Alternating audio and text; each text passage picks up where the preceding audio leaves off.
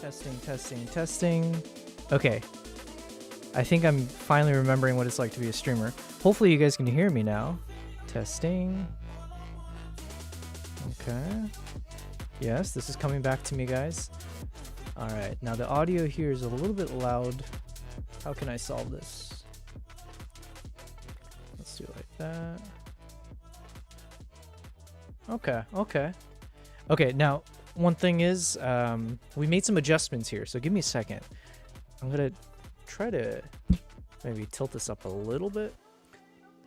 The problem is when I had this at a certain angle before, it just looks so ridiculous. Like it takes up too much. Because I lowered the camera, so it's dropped down a little bit more eye level, because I need to do some product review videos. And just in general, I'm preparing myself to be more of a YouTuber. So I figure I have some new lights. I haven't like properly set up everything.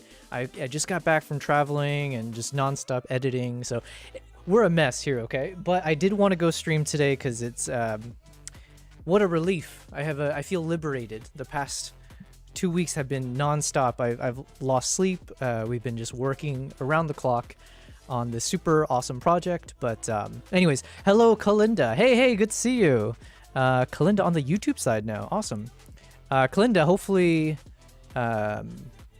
hopefully any advice I give you on photography or camera equipment will be useful, but I can't really say yet. Kristen, welcome. Hey, it's been quite a while. Kristen, it's been a while. Hopefully you've been well. I'm not gonna lie, I'm so rusty right now at like even speaking. I've just been like, I haven't even been able to talk to my cats in the past few weeks. Okay, we've just been that swamped. And honestly, I turned on the multi-streaming thing. I got my OBS. I have this camera, but outside of that, I literally don't know what I'm doing here. So apparently, if we take, has it only been?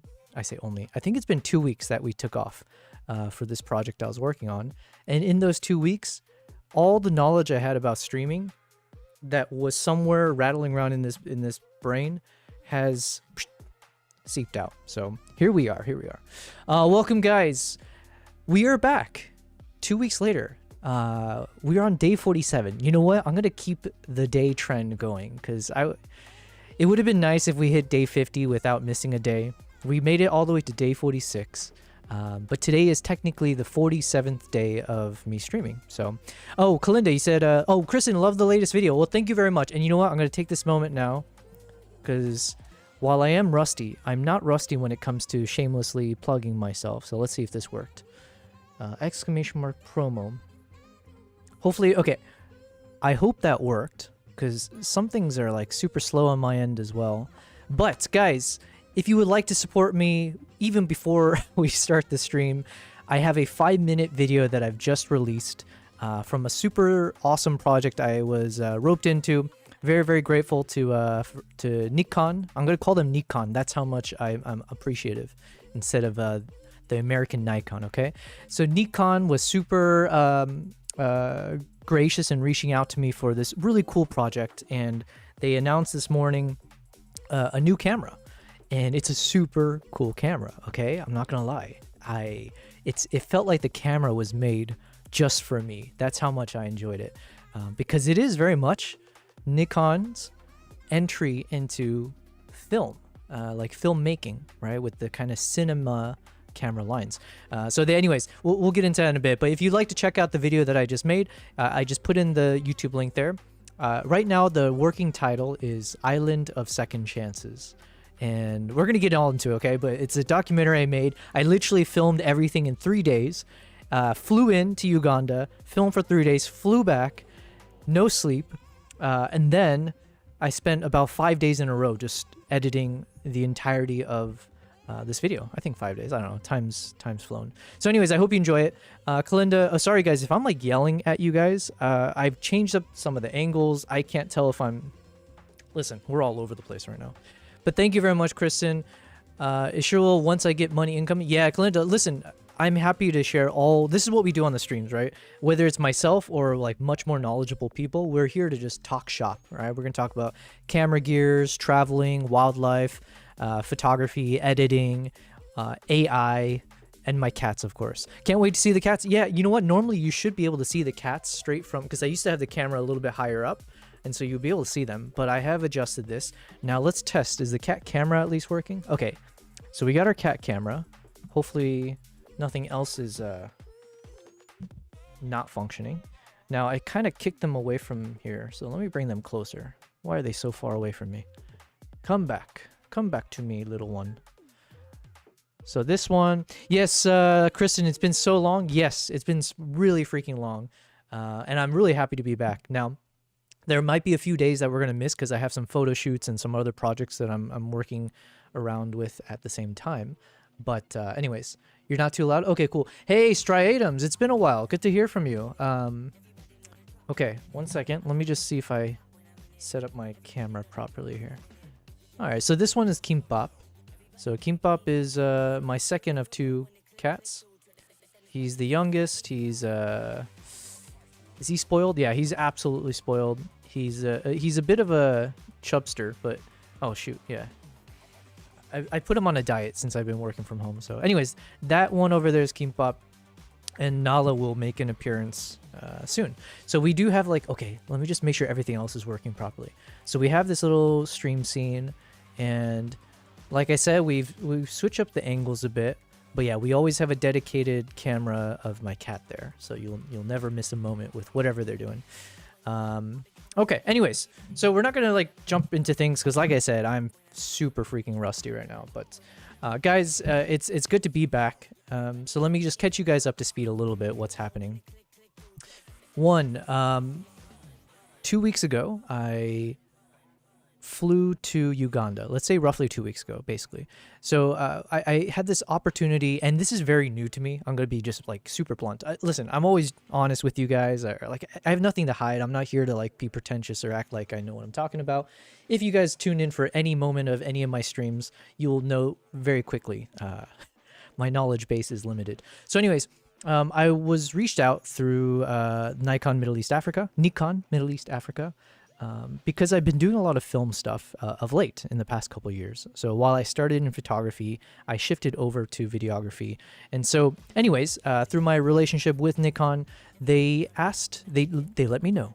And I had to sign NDAs and all that fun stuff, okay? This is the first time I've been a part of like a cool project like this, I'm going to say. Outside of corporate life. In corporate life, I did work on some crazy stuff, but not like this, okay? Not for the things I'm passionate about. And so yeah, anyways, they reached out and asked if I can test out their camera. So it was kind of like up to me in terms of what am I capturing, how do I capture it, and all that fun stuff. And given my, I guess, DNA is the wrong word, but given the types of things that I normally film, it tends to be around wildlife, and it tends to be, just like adventures, travel-based content. And so thankfully, I had been shifting over to film and like videography and stuff like that.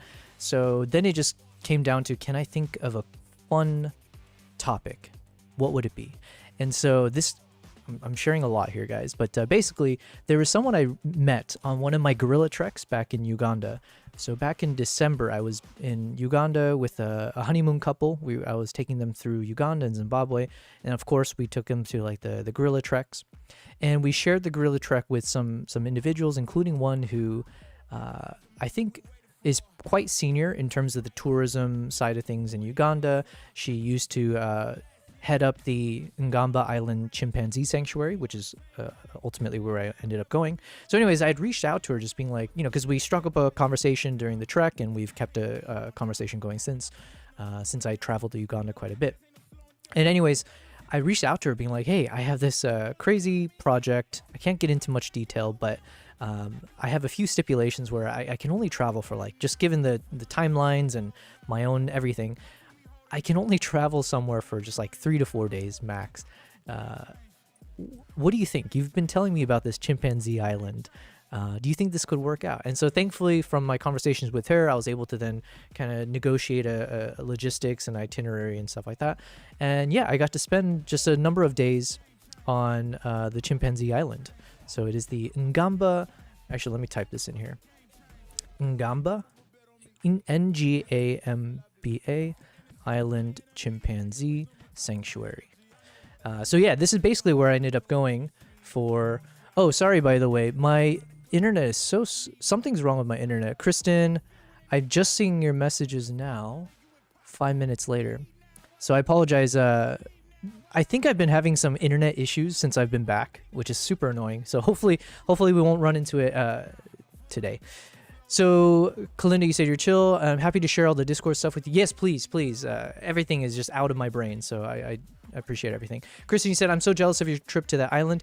Do not be jealous. It was really amazing, but like I always say, like my travels are not it's not enjoyable for most people. It's like you're sleeping like 3 hours, 4 hours. You're in the sun. I'm like super sunburned. I don't know if you guys can tell, but like I literally was just peeling and yeah, I've been a mess. So it's never like, it's not like vacationing, right? We're not in a resort type situation, so don't worry about that. Yes, Kimbap. Yeah, and again, apologies, guys. My chats haven't popped up until now. Kalinda, you're asking how old is Kimbap? I don't know. I'm really bad. I don't even keep track of my own birthday. Kimbap is, I want to say 3 years old. And then Nala, I adopted her back in the end of COVID year 2020. So she must be like, what, 5 years old? Something like that. I don't know. They're young and, you know, they're just cats. What can I say? All right. Anyways, so what was I saying? Yeah, so it's called Ngamba Island Chimpanzee Sanctuary. And so I spent a few days and I was able to film these chimps. So again, I'll just put this in the chat promo. And what I'm going to do is I'm going to actually play through some of the actual video itself. And I'm here to just kind of share. It was such, I don't know how much okay, some things I can't share necessarily. But obviously, as much as I'm able to talk about it, I want to share. And then I'll show you guys some of the clips. There's only so much that I shared in 5 minutes, right? So the link I just put in the chat, hey, what's up, L thing? Good to see you. Yeah, hopefully you've been well. And it's been some time. It's been a while, okay?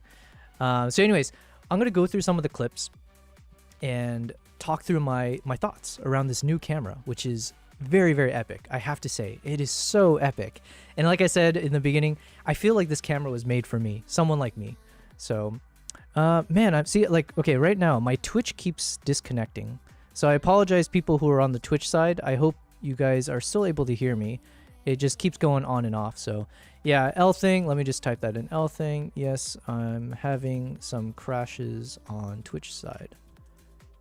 Hopefully the people on YouTube and Kick, you guys can still hear me all right.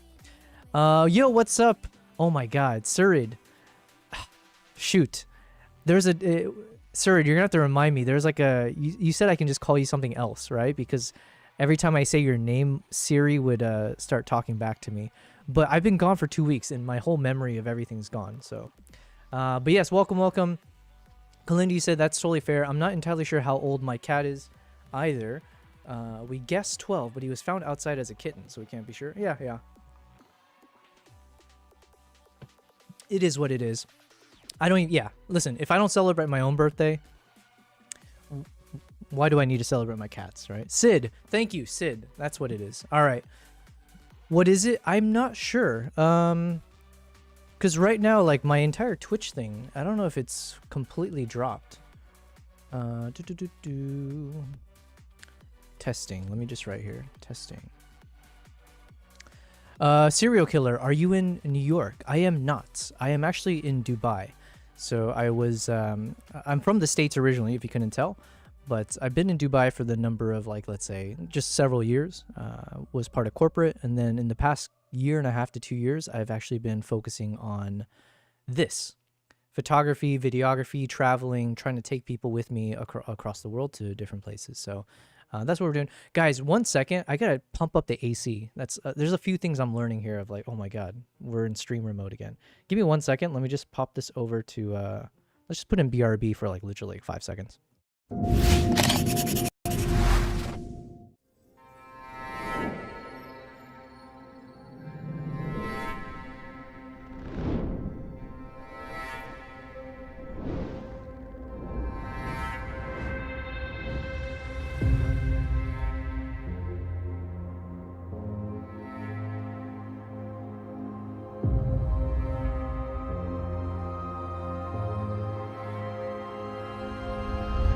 Okay, I'm back.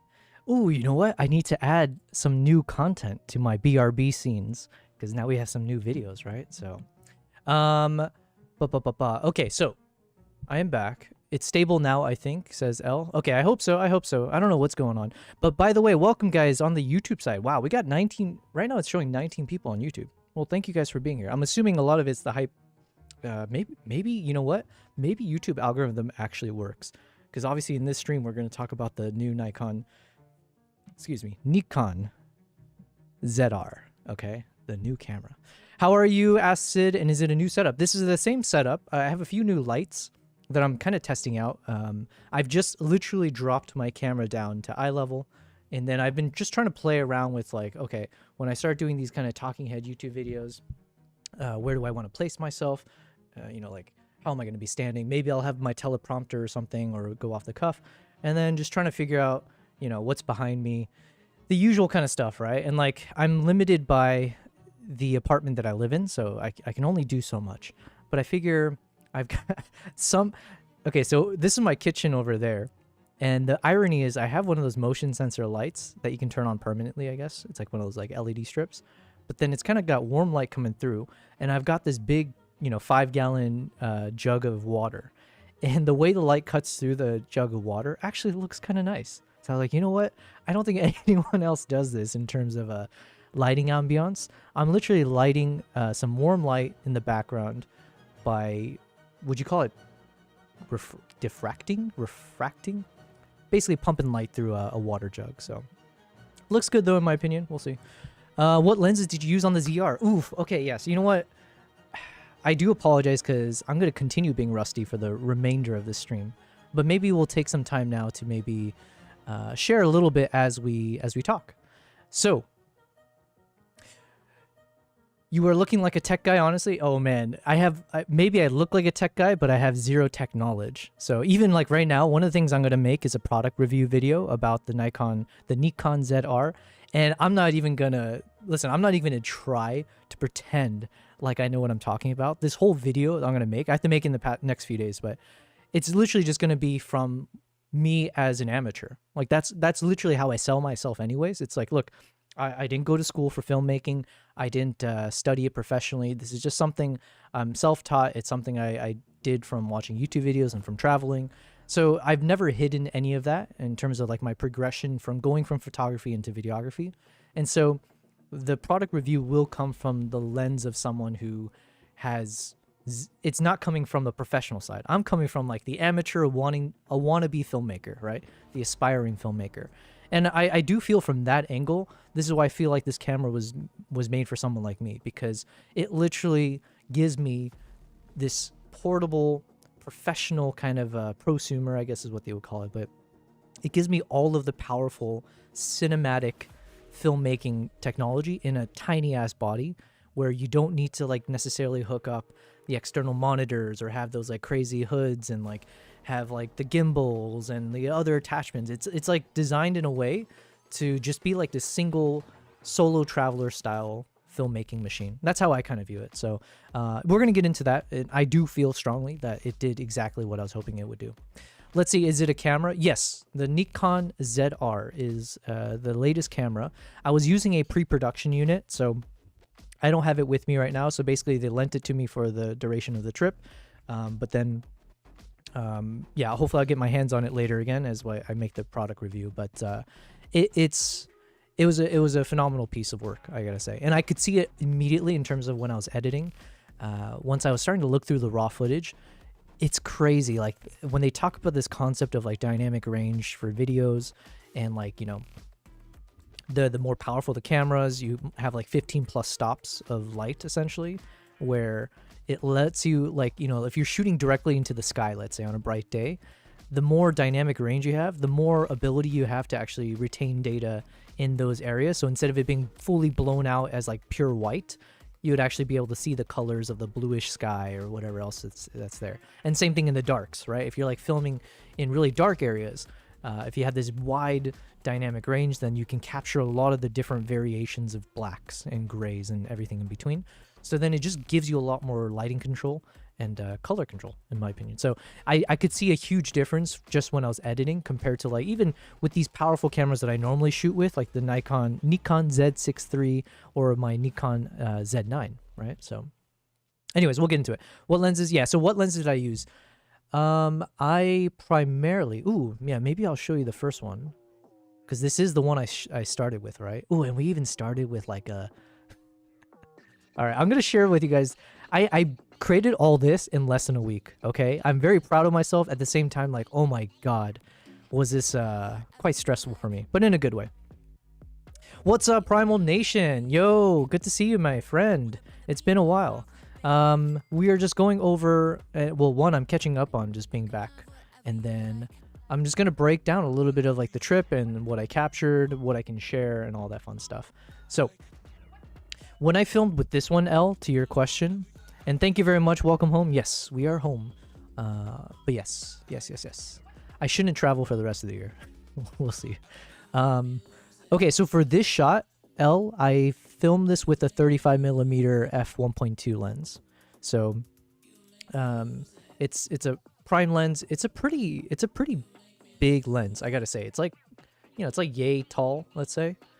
So it's not like the tiniest of lenses, but it is fantastic. Oh my God. I feel like people don't have like the best, I feel like 35mm doesn't have the best reputation, at least from my limited research when I was looking at different stuff, right?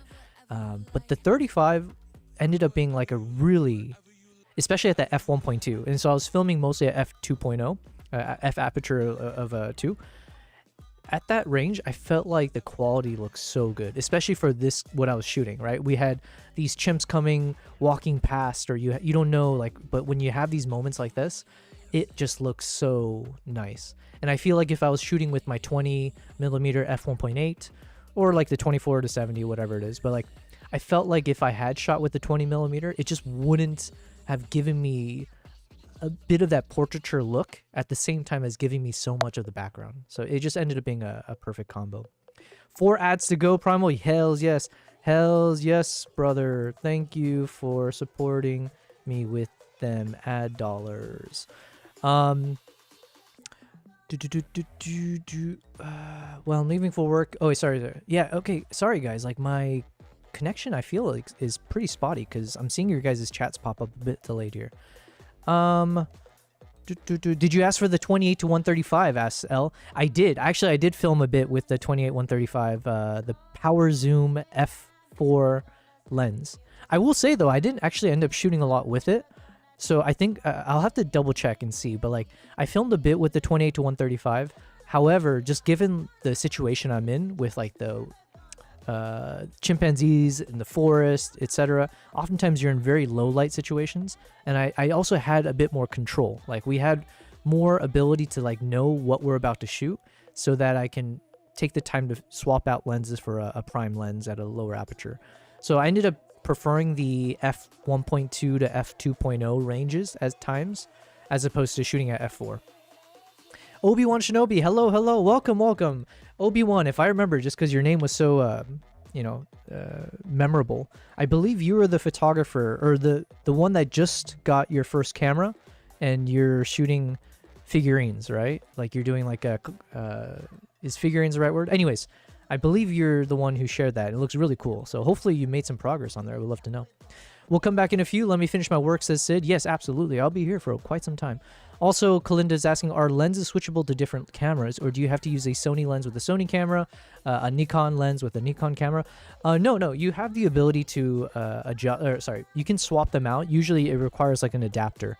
So I believe even with this new ZR, now take everything with a grain of salt because I should probably read up a bit more on this, but I believe that with this new Nikon ZR camera, you are able to actually adapt Sony lenses onto that camera. So basically, Kalinda, think of it as like there will oftentimes be a little thing that you hook onto the back of your lens, and then that becomes the bridge that you snap onto the camera body. So you can swap between Sonys and Canons, Nikon, stuff like that. I'm not sure if always you can do that, but there are abilities to do it. But then you also run the risk of, if you do that, that sometimes you might I don't know, maybe to like a very technical eye they could tell, like, you know, the focus might be slower, or the quality, the resolution might not be as crisp. I'm not sure, but those are things to keep in mind.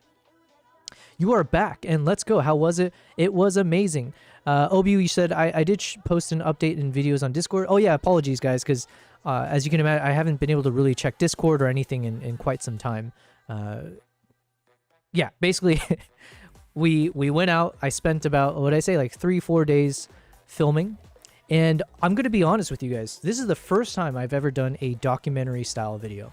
And so I just knew I wanted to try. I like putting myself out there. I want to push myself. Now, this was a little bit more stressful because I'm pushing myself in something I've never done before for a product that is, you know, high profile.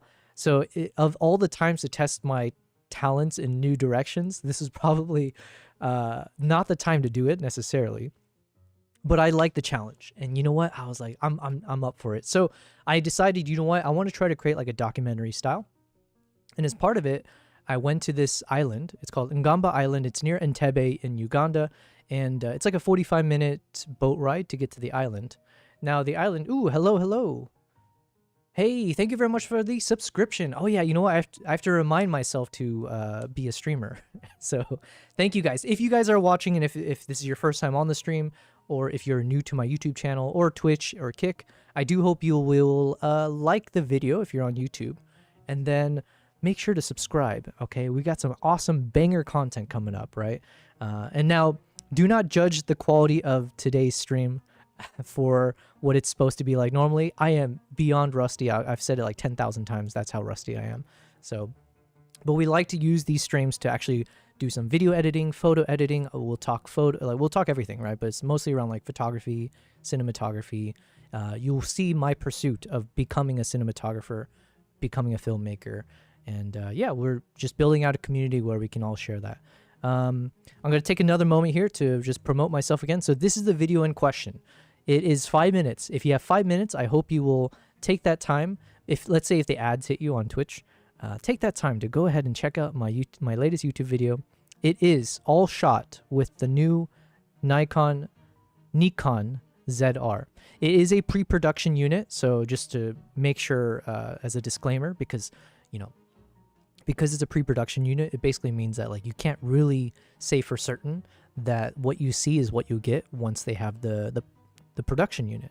Now the goal, the assumption is, and the logic is that when the production unit comes out, it should be even better, right? Because that's when they've tested everything out, they've worked out the kinks and all that kind of stuff.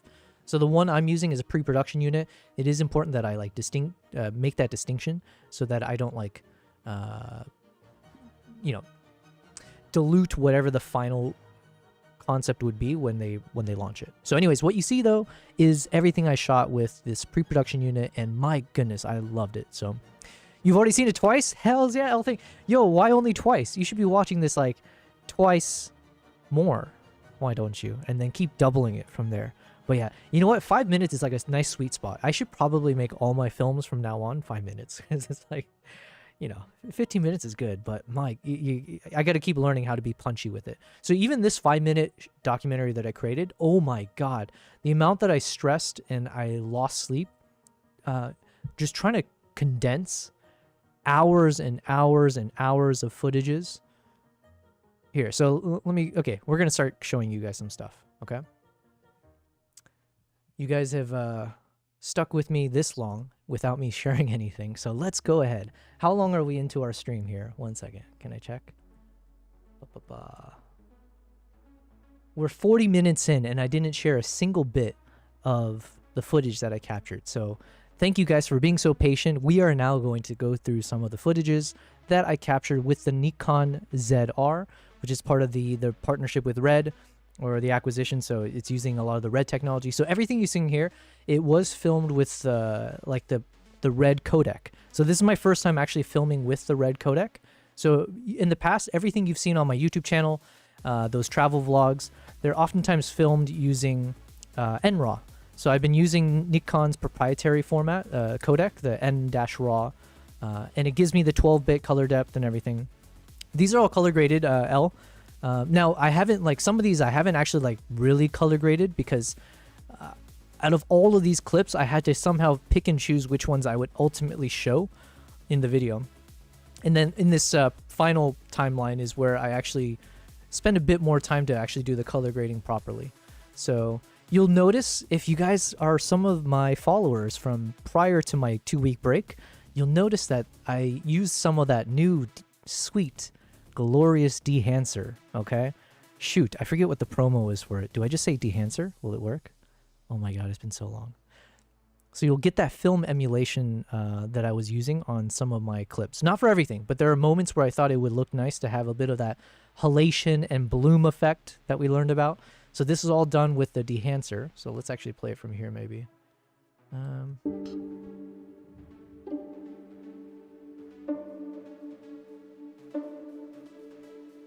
My name is Dr. Joshua Rukundo.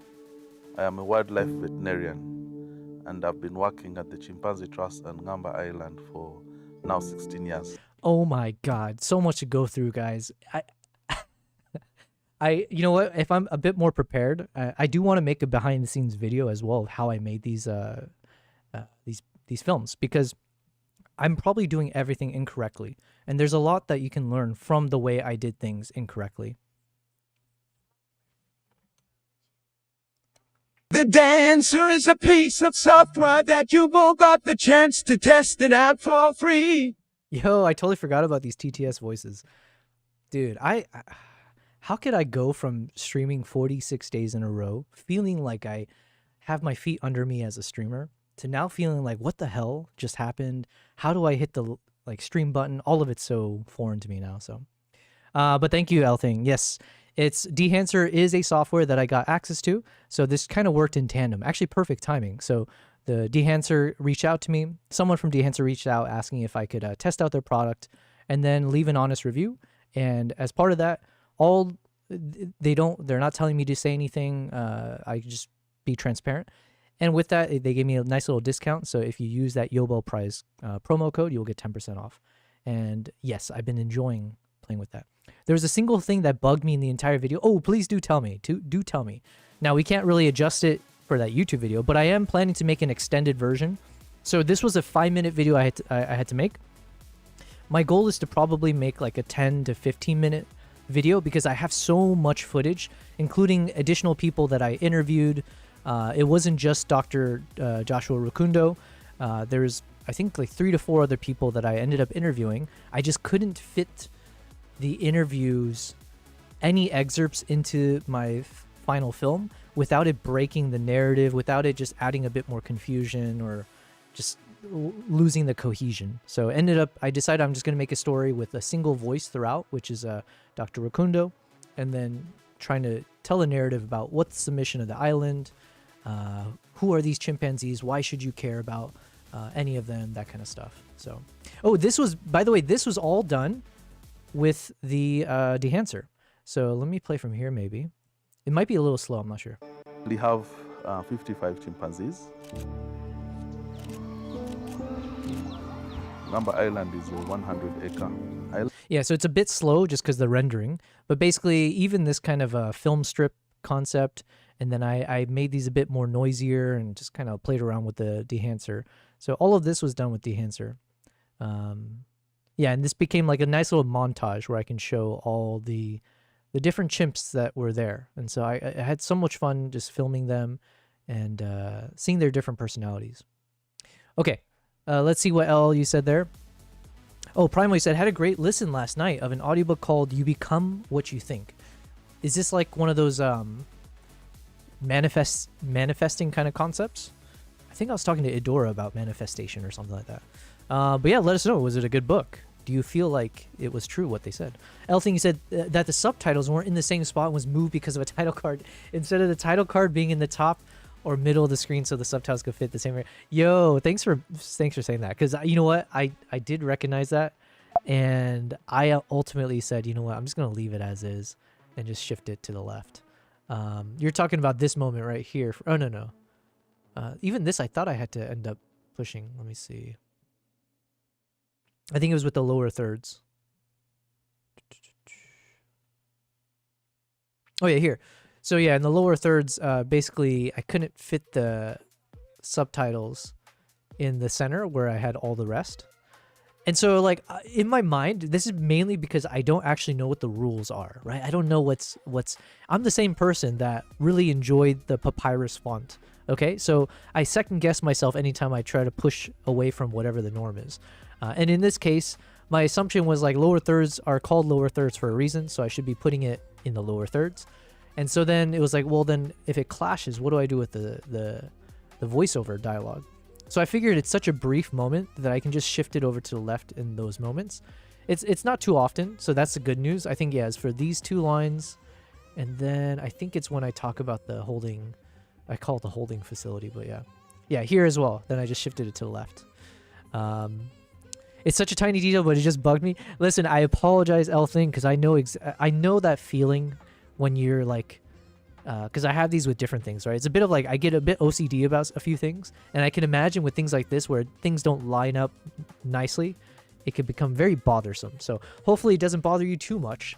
But yeah, you could fit the title card center right of the screen. I could fit the title card center right. Wait, which title card? Oh, Nala moved? Where's Nala?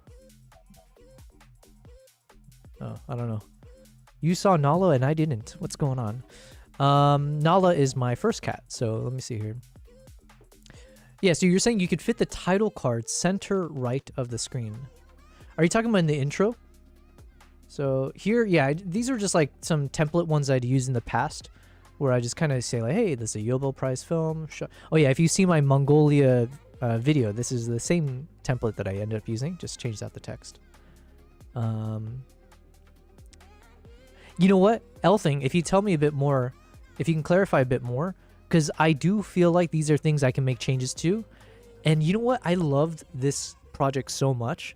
I actually want to look into like, can I actually pitch this as like a documentary for like, I don't know if there's like film festivals or yeah, because when I was doing my research on like how do you make a documentary, like a short film documentary, there's so many YouTube videos where it's like blah blah blah award-winning documentary film, and I see that I was like, what? And then I watched them. Most of them were like amazing documentary wise. Like the short films that are award-winning, they're fantastic. There were a few that were like documentary award-winning films, and I was like, you know what, I feel like I could do this. Or it was like pretty standard, I guess. And it gave me enough confidence as like, you know what, I feel like I could submit this to like something if it's possible. But I have no idea. I have no idea. But that's how proud I am of this work. And I normally am not the type to be so egotistical. And it's not coming from ego. It's just like I'm very proud of this. I'm super proud. I put in so much work into it. And it required a lot of just friction to get it to where it is. But there's still room to make changes. So Thing, I appreciate that, the fact that you mentioned it. Yeah, if you can send me a screenshot, tell me what to change. I will try to change it for the next version. Oh, I see. Oh, yeah, this is Kimbap over here. Let me see if I can do my let's see. Oh, wait, now I can't really see myself anymore. Yeah, there you go. I'm trying to do the cat claw and grab his head. That's Kimbap. Primarily said mindset book. It's about breaking away from past and future, concentrating on the present, channeling emotions a different way, how to accept all emotions and not to drain anyone out. Happiness is not a way of life. It's just a short burst of emotions, just like any other emotion. It just keeps going into insights. I like that. Listen, the way I always describe it is that you can't, it's kind of self-explanatory and all that fun stuff, but like you can't experience happiness without understanding sorrow. Right? You have to have both sides to understand the value of each side.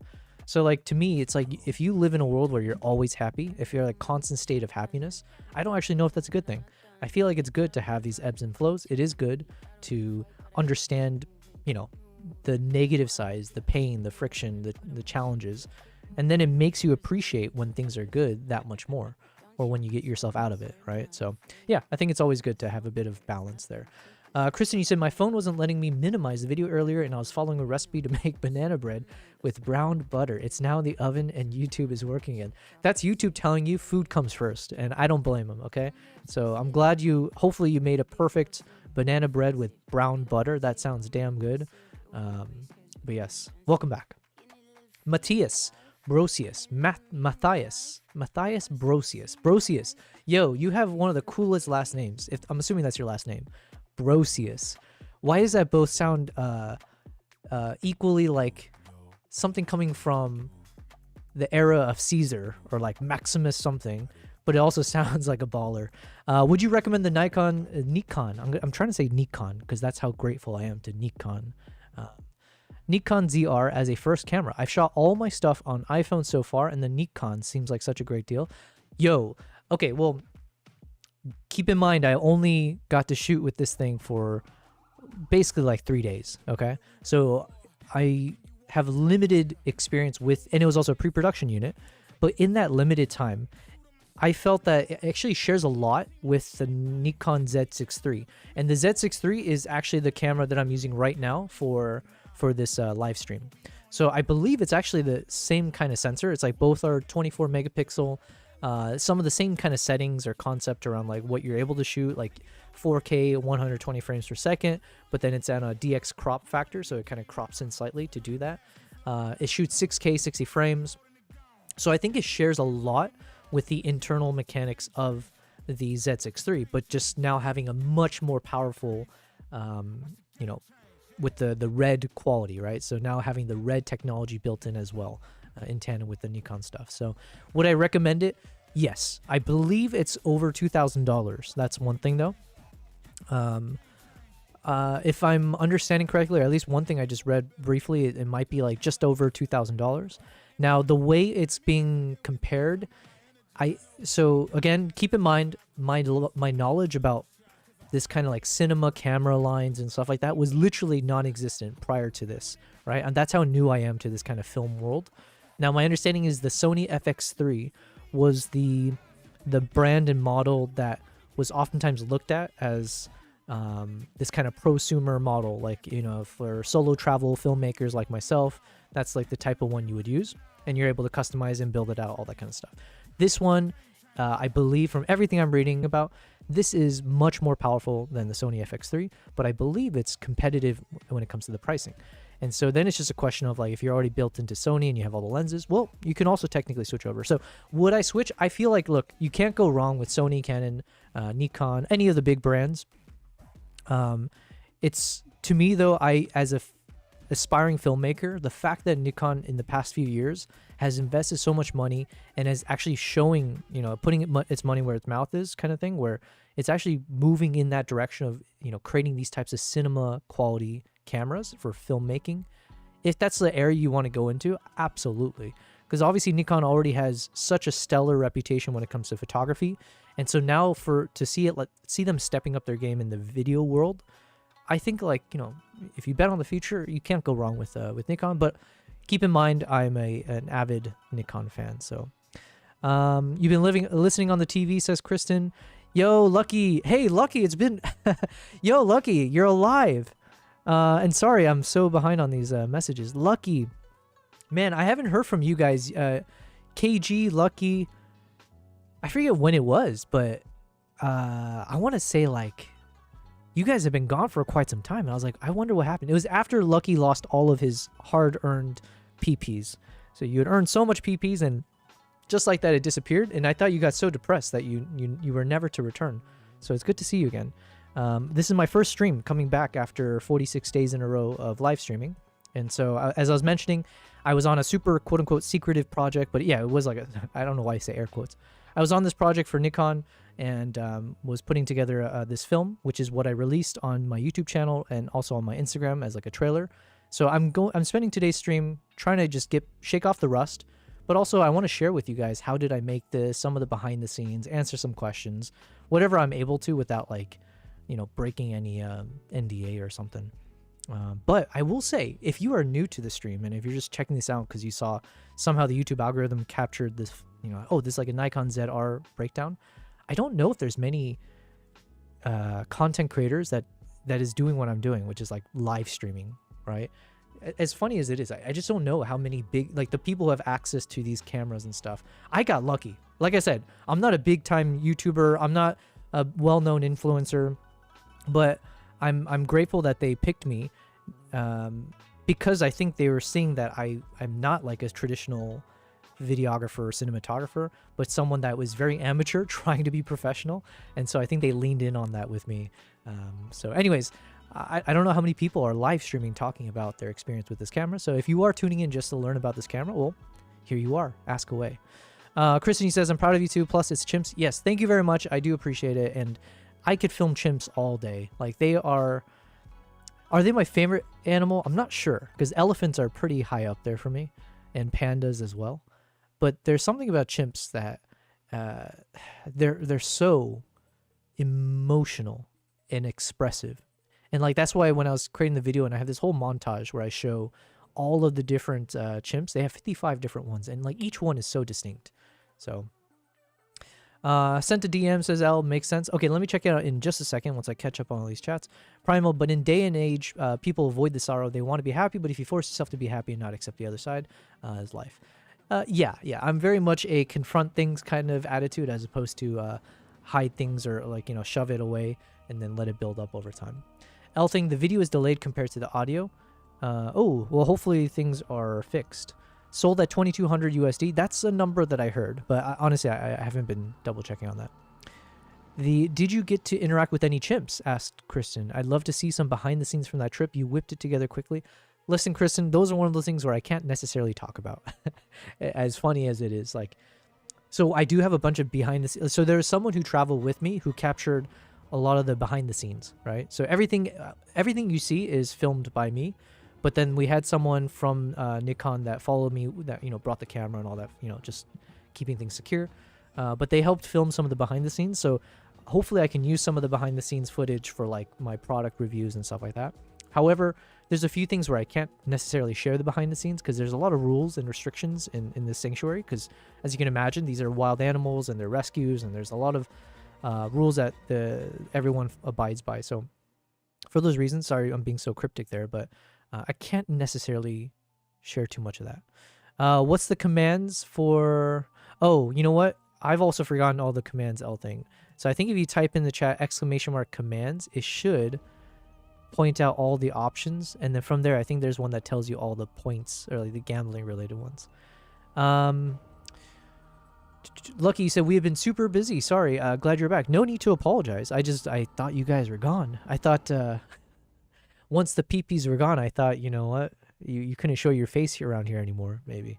But yeah, it's good to see that you guys are doing well, or at least alive. And yeah, good to see you back when I've come back. The goal is I'm going to be streaming for the next few days. I do have a few projects that I have to go out of my apartment, out of my house to do.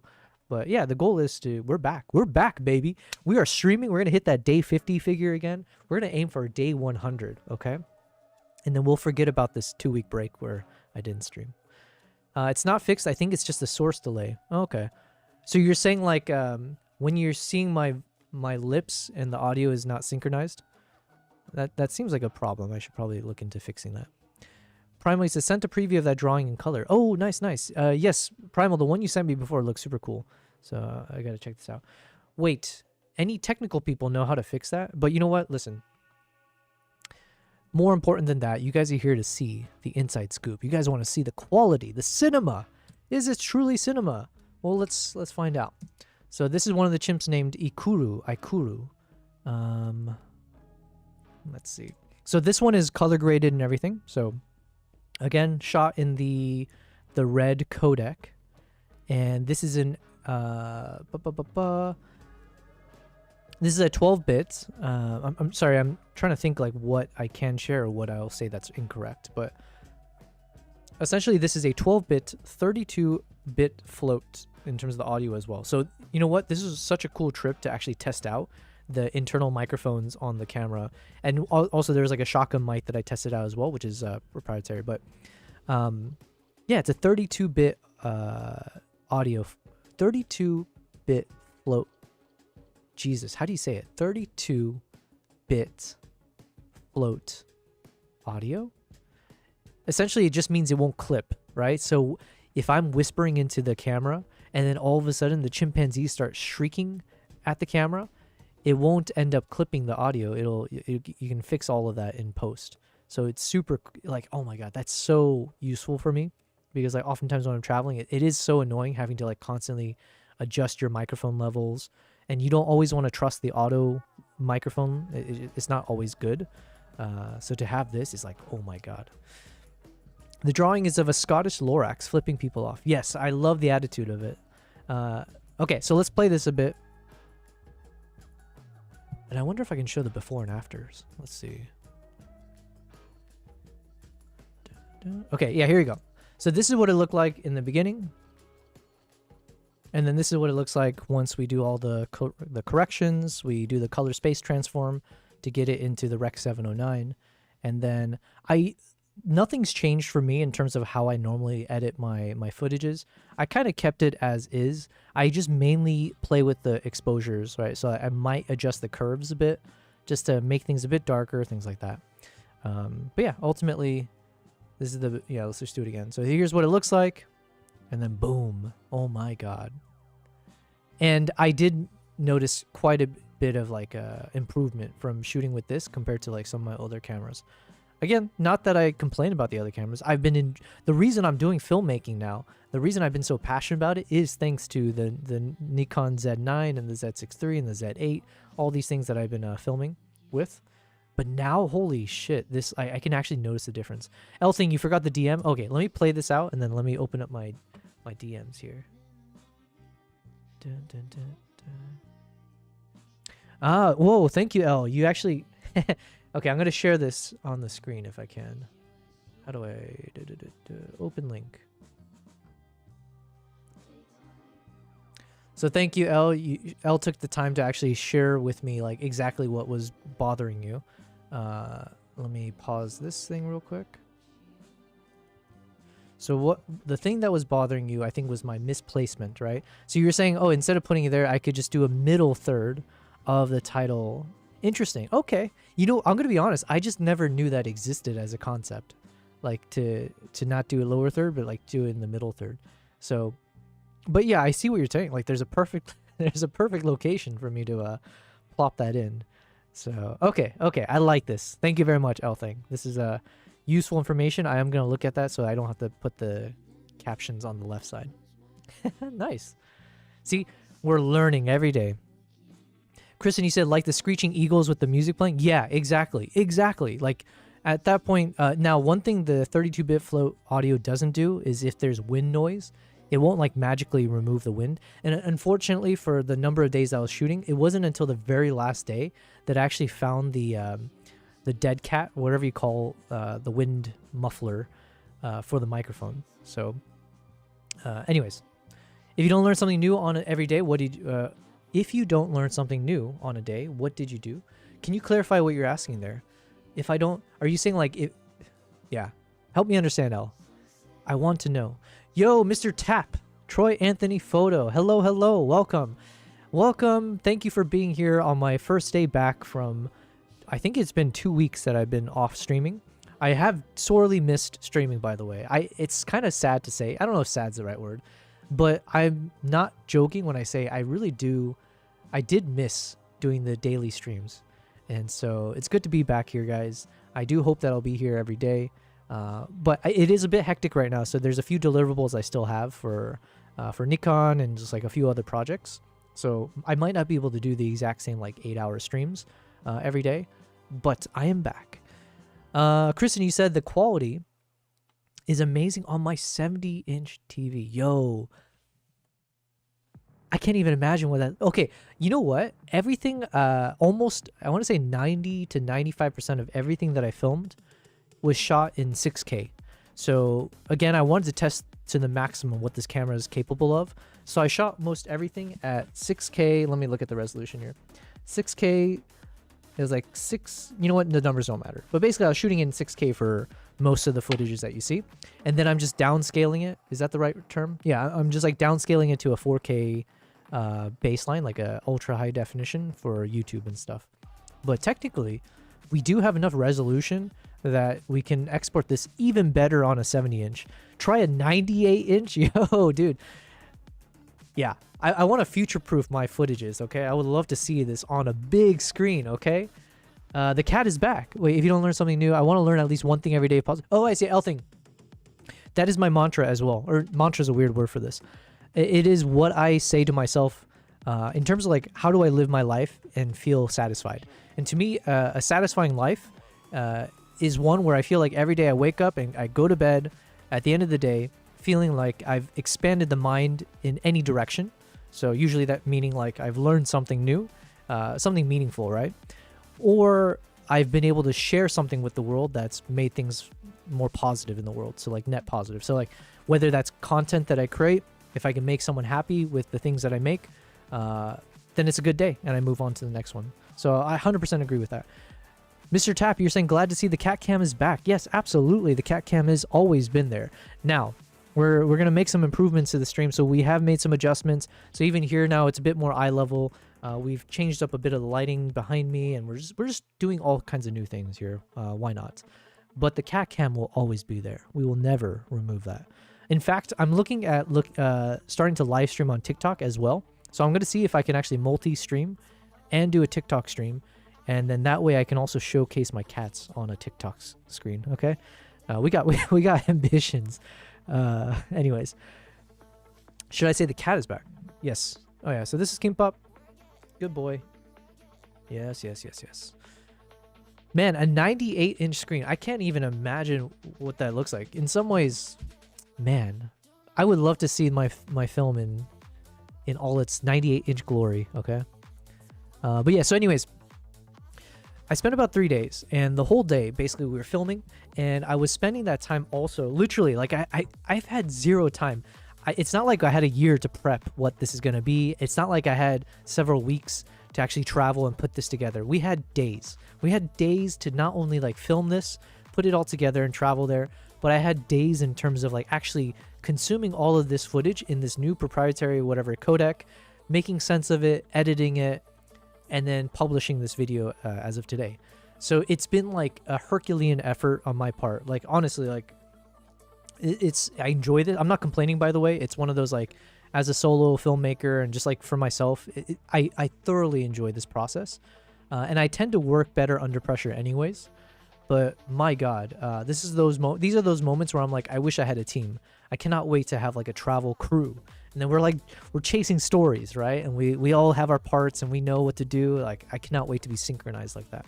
So, 98 inches, is that a projector? I have a projector that does that, but when we do outside movie night. Oh, okay. Yeah, I was like thinking like a 98-inch screen would be insane. So you're totally right. It probably is a projector.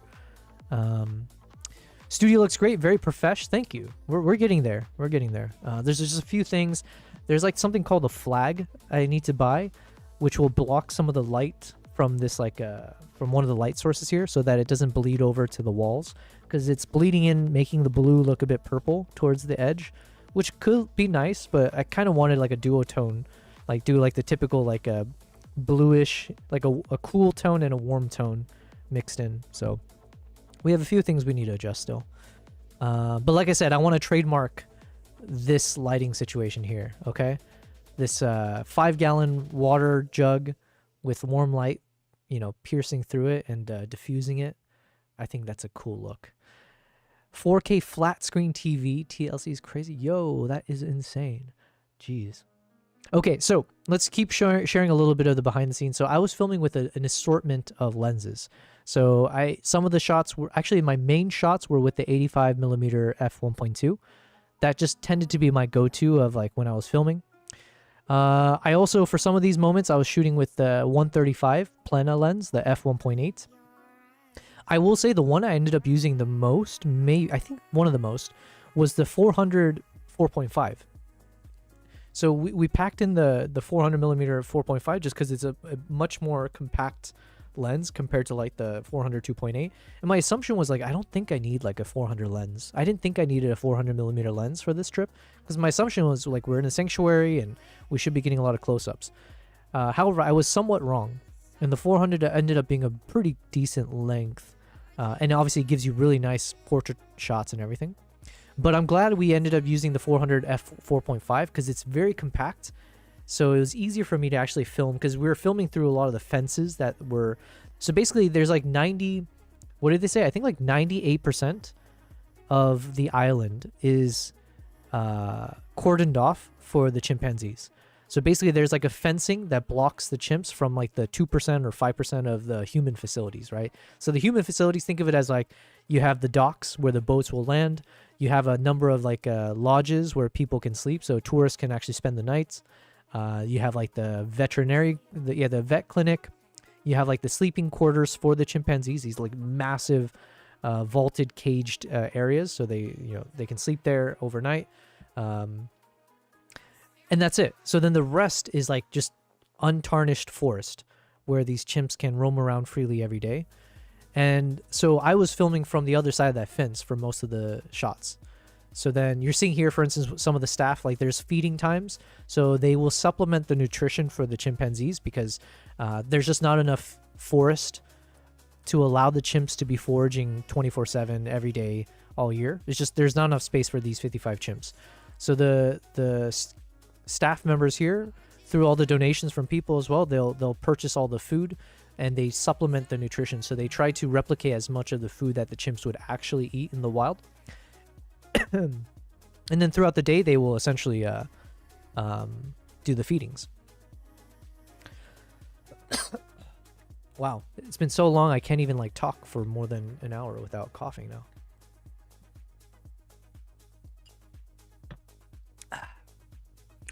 Oh yeah, this one, I think the audio, actually let's test out the audio now. This is a funny clip in my opinion. We had some funny moments as well. Okay, let's see. By the way, ignore my workflow because the workflow is atrocious, but I only had a few days, so I was just like, I would start organized and then ultimately I would lose everything. But yeah, normally I was having timelines for each of the frame rates. So this is like in the 24 frames. And then I was normally shooting everything in 60 frames per second and 120 frames per second, like majority of everything. And then I would create a timeline where I slow it down to 24 frames per second because that was going to be my final timeline frame rate. And so then all the footages, I would slow it down to 24. And then I would have a timeline that was kept at real-time speed so I can listen to the audio, see what it looks like, and then pop it in as I need to. What am I drinking, asked Kristen? It is not alcohol. It is sparkling water in a USA little cozy thing, whatever. Yeah. So I've already had, this is my third iced coffee over on behind it in the little holder. And then this is just flavored sparkling water. Shoot, I forgot the name of the company. But whatever, they're not sponsoring me yet, so it is what it is. He said, I'm gonna head out now as my taxi might arrive early. No worries. Well, listen, Thing, I'm glad you're here. It's good to be back. I hope to see you again. Yeah, we'll be back to the regular grind, and for the next few days, it's probably going to be just breaking down all this. And I do need to create more content from this trip. So yeah, we'll be trying to do everything at once. But yeah, thanks so much for being here. Yeah, so oh yeah, I want to show the real-time speed one.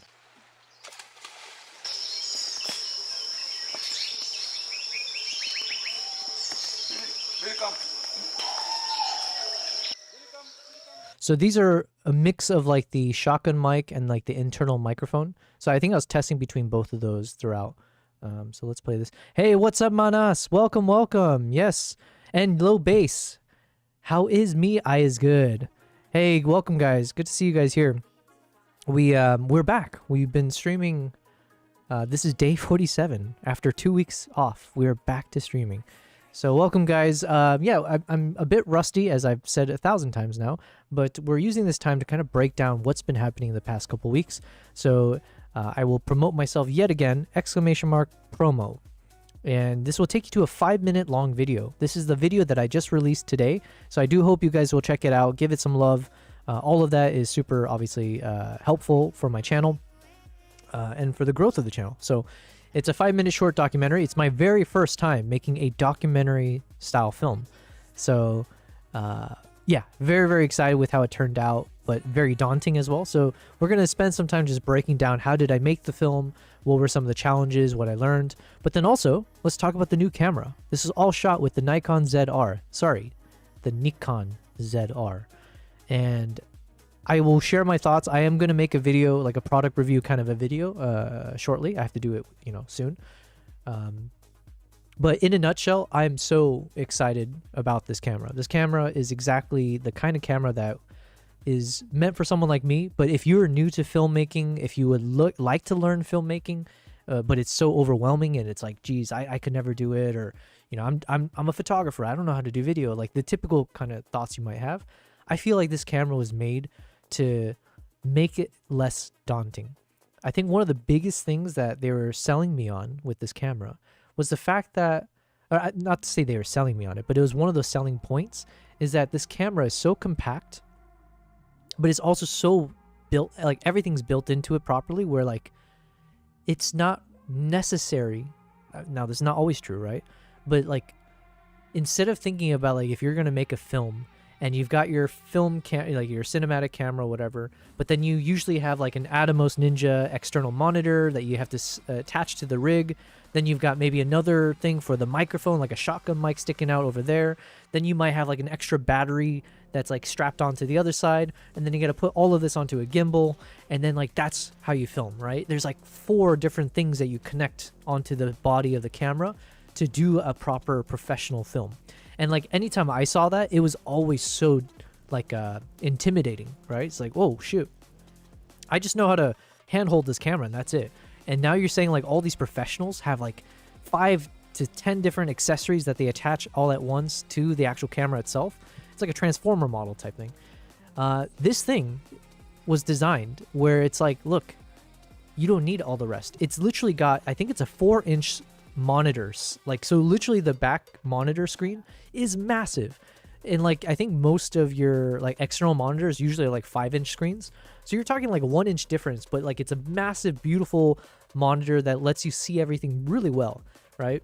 And also it's got a built-in audio that's like 32-bit float, so you don't necessarily need the microphone. It's got the same like a hot shoe mount now, so you can like do a wireless microphone attached, and you don't need wires and things like that. Yeah, just everything about it was so compact and so light, and it felt like something I could use as a solo filmmaker, where I just travel, I fit in my bag, and this is all I need to shoot with. I don't need the gimbals, I don't need anything else. And this whole video that I made was without a gimbal. It was literally just hand holding everything. So Manas, hold on one second. Low bass, wait, hold on, shoot, I'm missing some. Oh yeah, guys, I apologize, sometimes the texts are coming in a bit delayed on my side. I'm not sure what happened. Since I come back, the internet feels a little bit slower on my side, even though anyways.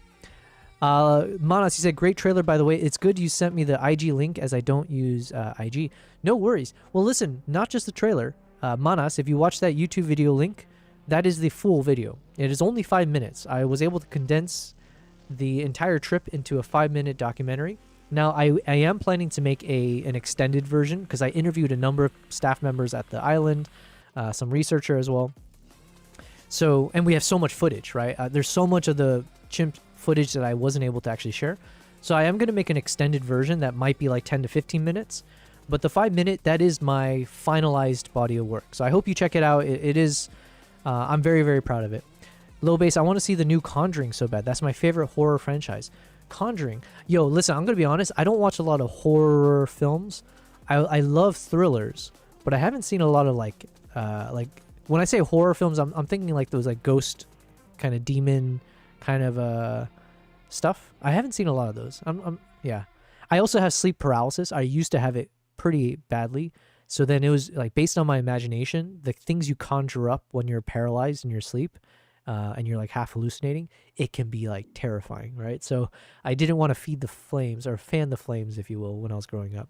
But yeah, people are saying, says Manas, that it doesn't have much horror, but I think that it is not as good as Conjuring 1 and 2. Okay, you guys are on a topic, like I have no idea what it's about, but it's overall it's above mid. Yeah, sleep paralysis is horrifying, absolutely. Although it is like the gateway to people being able to do, what is it, like lucid dreaming and stuff. So everything's a double-edged sword type thing, and there's like a silver lining if you so choose, if you were so bold. I'm not one of those.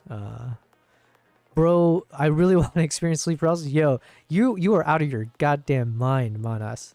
Who?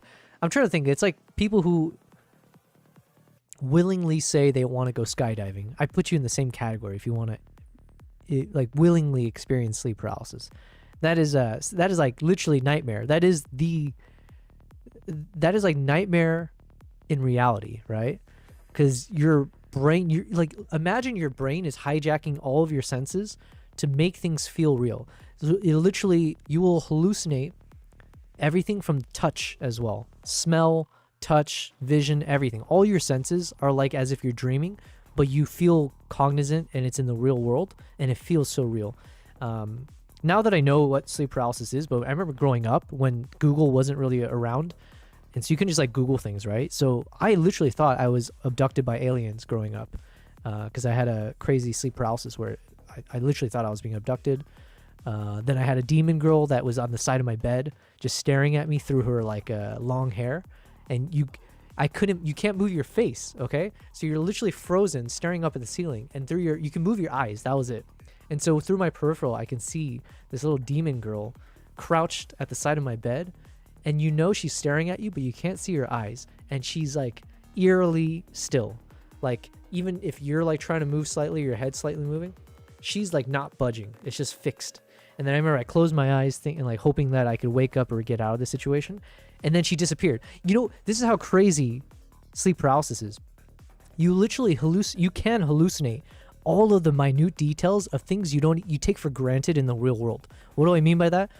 So I'm staring up at the ceiling, frozen. Body's paralyzed. Demon girl's to my left. And I see her. When I close my eyes and I'm trying to like hopefully wake up somehow or get out of the situation, all of a sudden I knew she wasn't there anymore. And why is that? It's because my hearing returned. You know, because like it's something so close to your ear, it's like the sound is bouncing off that object or the obstruction, so you know something's like very, very close to your ear. And the moment that disappears and you can actually feel the space in between your ear and whatever's there, literally you're hallucinating even to that level. So I remember like she disappeared. So I still had my eyes closed, but then that presence was gone. And then the next thing I know, something grabbed my feet and started pulling me off the bed, like literally just pulling me like down the bed. And like it was so violent that like my eyes just instinctively opened, and all of a sudden I see her at the base of my bed grabbing my feet, and now like it went from like super still to now she's like frantic, and like her hair's going everywhere. She's trying to yank me off the bed, and I'm trying to yell at her, but I can't even yell because your mouth is wired shut. Anyways, it's I don't know why we ended up in that discussion, but yes, you shouldn't have to experience sleep paralysis if you can go your whole life without it, better for you. Bill Brasky. Hello, Bill Brasky. I believe you are new to the stream. I don't remember seeing your name, so welcome. Thank you for watching from the YouTube side. We don't normally talk about sleep paralysis, but it did pop up. We are mostly around like travel and wildlife photography and videography, and I just came back from the past 2 weeks of a project, which is what I'm talking about, which is the launch of, well, the announcement of the Nikon ZR, which is part of their cinema line of lenses, or the cameras. And so I was able to test it out for a few days, and I created this short documentary film, which I posted onto my YouTube channel, so hopefully you guys check it out. And I'm just going to break down the behind the scenes, talk about the camera, my thoughts about it, and then just get back into streaming. So, but you're a longtime lucid dreamer. Yo, I'd be terrified. I'm too terrified of myself to do lucid dreaming because I just feel like I'm the type of person, or I feel like I'd be enjoying whatever people who lucid dream do. Like maybe it's flying. Bill, you tell us. But then I feel like that voice in your head, the little demon on your shoulder, will just be like, hey, you have the ability to hallucinate and imagine whatever you want, anything positive. Enjoy this world. But you could also imagine the most terrifying thing too, right? What do you think about that? And I feel like I'll have that voice that actually ends up taking over, and then I'm going to end up in a nightmare just like that. So the worst part about sleep paralysis is the constant feeling of losing your breath. I'm going to be honest with you, Stridums. I don't think I've ever had that experience. It was always more of a compression. It was always this feeling like your body is being fully compressed, and it was like this feeling that my mind was basically going like one of those Disney Looney Tunes things, where like the ending scene and like the circle shrinks down to a small, tiny circle. That's always what it felt like. It felt like my vision, everything was shrinking into a tiny dot. And if that dot disappeared, like if everything goes to pitch black, that meant I was going to die. That's like the feeling I got. Low base, I did really like the first one, and the second one was so-so. Oh, this is the Conjuring? Manas, even though I know it shakes people to the core, but sleep paralysis sounds so cool. Yo, you got something wrong with you, my friend. But enjoy. Listen, I wish you well. I wish you all the sleep paralysis. I wish I can take any future sleep paralysis I'll ever experience, and if I can throw it your way, have at it, man. I'll donate it to you. Low base. Good news is the new community chatbot is out for closed beta. It's already in 2 people's accounts and it hasn't yet had a problem. I should be happy about that, but actually kind of makes me suspicious. Yeah, I know that feeling, low base. When things are going too well, right? It's like, something's supposed to break. That's just life. The new community chatbot. Can you explain what does this new community chatbot do? Okay, in the meantime, let me show. I'm going to play some of the audio. Let me pause the music. Let's just hear some of the audio. So again, this is 32-bit float, so you shouldn't be clipping. That was super loud though. My bad, guys. Let's just drop the audio. But like I said, it doesn't take away the sound of the wind. And unfortunately for this, I didn't have the dead cat put on, which is super annoying, but you know, it is what it is. But yeah.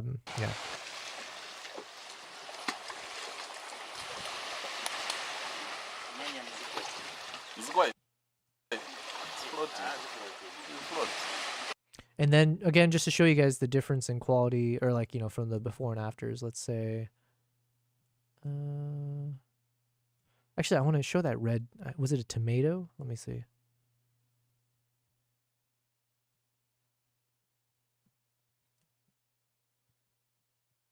Okay, we'll just show this one. It's a bit blurry, but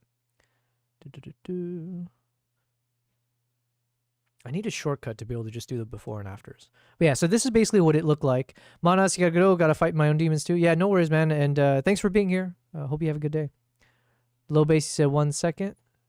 I'll give you several seconds. So this is what it looks like when you're filming. Now, with the ZR, the way I was filming, you are able to actually preview. So this is like me as I'm learning how to do film. When I've been shooting in the past for like on my Z6 III or the Z9 cameras, I usually would shoot in RAW in like this kind of log format. And my assumption was like, this is all you can do. Like you film and this is how it looks like, and this is how you have to film if you're shooting in log. However, I've only more recently learned that you are able to actually apply different preview settings to your camera so that when you're filming, it won't look like this ugly flat gray. You can actually apply one of your LUTs. You can apply what like the final product can look like onto, or even like a Rec 709 LUT. So you can apply these LUTs to your log footage, so you actually can see what a closer example, or closer, what's the word I'm looking for? Closer representation of what the final footage will look like. And it seems like from the research I was doing, it's actually better to film in this kind of format. So like, let's say when you're filming, you're out in the field. I'm filming this right now. Instead of filming it where I keep it in this flat mode, it's actually better if you have the appropriate LUTs that gives you the color back. It's better to apply that, because then it helps you actually see what is considered like pitch black or pitch white. It helps you better understand your dynamic range, because sometimes when you shoot it like this, you won't be able to tell until it's too late that actually there's a lot of details that are getting lost, or the shadows are much more darker than you hoped it would be, or something like that. So from everything I read, it's actually better. And it wasn't that I thought I had to do it a certain way. I just didn't know I could apply a preview of a LUT onto my footages. So I think it is actually possible on the Z6 III and the Z9 as well. I just didn't know. So anyways, I was able to do it here.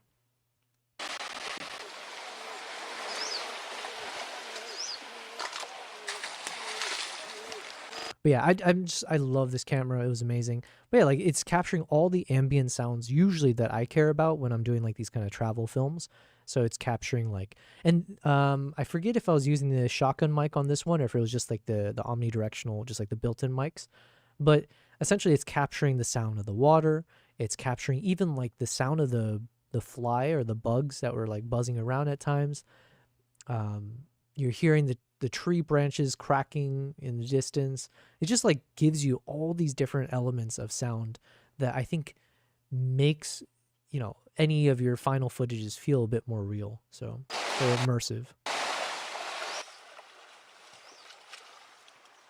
But one of the problems you run into is like when you're filming with like, you know, even when you set the mic to like auto or if you set it to a manual level, is again, you just don't know, especially in these uncontrolled scenarios where like, you know, it's one thing if you're shooting in a studio environment. Here, you're shooting in the wild. You never know if like anything, any sound, right? Especially with these chimps, they're going to start screeching out of nowhere. And so to have your mic level set in a way where it's like, oh, okay, well, I got to turn it down now for this moment.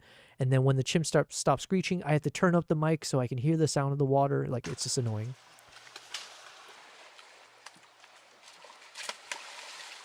Beautiful.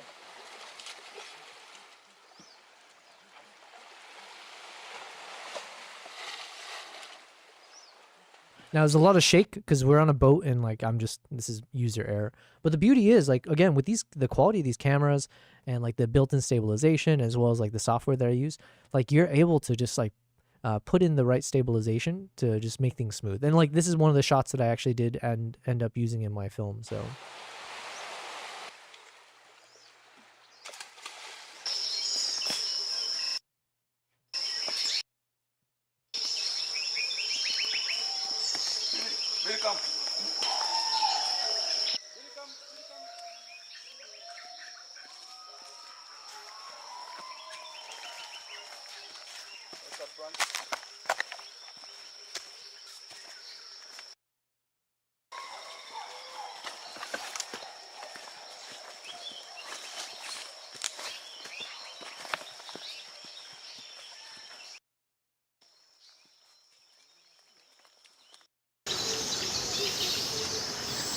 Yeah, just such an amazing experience. But yeah, like the quality, I'm super, super, super happy with them. Let's see if I can show some of the other moments. There's some crazy moments where they're all screeching at each other. Low bass, you said. Sorry, somebody came up to my desk while you're talking to me. All good. Listen, you got a day job. You got to take care of business, Mr. Head of Security. What was I saying to you? Oh, no, I was curious what you meant by this community chat bot. What does it do? I'm curious. But yo, BC, welcome back. It's been 2 weeks. My #1 PP, or I don't know what we call you, but I believe you should be on. Does it pop up here? Man, it's been so long since I've streamed. I'm like, everything is new to me. Biggest PP of the week. Technically, it should be of the month, but we're gonna give you some extra time, BC, since obviously I've been gone for 2 weeks. But yes, welcome back, BC. I miss you, sir. I'm your biggest P. Keep that to yourself, man. But you are technically, yes, the biggest PP. Thank you for missing my absence, I guess. Or no, sorry, missing my presence. It's been a really busy couple weeks. I have been missing doing the stream, so it's kind of good to be back here, guys. We have made some changes as well, so you'll notice I've shifted the camera down. I'm changing up the lighting a little bit, just trying to find the most flattering angles and stuff like that. I've got such big bags under my eyes, like typically just in general, but like especially now because I've just been going on like very little sleep. So we're learning about like best ways to do lighting and stuff. One of the things, I don't know if this actually adds much value or not. I freaking bought one of these book lights that's got a, you know, like an adjustable light on it. So then this way I can have just a tiny bit of light that will hopefully, you know, because you'll see like the bags under my eyes, depending where I place things. But like, yeah, like if I point this in a certain direction, it can hide the bags. So yeah, we're learning a bit about like lighting and stuff as well. But I don't think this was in the textbook to use a book light for professional studios. Nor did they say anything about using a 5-gallon jug to diffuse the water or the light through the water. So we're doing it our way. BC, why is the PP system broken? Is it broken? I hope not.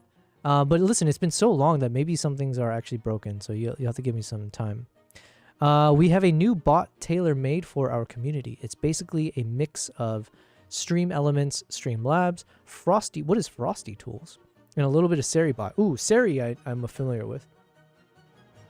Although, like I said, I think everything broke on my stream. Because the SeriBot, there's a few spam messages earlier, and I don't think it caught it. But yeah, I also lost connection on Twitch earlier. I'm not sure what's going on. It will also give raid suggestions. Yo, that's pretty dope. Oh, look who's arrived. We've got our missing piece here. Okay, not for No, publication. don't go there.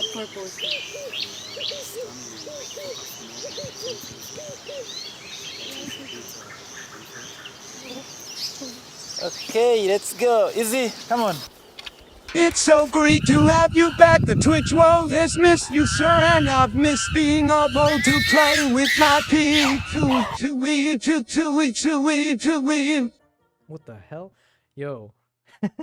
I forgot which TTS voice we're using. This is Nala. So Nala saying hello. I need to figure out how to... Yeah, because now the problem is you guys can't see my cat bed easily from this angle. So we've lost a few things in our pursuit of greatness, but you know, what can you do?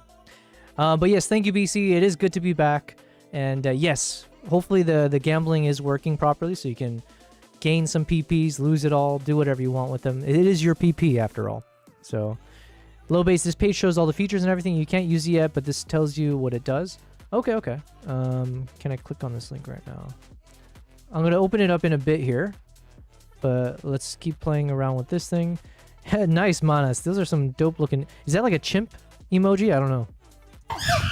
Oh yeah, okay, let me turn down the audio here. Because this one's going to blast into the ears.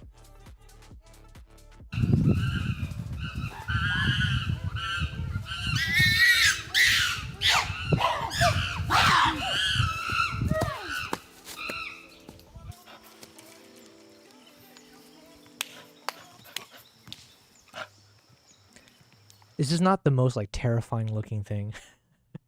Okay, so the behind the scenes of this one, basically there is a fence. So there's a electric fence separating where I'm filming and where the chimps are. And so there's this huge, like I said, I think 95 to 98%, some number in between, I forget which one. Majority of the island is fenced off for the chimps. So from a human presence perspective, they make up the 2% to 5%. So imagine majority is this forested area, and then there's this electric fence that separates out the facilities, the human facilities from the chimps. And then there's this like caged tunnel that they can enter from, which is where I got some of the most dramatic looking footage. Oh, BC, thank you very much. We wouldn't have a stream without me making my typical mistake. BC, thank you, thank you. I believe that means I owe you some PPs, so give me a second here. And I was showing some really dramatic footage too. Streamlabs. But yes, Manas, we can't see the screen. Manas, next time that happens, just punch into the chat, ! Hey dummy. All caps, I think. Is it? No. Wait. Shoot, what is it? It's a Yobel P hey dummy. Jesus, it's been so long. Okay, if you type in the chat Yobel P and then all caps hey dummy, this will warn me that I'm not sharing my screen like I was just doing now. And if you're the first one to do that and warn me, then I owe you some PPs. So I owe BC, I think it was like 300. So let's go find BC. Man, to say I'm rusty is not even saying it properly. Yo, BC, I don't even see your name on here. I think something happened. Yeah, something happened because like all the names have disappeared. I know I reset it before, but that was like one time. And I haven't reset it since, so I'm curious why.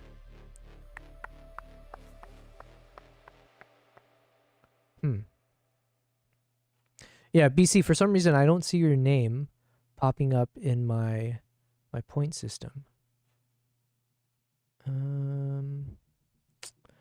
Look what happens. You go off streaming for just a couple weeks and then everything breaks. Life is just like that, you know? Dude, this chimp stuff is awesome, by the way. Thank you very much. Oh, also F Mead, I can tell you're talking. Hello F Mead. I think it's been a while since you were here, but I mean it's been a while since I've been here, so welcome. Thanks for being here. We are just using this first stream back after 2 weeks off to kind of catch up on the project that I was working on, and then I'm showing a bit of the behind the scenes of some of the footage.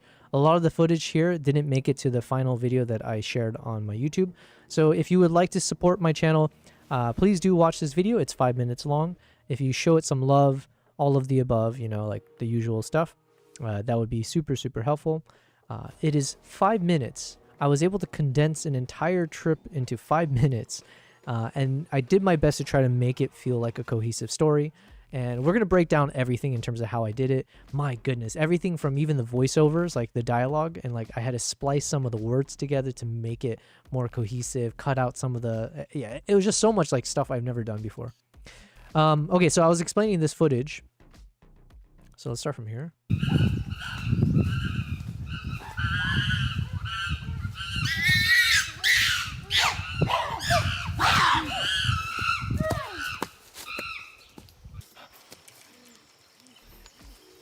Like, look at that face. It's like so terrifying. No, listen, not all the chimps look like this. Some just have more terrifying looking faces than others. But yeah, so what I was saying is where I'm filming is behind this like electric fence. So there's like these kind of like barbed wires, but essentially it's just like a enclosure. And so I'm filming in between some of the wires to kind of get this nice shot without anything. You can see one of the wires actually sticking out here. It looks like a stick, but it's actually one of the wires. Low bass, I'm back again. Please, people keep coming up to my desk to bother me. Yo, what is going on here? This is a conspiracy, okay? Keeping you away from this amazing footage. F me, you said, I've seen your Falconers footage. That was horrendously cinematic. Oh man, you terrified me for a second. I was like, what? What was horrendous?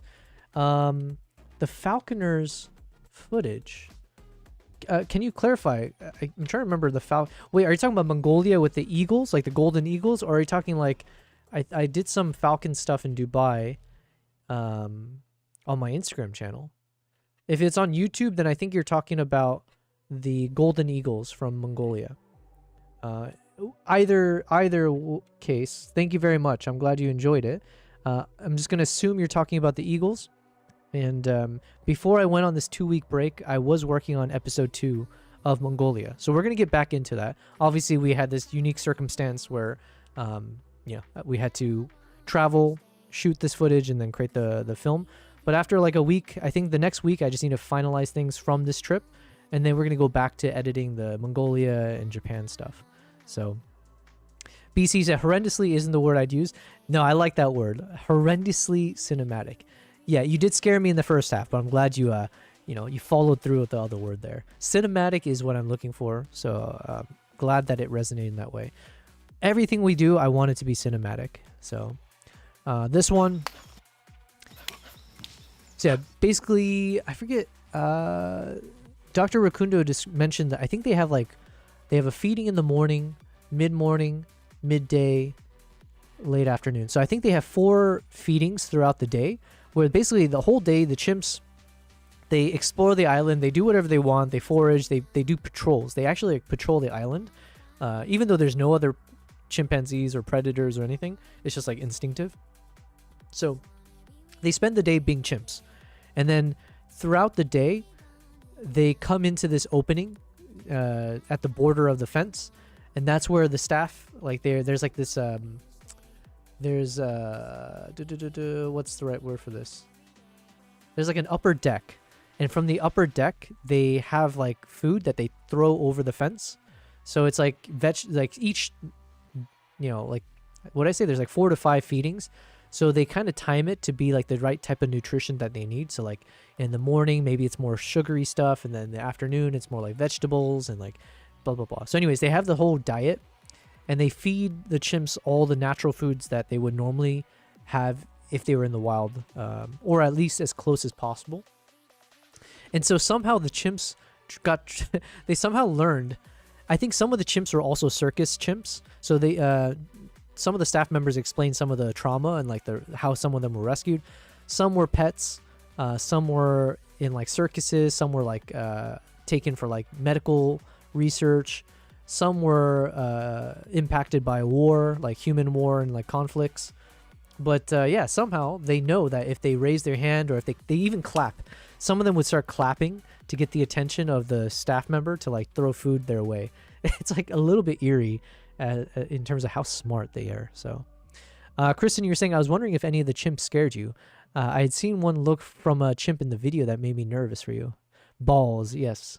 Balls! Yes, low bass is correct. I was not scared because I got balls. I'm gonna be honest, like I am a bit reckless in these and maybe this is why I enjoy wildlife so much. I think when these moments are happening, I shut the brain that is supposed to monitor fear and like to keep you alive. It kind of shuts off in my world, and I just kind of like get wrapped up in the moment. So, not talking about this moment in particular, but like I've had chimp encounters in the jungles, right? So I've been to Uganda now 4 times before this, and we did a number of gorilla treks, chimpanzee treks, and I think at least 5 times I've had chimps literally like on all fours, like barreling, like charging towards me, and then at the last second they veer off in another direction. So it's like a little bit of like intimidation, right? But like I'm honestly like I don't even register fear in the moment because I'm so focused on my camera. So I'm literally like all my attention is like, okay, is he in focus? Do I have to like adjust? Oh, did I get it? And like you completely forget to be smart. So but yeah, I think this is why I'm okay with these situations, because I won't end up like running most of the times. There's that one time in the very beginning of my wildlife career, but yeah. Is the definition of horrendously, says BC. F me, but yes, sick and ill. Ill, yes, I haven't heard that in a while. They're negative words and used in a positive way to describe something. Yes, the English language is something to marvel at. I'm sure aliens will study it someday. BC, actually, I stand corrected, I guess. Horrendously cinematic is a subjective phrase that uses a negative superlative to describe something with an exaggerated, over-the-top, or unintentionally dramatic... Yo, did you look this up on ChatGPT? It is not a standard term, but rather a stylistic critique. Yeah, I think I've used something similar, not horrendously. I forget what I've used in the past, but yeah, I like that term. I like it. But yeah, so these chimps, they can't like actually attack me here because there's the electric fence, and also these guys, they spent years with these staff members. They spent years like understanding and like creating a bond with the people that work here and like the routine that's built in. And while a lot of them did have trauma before they were rescued, it's like the whole point of the island is meant to be like kind of like rehabilitation. And so they spent years rehabilitating all the chimps, let them be with themselves and just be normal. But yeah, Team Cannon. Well, listen, maybe we can... Team Cannon! Jesus. Kristen, you said that probably saves you from being mauled by an animal in the wild. Yeah, exactly. I'm not saying this as a brag. I think there's something that clicks off in my brain that should be there that keeps me alive, like survival of the fittest thing. It just shuts off because I'm just so fixated on filming or capturing the moments. So the plus side is I don't really get terrified too often from like these kind of experiences, like within limit or within reason.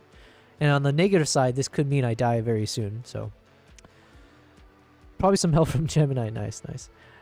Low base. I'm about to get a Pixel 10, and I discovered it comes with a year of Gemini Pro. Yo, after all this talk, we were talking with Kevin Idora Park. It turns out I've had Gemini, the paid version of Gemini, for like over the past year or however long it's been that they've been out, because I've always had like a Google Plus membership or whatever they call it. So yeah, imagine my surprise. I'm paying money for some service I forgot to use. Natasha. Tam, Natasha. But the kid is so big now, no?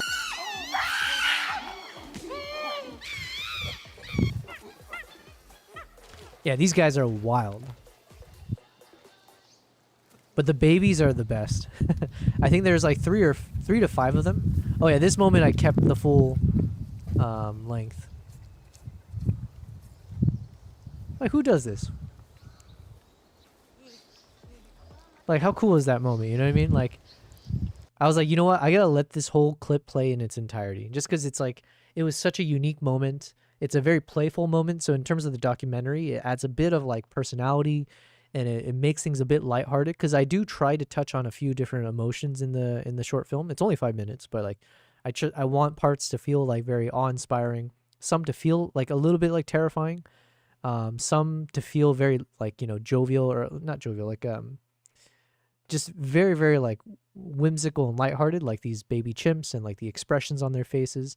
But then I also wanted parts that felt very dramatic, and so like with the undertone of like these are traumatized chimps that have been rescued and like all that kind of stuff. So I try to tie in all those emotions as much as possible. This is definitely one of the more lighthearted ones. That's like me when I was paying for Canva and discovered that I was also paying for Adobe Express as part of. Oh yeah, you mentioned this, Lobase. Yeah, I know. God, I was like, really, this whole time? Kristen, if you die that in that way, you won't really see it coming. That's true. Well, hopefully, yeah. Hopefully it's as soon as possible, or as sudden as possible. That was my favorite part, the baby rolling backwards. Yeah, it was so cool. Such a cool moment. This was my favorite chimp. I think his name is Tambu. Just, he has such a distinct face. And I think the way they were describing him, he's one of those that could have been like an alpha male, but he just never had the desire to be one. So he's never like, even when he could have, he never tries to like take over. He doesn't challenge whoever's the alpha. He's like very content at just being in the background doing his thing. But he's at a position in the, what do you call a family of chimps? I should put my ChatGPT back on.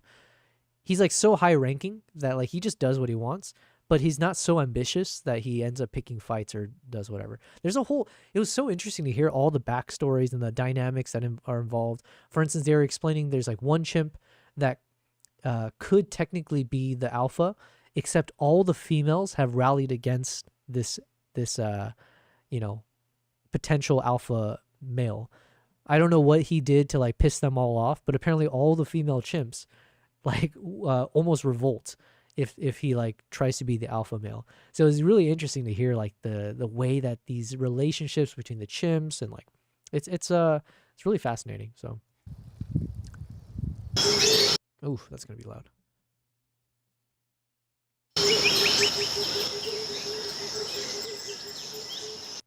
Yeah, baby chimps. Also, like I was trying to think like what other animal is like this where the babies look so different from the adults. Like you see this little baby, you'll never, it's like hard to see an adult chimp that has the same kind of like colors and facial features as the baby chimps do.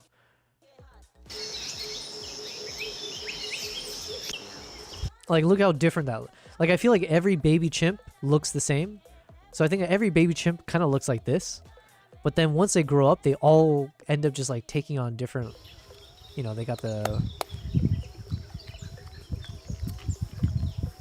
Oh yeah, it's also crazy. It was so crazy to see like the chimps know how to use tools, right? Like I have some footage where one of the younger chimps picks up a stick to like smack one of the other babies or one of the other chimps with the stick. I was like, yo.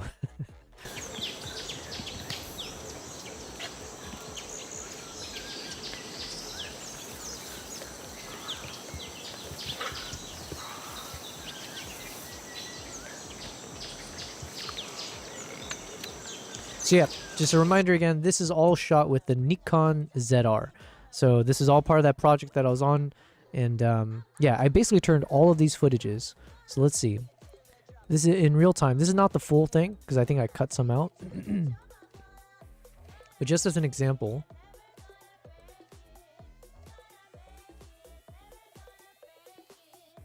It's about like 35 minutes in this real-time footage. And again, this is not the full thing, and a bunch of these I've cut up at points. But yeah, we took all of this and then turned it into our 5-minute project. So, oh, sorry. It's 46 minutes, yeah. So the way I kind of broke it down, everything in this bottom layer. Did you say Nikon? Yes, BC. I'm so grateful to Nikon that I'm trying to pronounce it the way they do it. I'm trying not to be the Americanized version. Just because they've been so gracious to me. Today's one of those days where I'm like, you know what? We're going to call them by their proper name. Okay?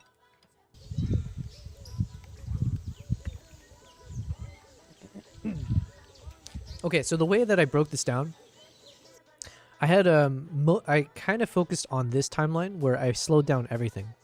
So I have all the footages slowed down. And the thing I was doing here is I have one track for all the chimp shots. So as I was looking at chimpanzee shots, I would drag it into this lower track, V1. Then V2, the second track level, is where I would do chimp and man. So this is any shots that I had where I had a combination of the chimps with the people. So like the staff members and stuff like that. So then, oh yeah, this is what that fence looks like. Let me show it in real time.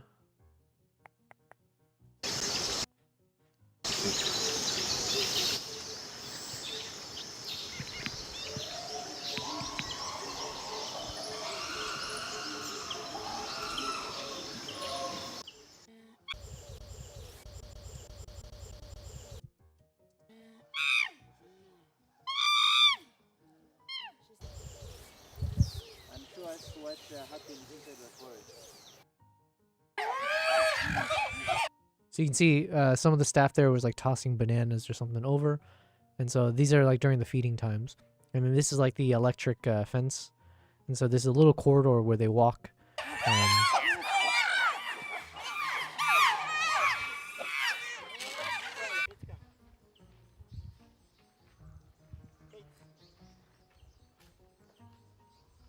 So yeah, when I was doing this, ooh, brown butter banana bread is done. Yo, that sounds really good. Damn, I'm jealous. I'm jealous.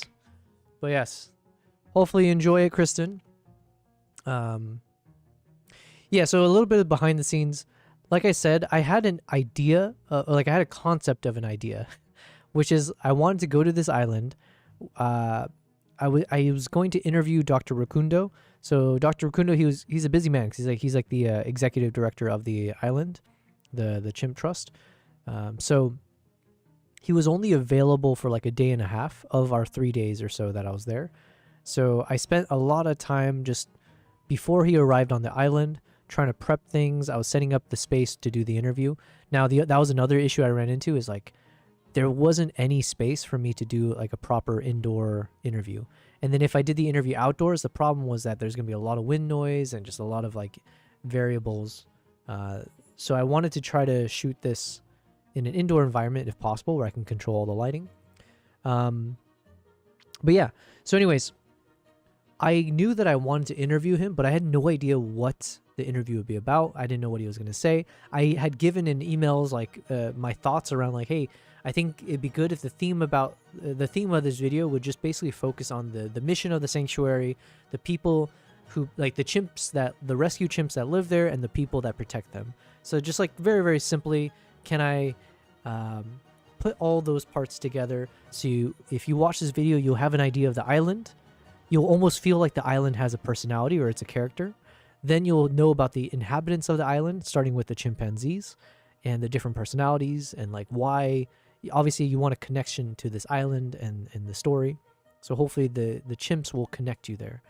But then I wanted to tell the story of the people who are actually taking care of them and showing that it takes two, right? And so the mission of the people, the caregiving that's necessary to advocate for these chimps, and then hopefully somehow tie it all together. Oh yes, you saw Nala. Yes, Kimbap did not like her being there, so it was very short-lived. Oh, look at this guy. Look at this guy.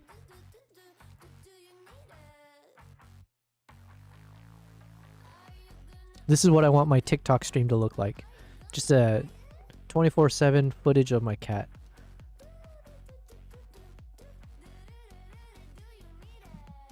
Okay, there's our obligatory hello to our cats. So basically every day that I was there, I was just like, you know what? I'm just going to film nonstop. We're going to film everything. I'm going to learn how to use this camera as well.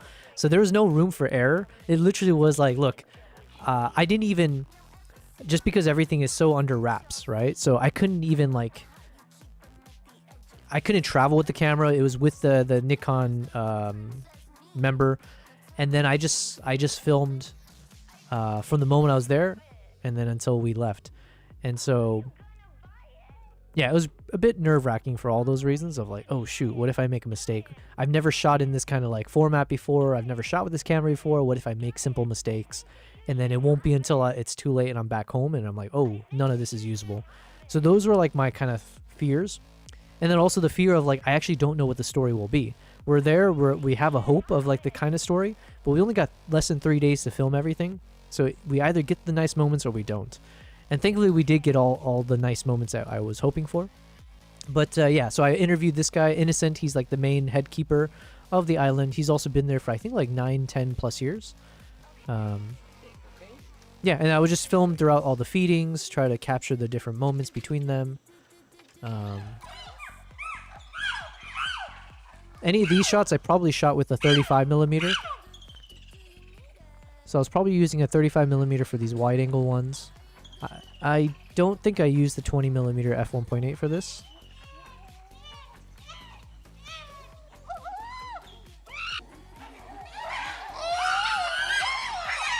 And so this guy, he's the main guy, Dr. Rakundo. So not only is he the executive director, he's been there for 16 years or so, and he's a veterinarian. Oh God, I hate this word so much. He's a veterinarian. So he's a veterinarian, and so all the chimps have like such a close bond with him because obviously his task is to like take care of them. And so one of the stories that I ended up talking about was his relationship with Billy. So Billy is the female chimp with the baby chimp on her back from the very beginning of this video, and then I also point to it towards the end. Hello, Nico. Nico SXSGL. What a name. I'm gonna just call you Nico though. Hello. Low base, you said veterarium. Jesus. Yeah, those are words I'm never gonna say ever again. So yeah, I was able to tell that story of Billy, and I'll show some of the footage. But yeah, like, my God. Let's see if I can... Okay, so this is like any of the shots that I have of the people with the chimps. Now, there's a boat that we took. So again, this full island, the chimps just like patrol the island in their free time. So towards sunset, we went on a boat to one side of the island, and the chimps were there. And so then they did a bit of a feeding for the chimps, and so I got to see what that's like. I did an interview with him as well, but I wasn't able to include it in the short film just because I didn't have enough space.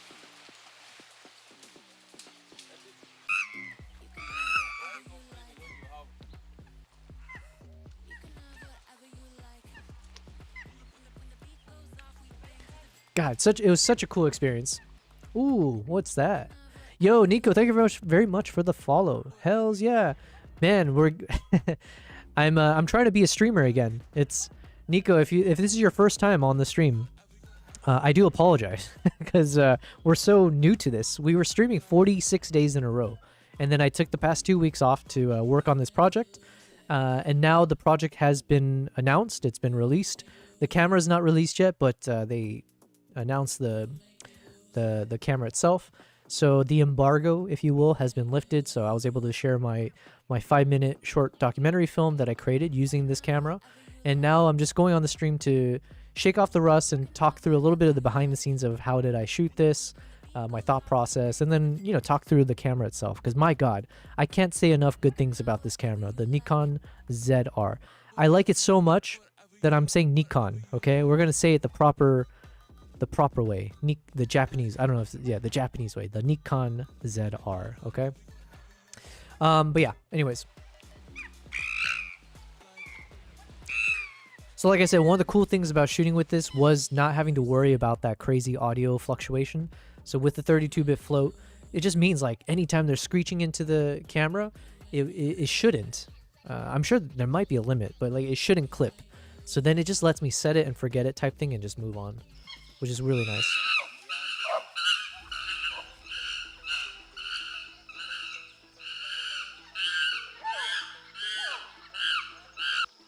So you can see there,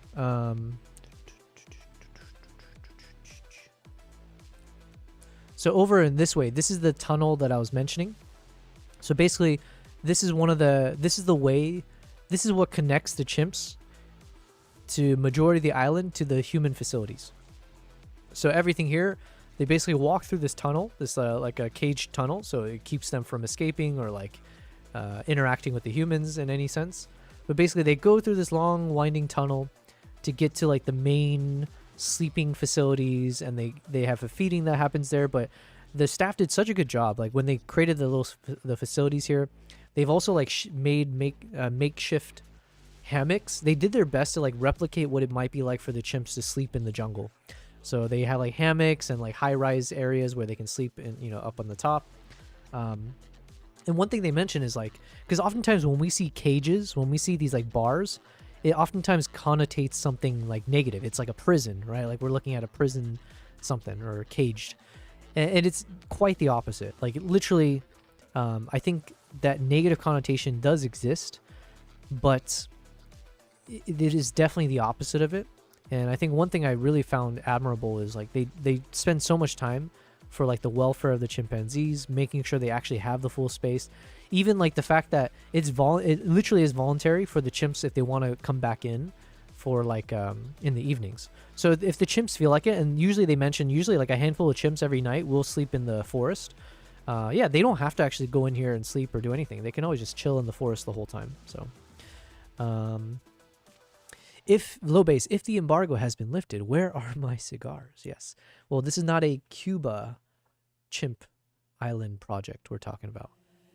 This, oh, you know what's funny? Yeah, it's like when I'm talking about like an island, I was like, oh god, I don't want people to be like, oh, I'm on a secretive mission to an island, okay? Not that kind of island, not the one that's related to Mr. Epstein, okay? This is a strictly different type, okay? Nico, I use a Sony A7 II Mark II. Is that how they say it? A7 Mark II.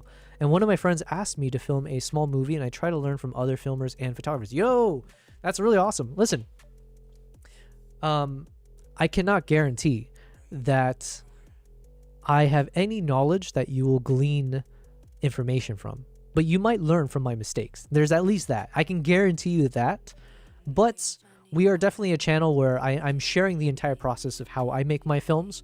And I'm very much an amateur in the sense that like I don't do this or I didn't study this or anything like that, but we're very dedicated to the craft, and I spend a lot of time just like trying to make things that I'm proud of. And so we use these streams to actually break down the behind the scenes. How do I film this? How do I edit this? How do I come up with the narrative or the storytelling? How do I keep track of the scripting, the audio, soundtrack, everything? So I do my best to actually share everything.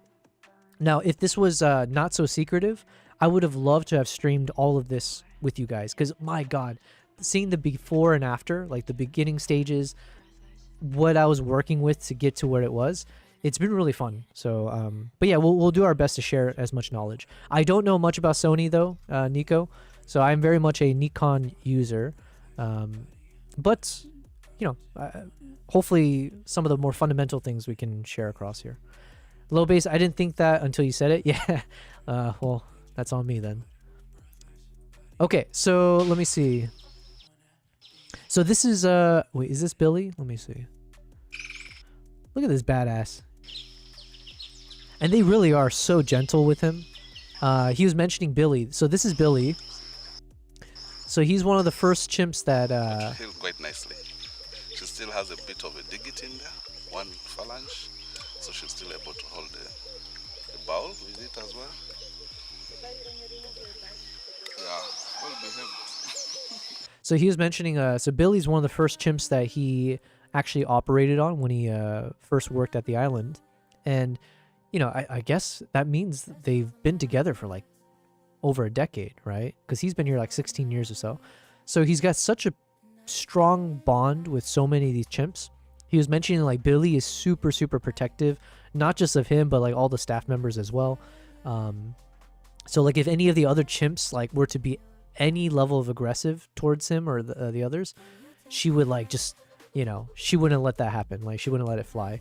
So sometimes they walk with her because they know that she will protect them from anything.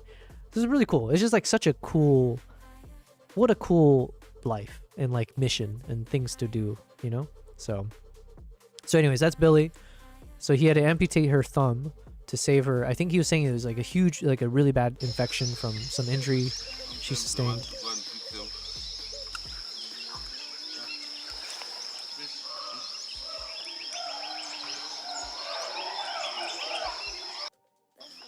Almost in the 40.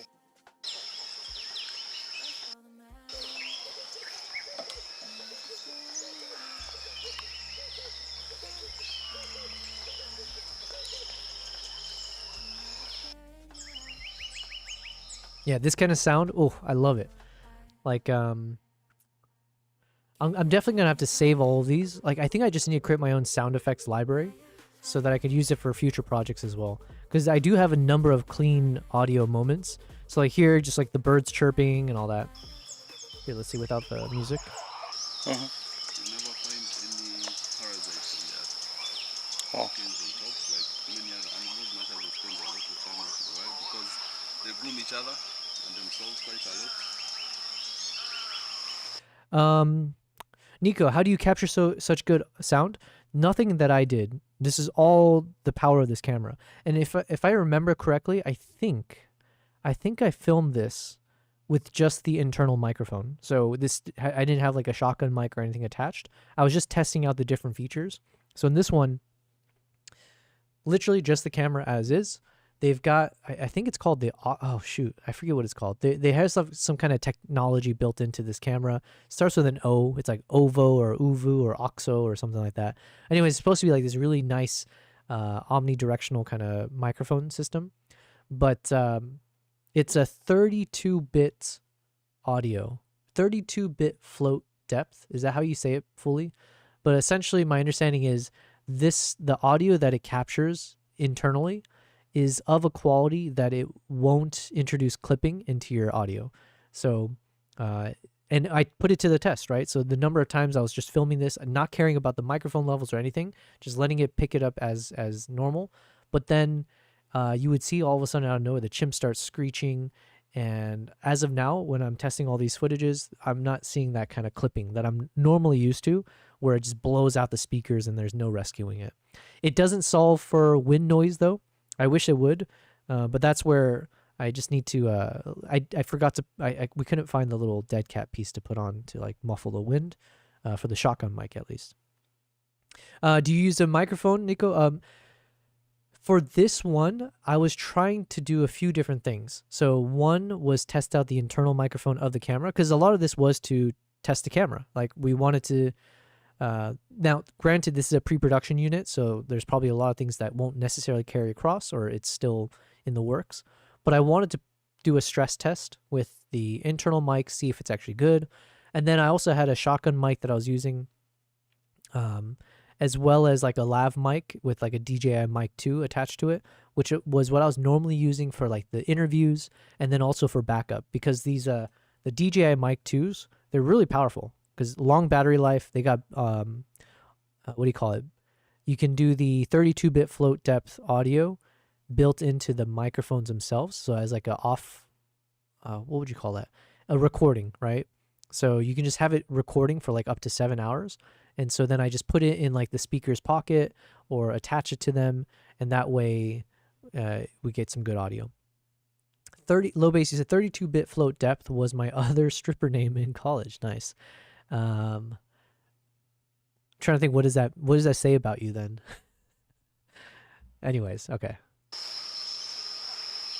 But yeah, that's how you're getting this nice audio. They pick at every small thing, and that's what causes the problem with the implants. While they're grooming.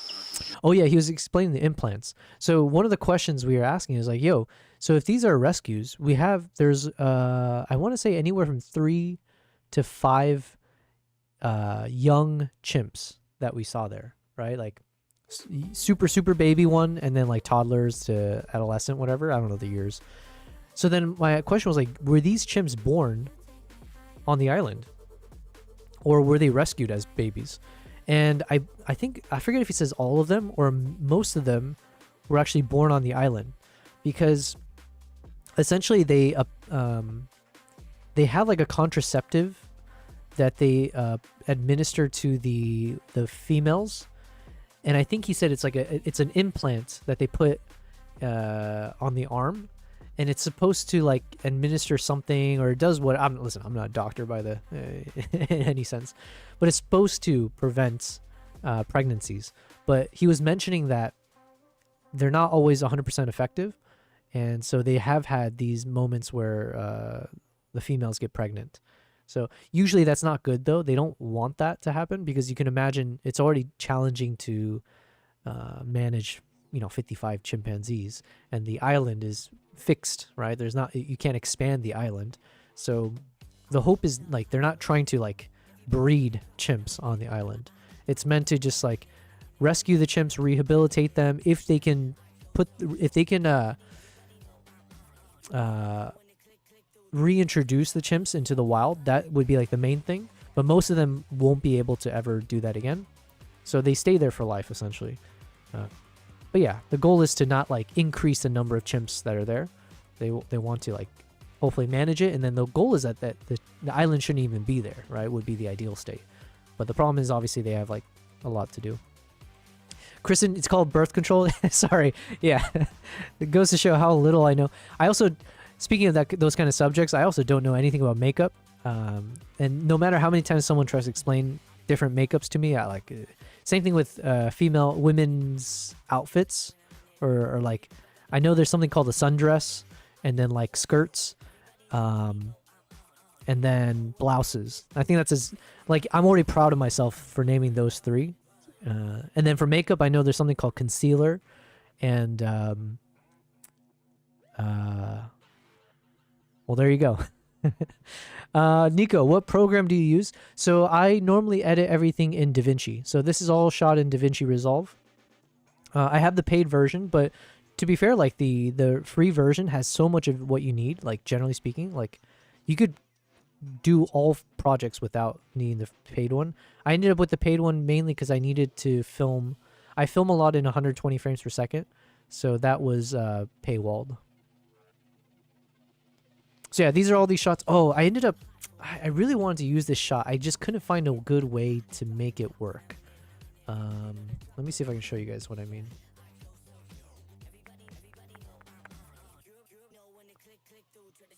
Here, let me just drag this out all the way.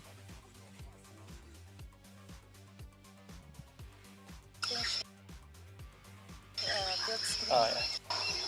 So there's this really cool moment where this is Billy, and so Dr. Kundo's with Billy, and then here you see she just kind of walks towards me, and I was shooting with like this is where not having a zoom lens is kind of an issue, but I was so fixed on like using the fixed lenses, the primes.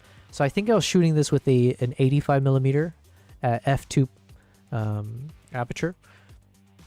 So as it got closer to me, I couldn't capture the whole chimp in the frame. So then here I can barely fit the chimp, so I ended up walking backwards. Oh, this is perfect. Stay there. So you'll see I just kind of like reposition myself. But there's this really cool moment. Let's see. I just didn't properly do the focus pull. So I wish I'd done a better job at this, but you know, it's like, whatever, it's learnings. Oh, this is perfect. Stay there. I'll show you what I mean. I want to jump to the right spot though. So basically it finally got the framing as I wanted it. So just about here, right? So then there's like a nice little framing. Now technically it's a bit cropped because I've included the letterbox. So maybe I'll turn this off for now. Yeah. So this is the 16:9, and then I added those letterbox to make it feel more like a film. But yeah, I had everything in frame. And then so here I have Billy the chimp in focus. And then I was just doing a manual. Oh, so to your question, Nico. Wait, Kristen, you said, it's okay, I obviously don't know much about birth control either. Oh yeah, that's right, Kristen. You remind me, you have 6 or 7, I think you said you have like 7 kids, right? More power to you. Nico, you said when filming, do you use autofocus or manual focus? I normally use autofocus. And that's actually one thing about this camera that was brought up by another like YouTuber. But usually, because I don't know much about RED cameras, like again, I'm very much a photographer that got into videography for like, you know, social media stuff, and now I'm trying to be more serious and professional about it. So never used a RED camera, never used any of those kind of like cinematic cameras at all. One thing I was told is that with these RED cameras, usually they don't have autofocus. It's all manual focusing. And I'm used to doing autofocus for everything. So, but with that said, I've been trying to be better at doing manual focusing to get like those really smooth transitions. Because like sometimes you can do, obviously you can do that with the settings as well. But like I was just so new to this camera that I just wanted to do the manual focus. So here's an example where I did it incorrectly. 6 birth and 2 bonus. Oh yeah, that's right, Kristen. Yeah, congrats to you. So here, I started with autofocus, so I held the autofocus to keep the focus on the eye properly, and then I just did a manual focus turn, or I just turned the focus ring. But when I did it, I overcorrected, so I didn't get it locked straight on the eyes. I ended up pushing a bit beyond the doctor. So then it ends up being a bit soft on him for most of the time. It only stayed sharp on his eyes for like a split second. Like, right, I'm rewinding here. Just for like a single frame. Right here, it's perfectly sharp. But I did this using a manual. And even though the monitor is large, it's like a 4-inch monitor screen, so it's actually much easier to see these things. But like, I was so busy just doing the filming, and yeah, so I wasn't paying full attention. So I ended up missing the focus by a bit. And then by the time I reversed it to try to get back to the chimp, same thing. I just wasn't able to hold on to his eyes long enough for me to feel like it had enough weight in those moments that I can then speed up the rest or do whatever, create a nice little transition. Because if I had done this properly, I felt like this would have been one of the like the money shot kind of thing. Because you have this nice little framing of, you know, obviously a human and human's closest relative being the chimpanzee, which apparently I think is like they said 98.7% of our DNA is shared with chimps. Pretty crazy. So anyways, having this interesting framing of the chimp and the human kind of mirroring each other, but you know, obviously not. And initially I had some footages where they're actually like lined up properly, so both of them are in focus and they look at each other, which is good. Like, that's a cool shot. But there's something about this kind of foreground background version that just felt a bit more poetic. So whether the focus is on the chimp and then the doctor is very, very blurred out, or vice versa, if he was focused and the chimp is blurred out, there was something more like from a narrative perspective, in my opinion, that could have added a lot of weight to the shot. But because I missed the focus, I still ended up using this, but I didn't use it to the full degree that I wanted to. And unfortunately, in these moments, you only get one shot, right? Or it's unpredictable. So it's not like I can tell Billy, like, hey, can you chill there and can you repeat that real quick? Can you make sure to look at the camera now? So I only had this one opportunity, and then she stood up. So like you can see, I was literally in the middle of doing the focus ring. I was trying to focus back to the doctor.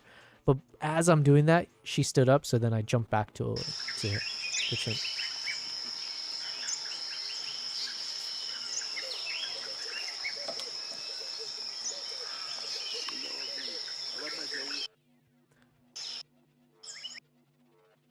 Okay, but then, so it's not just chimps that I was filming. So let me just show you guys.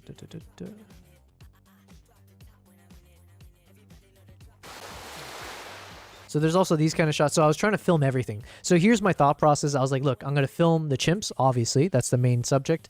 I'm going to film Dr. Rakundo. I'm going to film the staff members as they're going about their daily routine. Filming when they're cleaning, when they're feeding, when they're... everything, whatever their tasks are. Then I want to film the island, so I want to capture as many moments of the island, nice close-ups, wide angles. Just, you never know when a shot can be useful. So I was going with the approach of let me film for everything, and then I'll have to spend the time sifting through everything to see what story is available. I had no other choice. Yeah, so here's some nice shots that I took of like the sand. There's a little bit of a beach area.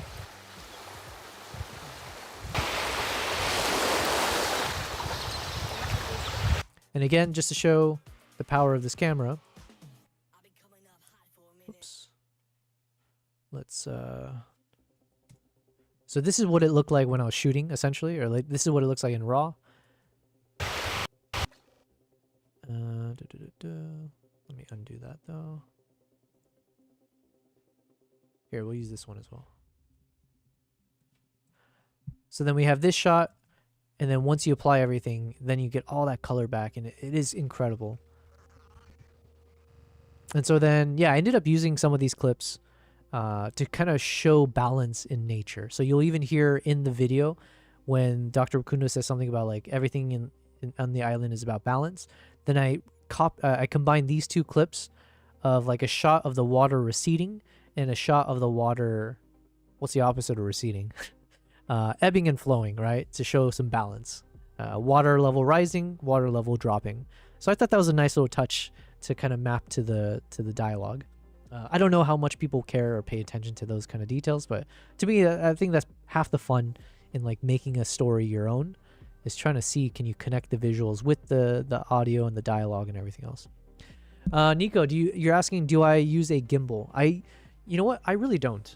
I technically have one of those. It's like a DJI RS4 Pro, whatever the latest one is.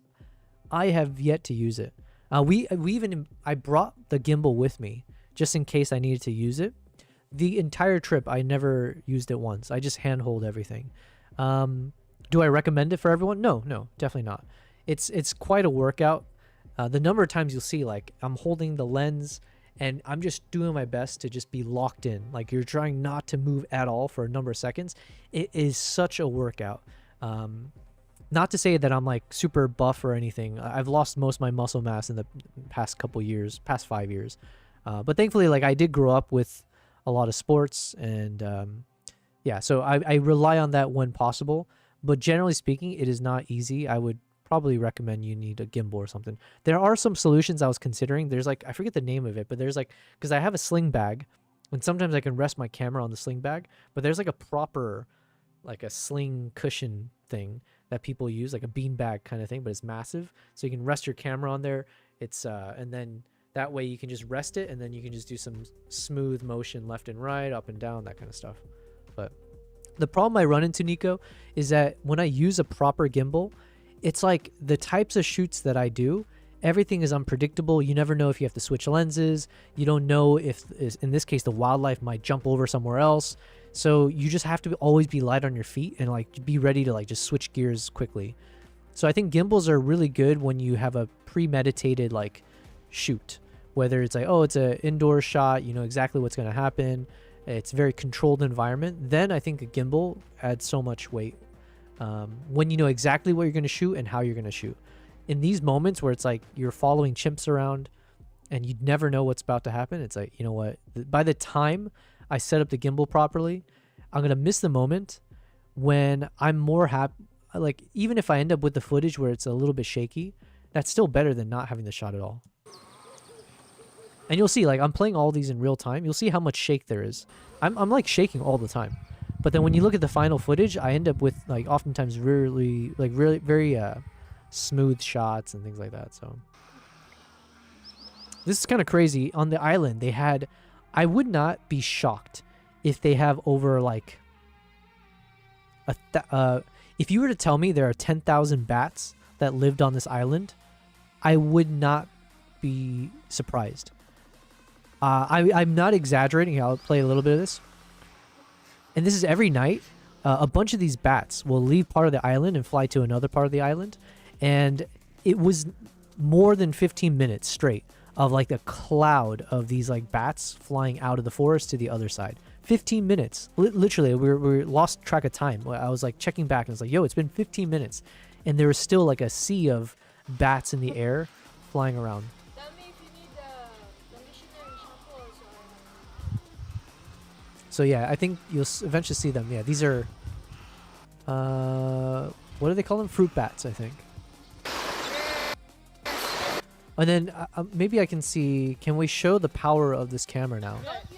So a shot like this, for example, low base, I just tell everybody I was filming during an earthquake. Oh, sorry, I was like, what's the context? Yeah. I think I would like to get comfortable with gimbals. It's just the amount of time it takes. It's hard. You know what? Here's my compromise, Nico and low base. I think something like this is actually pretty useful for the kinds of things I do. I think it's called the Switchblade, and it's just like it's like the GorillaPod, but it's more fixed. So you don't like, because one thing I used to shoot with the GorillaPod way back in the day when I wasn't doing film, it was more just like other stuff. But I found it so annoying when you have to like, you configure a certain way. It's so hard to get it to be straightened up and stuff like that, or get it all straightened. This thing, it's literally like magnet, so it just locks into place like a tripod. And then you can hand hold it like this. So then with whatever gimbal head or whatever you put here, you can attach your camera and then do like selfie mode, or you can have it pointing forward, and then this becomes a way to have like a smooth-ish gimbal system without the full body and like actual, you know, whatever, gyroscopic whatever thing. But yeah, so something like this is maybe where I would like prefer to use. But yeah. Oops. Okay, so I wanted to share. Ugh. I had dirt on the tripod thing. Okay, so here is an example of a shot where I was filming close to sunset, but you see it was like really like the sun was bouncing off of the lake, so it's super bright light situation. Now, if I had shot this with my standard, like any of the other cameras I normally shoot with, this would have definitely been blown out, like just not a shot, right? This would have all just been. I wouldn't have been able to capture any of this. It would have all been like overexposed unless I increased the ND filter to such a degree that you can't make out the bird. The bird would be like pitch black or something, right? But in this circumstance, like, you know, obviously I did a very dramatic edit here, but you actually see all the details in the colors. I think even in the next shot, like to have this kind of dynamic range, it just wouldn't have been possible with the other cameras that I was normally shooting with. I'm trying to see if I can find the best example. Here's a good one where it's like in the dark. I'll find it eventually. There's like one really good example I want to use. Your hand is more than gimbal. You can hear the person that was with me say, your hand is more than a gimbal. So I was told, Nico, just as an FYI, since you brought it up, I do a decent job, I guess compared to other people, I guess. I'm fairly good at trying to be stable, but yeah. So this is one I was just holding it as still as possible while adjusting the focus ring to get to the spider. So yeah, these are just shots of the island, some of the man-made infrastructure, just in case I end up using it in the film.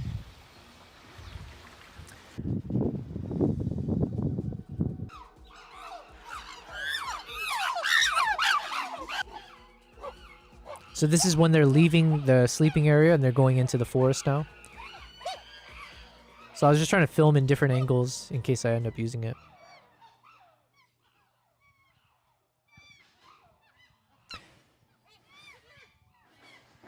Nico said, that's nice. Started photography and wildlife is fantastic. Unfortunately, I can't do it often because I live in Athens. We don't have any animals here. Yo! Wait, Athens in Greece? Greece? Or is there like an Athens, New York or something? Someone was mentioning New York earlier.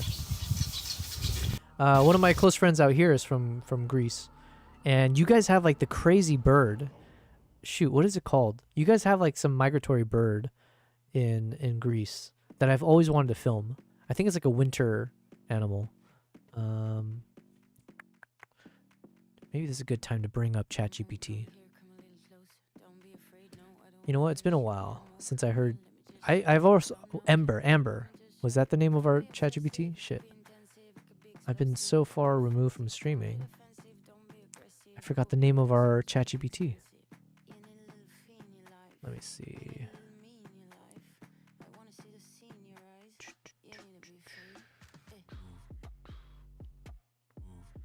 I'm going to open up our ChatGPT.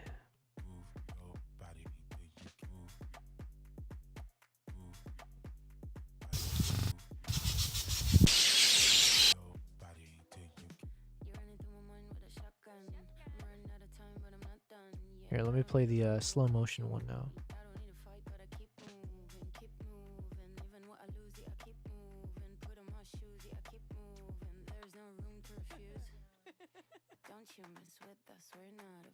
Streamer mode. Hello, can you hear me? I sure can. Loud and clear. Let me know what's on your mind. It's been a while since I've talked to you. I've just got back into streaming after a couple weeks off. Anyways, none of that's important. Can you tell me what is the name of that big bird that's migratory, but oftentimes wildlife photographers will capture it in Greece. One well-known big migratory bird that wildlife photographers often capture in Greece is the Dalmatian pelican. It's one of the largest freshwater birds and pretty iconic in that region. That's exactly it. The pelican, was it Dalmatian pelican bird? Pelicans?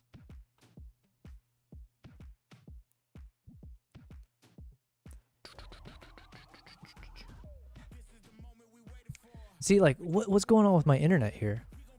Every time I check my internet speed, it says like everything's super fast, but then I'm noticing things are just like acting sluggish. So, like, how long does it take for me to search a Greece pelican bird? Okay, in the meantime. So here, like, so basically, I also captured a lot of footage of, so the staff when they're feeding, when they are cleaning the facilities. So basically, I just wanted to capture everything. And then the question was like, how can I combine all this into a proper story? And the way I ended up doing it as one of the first steps was I had to review all of the transcripts. So I had to listen to all of the interviews that I had of the voice of Dr. Rakundo. I decided to focus on him first before I like dove into like all the other interviewers I filmed. And so with Dr. Rakundo's voice, I had to then start looking at what he said and can I start like figuring out what to remove and some of his key words that we should keep. Also, I asked him to record a few lines. So I had a bunch of lines, like one-liners that I was like brainstorming that he could say. And so in the very beginning of the video and at the very end, those were some of the one-liners that he recorded. And then it was up to me to like see which of those one-liners can I combine with each other to tell like a cohesive few sentences. And so, yeah, so I had to review all of that to start thinking through like, is there a story? Then do I have the footage to match the story? And then how long will this take? And what do I need to cut out? Trying to figure out the right soundtrack was also kind of a nightmare. I had so many to choose from. And I needed something which wasn't overwhelming. So I ended up using mostly lens distortions for it. But yeah, we'll break it down. Yeah, here's an example. Let's see. Yeah, so even here, I wonder, can I show this better?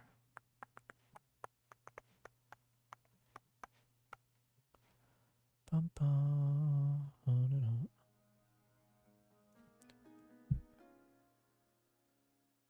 So yeah, even just the fact that I can see the clouds and like the colors in the sky here, we can lift the shadows a bit to still see the green in the dark areas of him in the boat.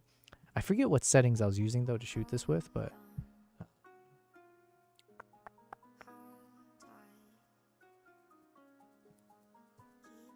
yeah, getting these kind of shots. So okay, these were some of the most epic shots that I took. Now the problem was, 1 second, let me see. Did the Dalmatian bird show up? Here it is, finally. Yeah, and this one didn't even open up. What's going on? Greece is a vital sanctuary for this bird.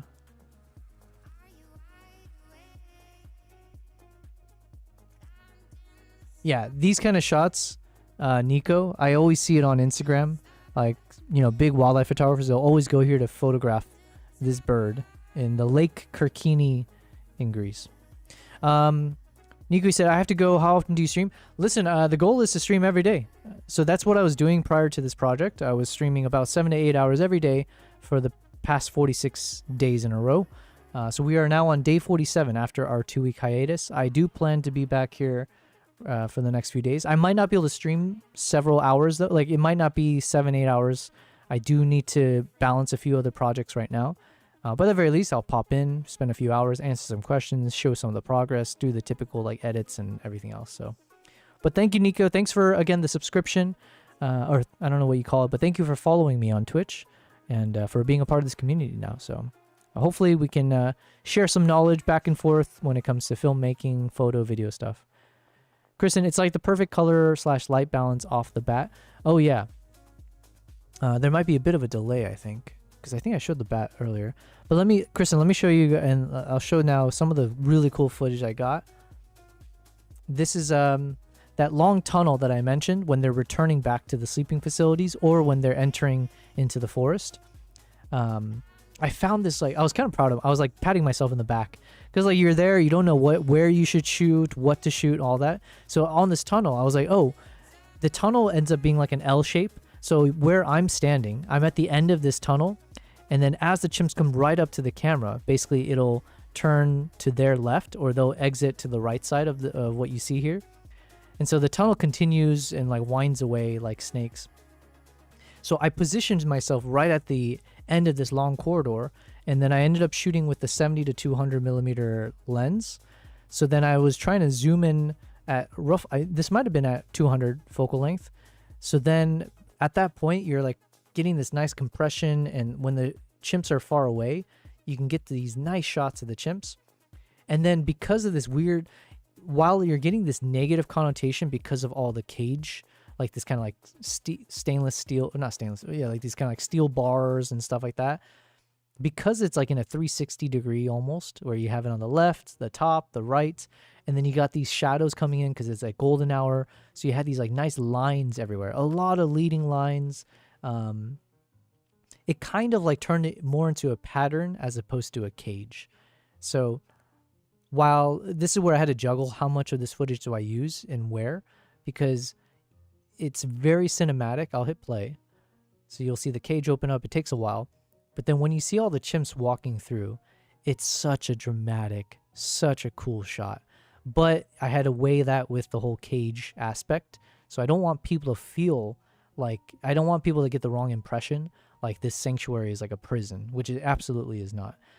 So I had to weigh that decision. You'll see it in the final result in the film that I created. I think I inserted it in at the right time because I put it in where the music turns a bit dramatic, and then the doctor talks about like the history of how these chimps went through trauma, how they got rescued, and all, and like what are the dangers facing chimpanzees in today's time. So, what's up, Yami? Welcome back. Kristen, he said, I wasn't saying on the bats, I meant all the photos have that perfect balance without editing. Oh, I think I misread your thing then. Off the bat. I see. You mean like off the bat it looks good, as opposed to the bats that I was showing from earlier. Gotcha. Low base, yeah, I just ran some more log audits on the bot, and it is running surprisingly smooth. Okay, I would like to, I'm going to look more into that. I have the link open, but I haven't checked it out yet. Ooh, yo, Cyronius. Hey, thank you for resubscribing. Oh my god, is it that time? Well, welcome back. Oh wait, why did the... Okay, one thing is it didn't read your message out loud. I thought there was supposed to be a TTS for that. But you said, welcome back, and I hope you're doing well. Thank you very much, Cyronius. It's good to be back. I am beyond rusty with like just everything. I forgot half the commands or half the things I'm supposed to do on these streams. But yes, it's good to be back. It's been a wonderful 2 weeks. I'm now kind of debriefing a bit with the stream, with the content that I created, and it was shooting with the new Nikon ZR. Yes, always. This is a perfectly acceptable use of TTs. I don't even know which TTS voice we have. Oh, it might be Jazz, is my guess. If there was a prison, there would be orange jumpsuits. Yeah, this feels like a prison. It's like so dramatic in slow motion. I have so many of these shots because I did it every day. But I knew I wanted to use this somehow. It's just so cool. And it's just matching the mood was the tough part. But yes, welcome, Yami. It's good to be back. Thank you for being here. It's been some time. Like I said, it's been a couple weeks. And in the past couple weeks, I was working on this project with Nikon for their latest camera that they just announced this morning. It's the Nikon ZR. It's in partnership with Red, and so it's using a lot of the Red technology as well to create a camera that is part of their cinema line. So they reached out to me if I was willing to create content for them based on this camera, like take it out, test it based on the kind of stuff that I normally do. So I was able to pitch this concept of going to Uganda for a few days. I didn't have a lot of time. Everything was last minute. Everything was just like so rushed. It was like so, if I could explain how insane it felt, it was pretty insane, but we pulled it off. But yeah, so I spent a few days I pitched an idea where I can actually go to this chimpanzee island, which I've been meaning to go to, and I knew someone who used to be the executive director there, so she put me in touch with the other people, and like everything worked out. And yeah, then I filmed everything, and I filmed it as a documentary style. So I did a bunch of interviews with this camera. I filmed the wildlife. I filmed people, nature. I tried shooting as much of different moments as possible to test out the camera and then see if I can create something wonderful from it. So I'm going to use a moment to self-promo again, ! Promo. If you would like to check out the latest video, which I did release this morning, it is 5 minutes long. It is a 5-minute short documentary film. I'm super, super proud of it. I did put in a crazy amount of effort, so I hope it shows at the very least. Hopefully you guys don't notice any glaring mistakes. I did notice a few, by the way, but hopefully no one else notices, or it's whatever. It's nitpicking. But yes, I hope you check it out. Let me show it some love. Leave some comments, all of the above. I'll be reading all of it, and obviously I appreciate it. Let me catch up real quick. So yes, welcome Yami and Cyronius. Thank you again for that resub. God, I feel like I didn't earn it because I've been gone for 2 weeks, but thank you very much for resubbing. We're going to get back into the grind, okay? We're going to have some fun here. It doesn't look like a prison at all. Oh wait, hold on. I think I missed a few things. Yeah, so Yami, all is good.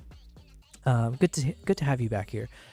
Kristen, it doesn't look like a prison at all. It looks like a beautiful free sanctuary for them to live almost wild. It 100% is. Like, honestly, it's just like such an amazing place. The people who run the island, they're like all wonderful people. It's like such a positive mission. And these chimps are like a full daycare kind of thing. Like, you know, it is tough to like manage these chimps. It's a lot of money too, in terms of feeding them, housing them, maintaining the island. Even they were mentioning the island is like slowly, not sinking, but like the water level is rising. So there's like a bunch of things that they always have to deal with in taking care of the island.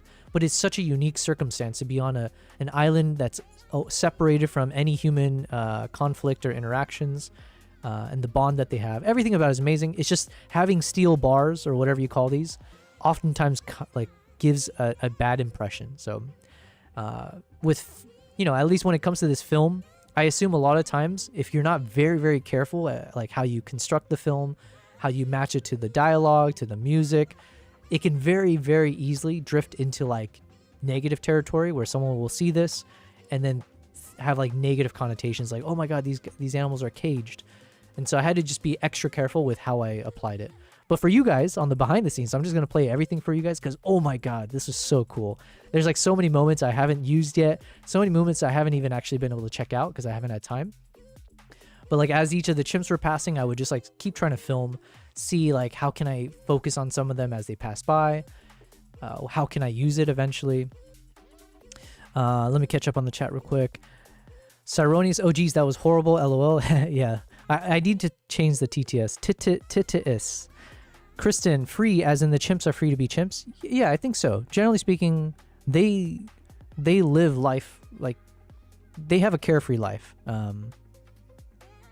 Yeah, but like I said, a lot of them had quite a bit of trauma in their past. So the doctor was explaining, and some of the staff, like some of these, they take like years to rehabilitate them.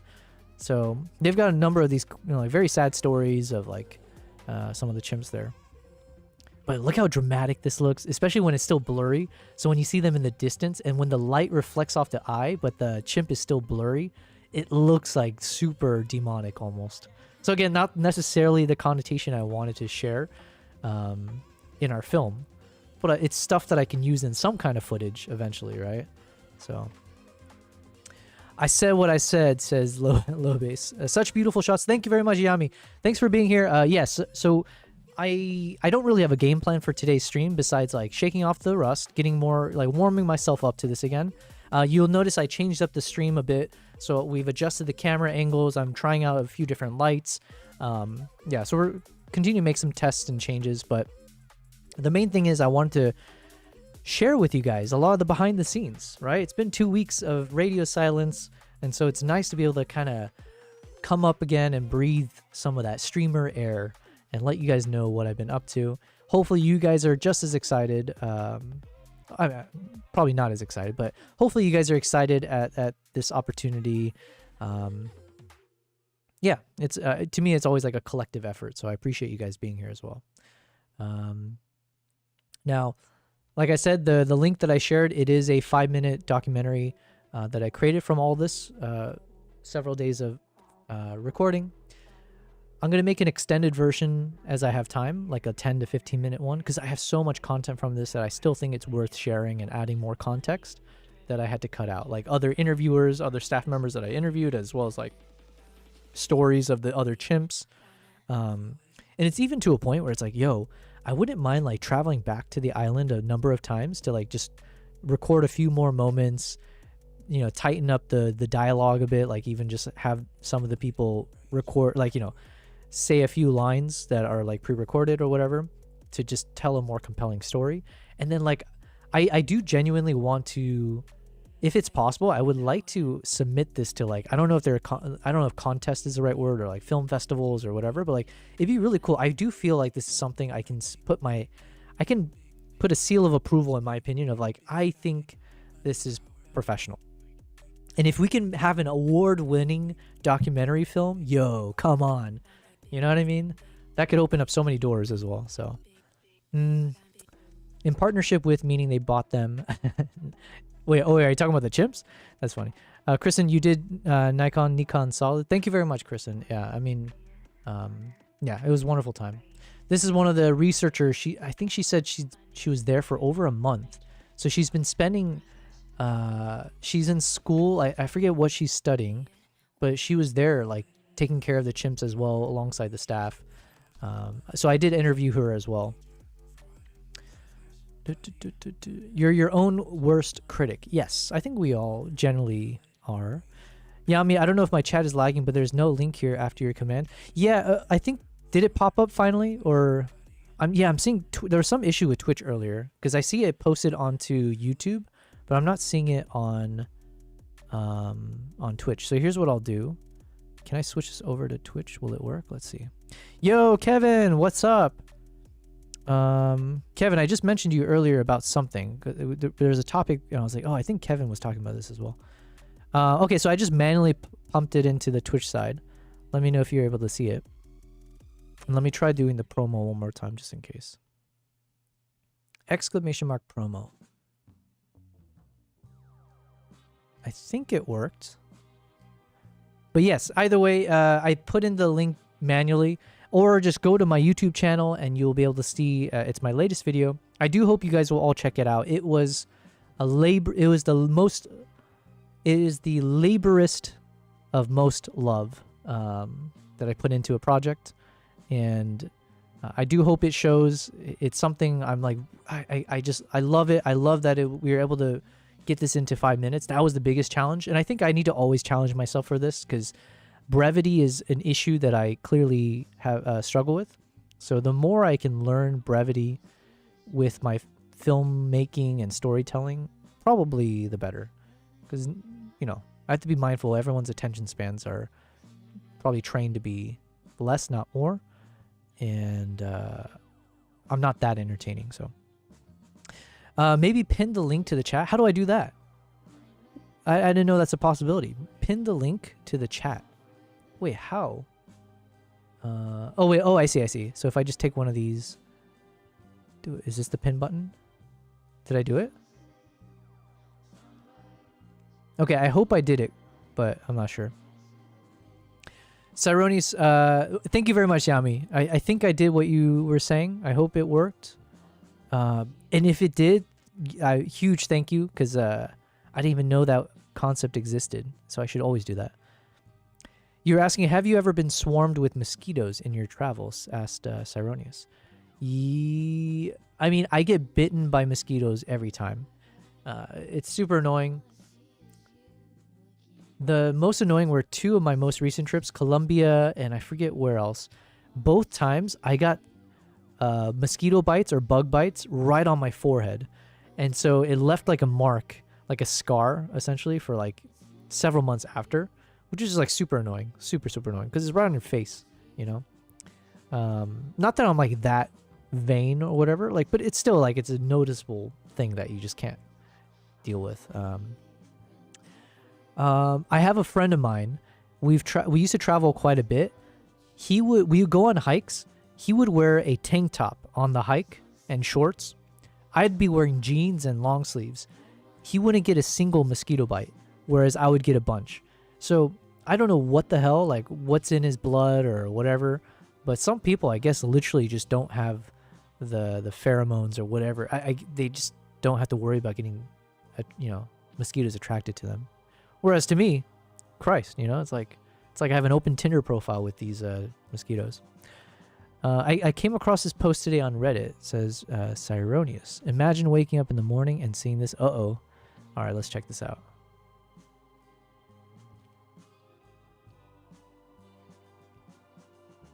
Oh. Yo, that's disgusting.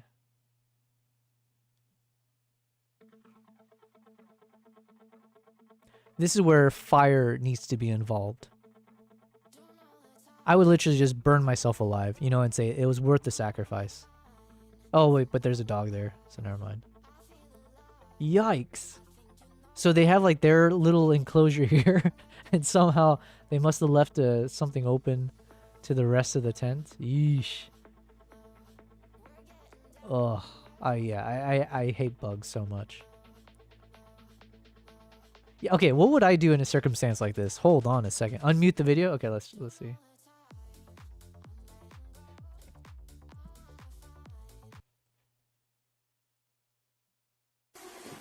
Ooh.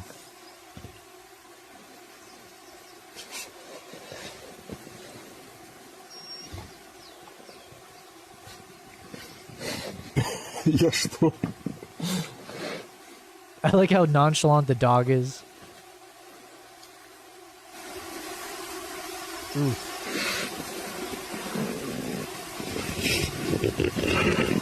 Dude, that is... Okay, let me give this a thought now. Let me think. Like, what would I actually do in a situation like this? Time for that force field technology? Yo, low base, unironically, I've always, like, wished that there was some kind of invention that would just create a force field around you. Like, it would just push out. Like, if I had a superpower, as lame as the superpower is, if I had a superpower that would just repel all bugs away from me at all times, I think I might accept that as a superpower. It's like the lamest of lame, like of all the things you can have, the ability to repel bugs, really. But I think I would, I think I need that one. God, especially with all the travels that I do, like out into like jungles and stuff. Oof. Or even like what? So like when I was filming in Uganda, I would leave lights and tripods open, and like overnight, you come back to it, it was covered in spider webs.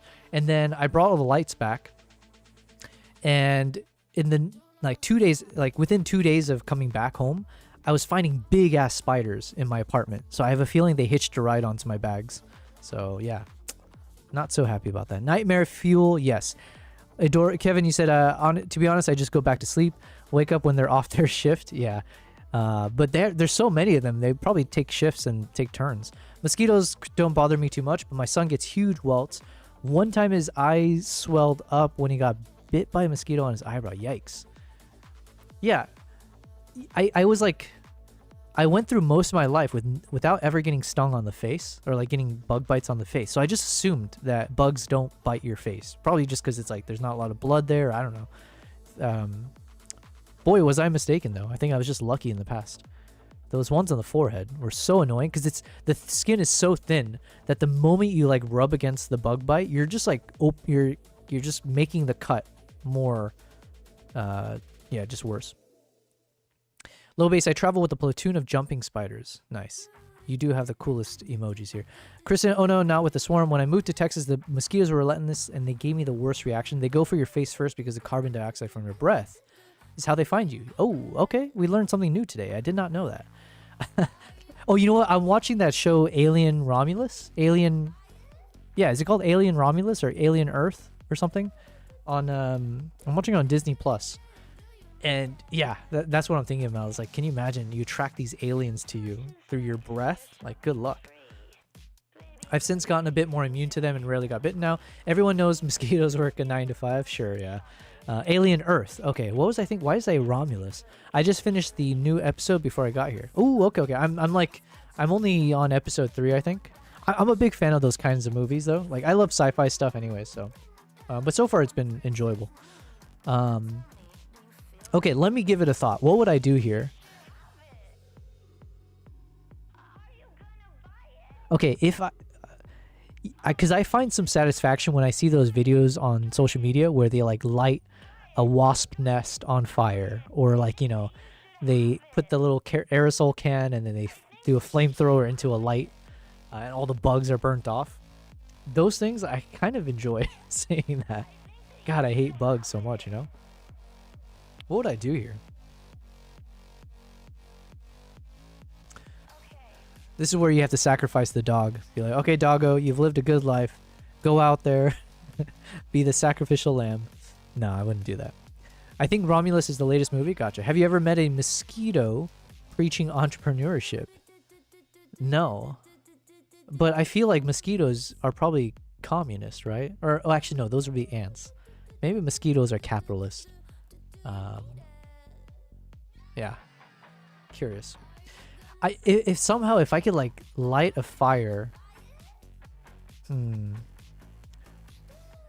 Yeah, you know what? You're shit out of luck. I think, Kevin, you had the right solution. You just got to go back to sleep. Yikes. Well, thank you for sharing that. Oh, I've been having this video play this whole time. Look at this is how much like of the content we have of this. Let's speed it up from here. Yeah, so this is like version number 2. So I think I ended up using. I didn't end up using this one. This is the one I was going to use initially, but I just found that the it was slightly too soft on the eyes compared to some of the other shots that I had, so I decided to go with the other shots. Although I like this one so much, but yeah, this is so dramatic.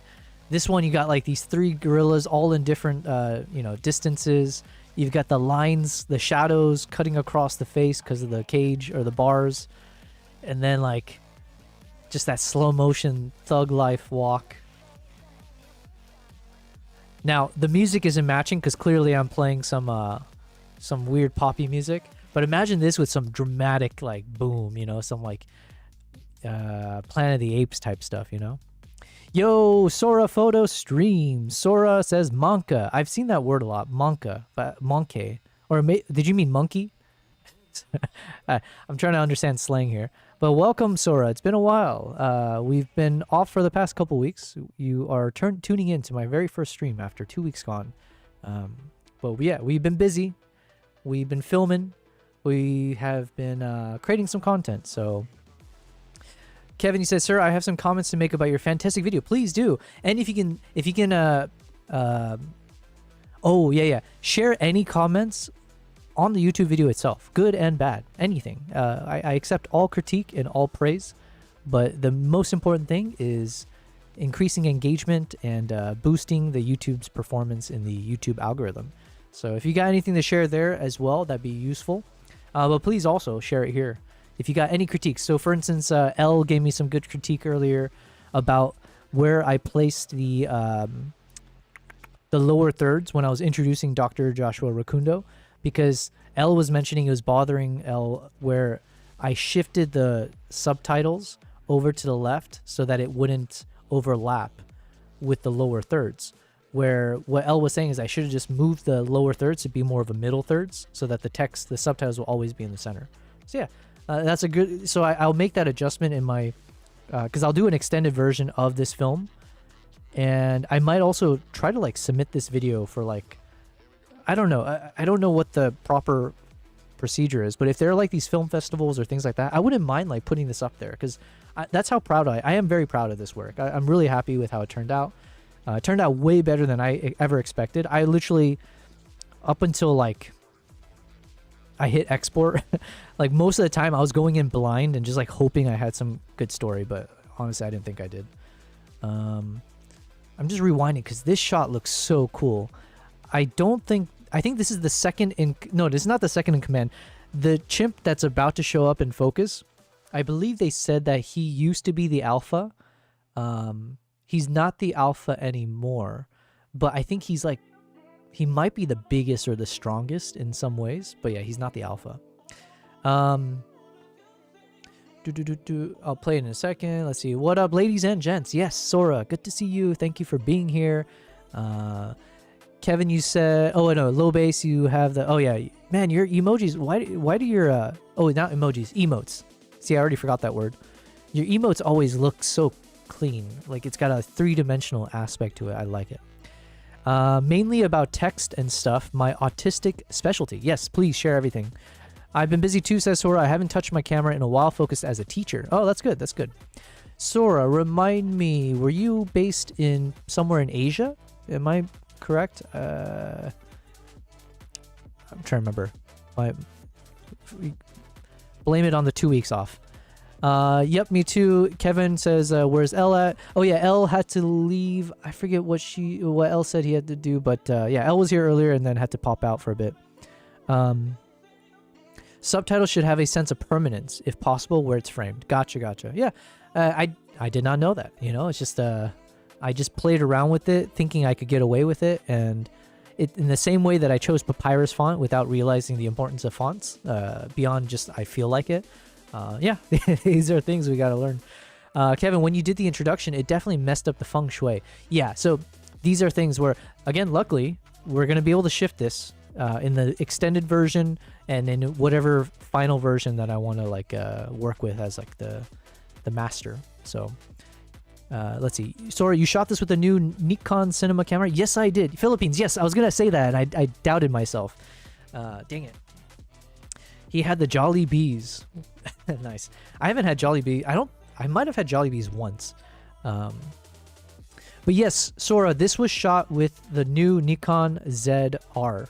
So it is part of their new cinema line of cameras, and it is baking in the technology from their from Red. So it's applying some of that Red technology mixed in with their own to create this new camera, and it's supposed to rival or exceed the Sony FX3 is, I think, my understanding of it. Now, I said it before and I'll say it again. I'm not coming at this from the lens of like knowledge. I am very much, and I am very lucky in so many ways, but I'm also very grateful that that Nikon had reached out to me to be one of these creators that test this out. Because the other creators you'll see that were given the same opportunity as me, a lot of them are established cinematographers. A lot of them are established videographers. They know the technical side of things. They've been doing this for years, and it's their profession. Whereas they put a lot of trust in me to create something nice when I'm the complete opposite, right? Like I didn't come from a film background or even like photography background, to be honest. And I was going into this from photography, getting into like short form reels, and then trying to do a YouTube video now, right? Like YouTube channel. So they did put a lot of trust in me to like create something, but I think the angle that they were going for was also to show that this camera is meant for people like me. So it's not to be like, hey, we made this highly technical camera for highly technical people and it's going to be intimidating for anyone to jump into it. I think they want to show that this is speculation, by the way. I think they want to show that with this camera that they're going to launch soon, it will open new doors for and opportunities for aspiring filmmakers, solo travel filmmakers like myself, people who want to dabble but get too intimidated when they think about like having one of these cinema cameras that need to attach an external monitor with an extra battery, with the gimbal, with the shotgun mic, with the headphones and everything. Like, it gets so intimidating to think about like all the accessories necessary to make a proper film. Now they're saying, hey, look, with this single camera, you literally don't even need an external monitor, just because the monitor built into the camera is insane. I think it's one of the largest, if not the largest. It's like one of the largest, like 4-inch monitor screen. And then, yeah, so all the things that we'll get into later. Yeah, so they put a lot of trust in me, and I hope that I was able to deliver in the product, but then also I genuinely feel like this is the type of product I was always hoping for as someone who's in this space. So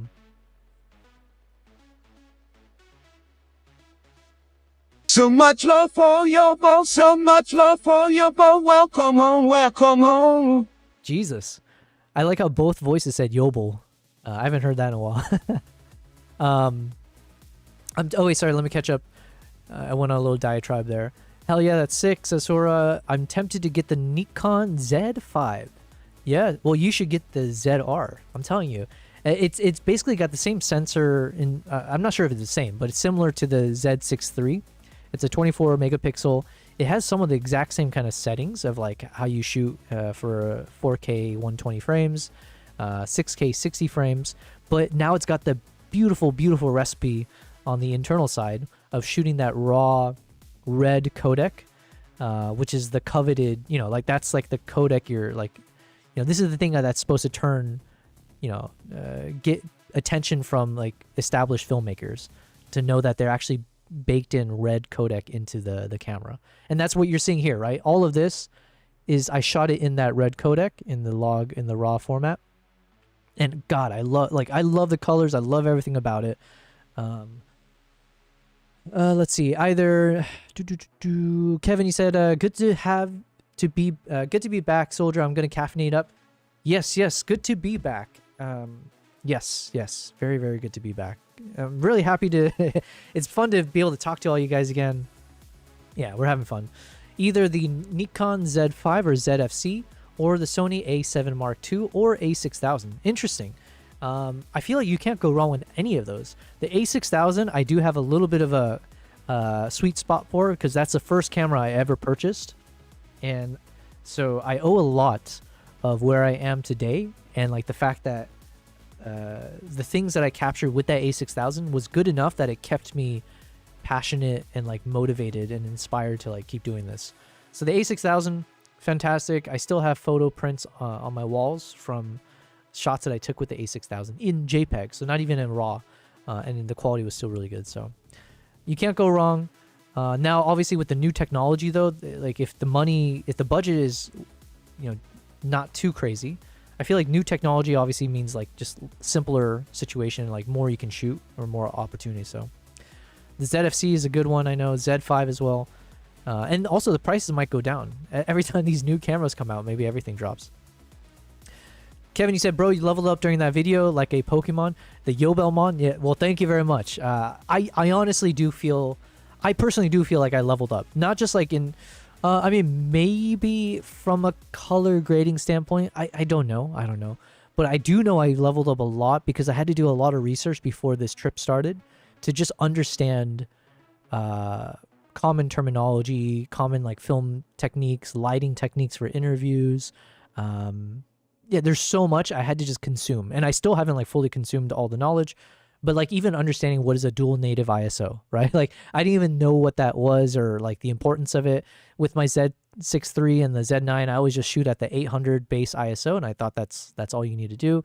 And now I'm learning that, you know, you like this camera as well, you have these two native ISOs, and that's essentially like the two ISOs you want to shoot at, because you'll get like the best quality, and then anytime you use any of the other ISO levels, you're essentially just digitally adjusting, but it's not keeping with the highest resolution. So there's a lot I was learning about, like, oh, this is how you're supposed to film. But then even with this camera, I think it's got its own secret sauce. So like there's so much to learn.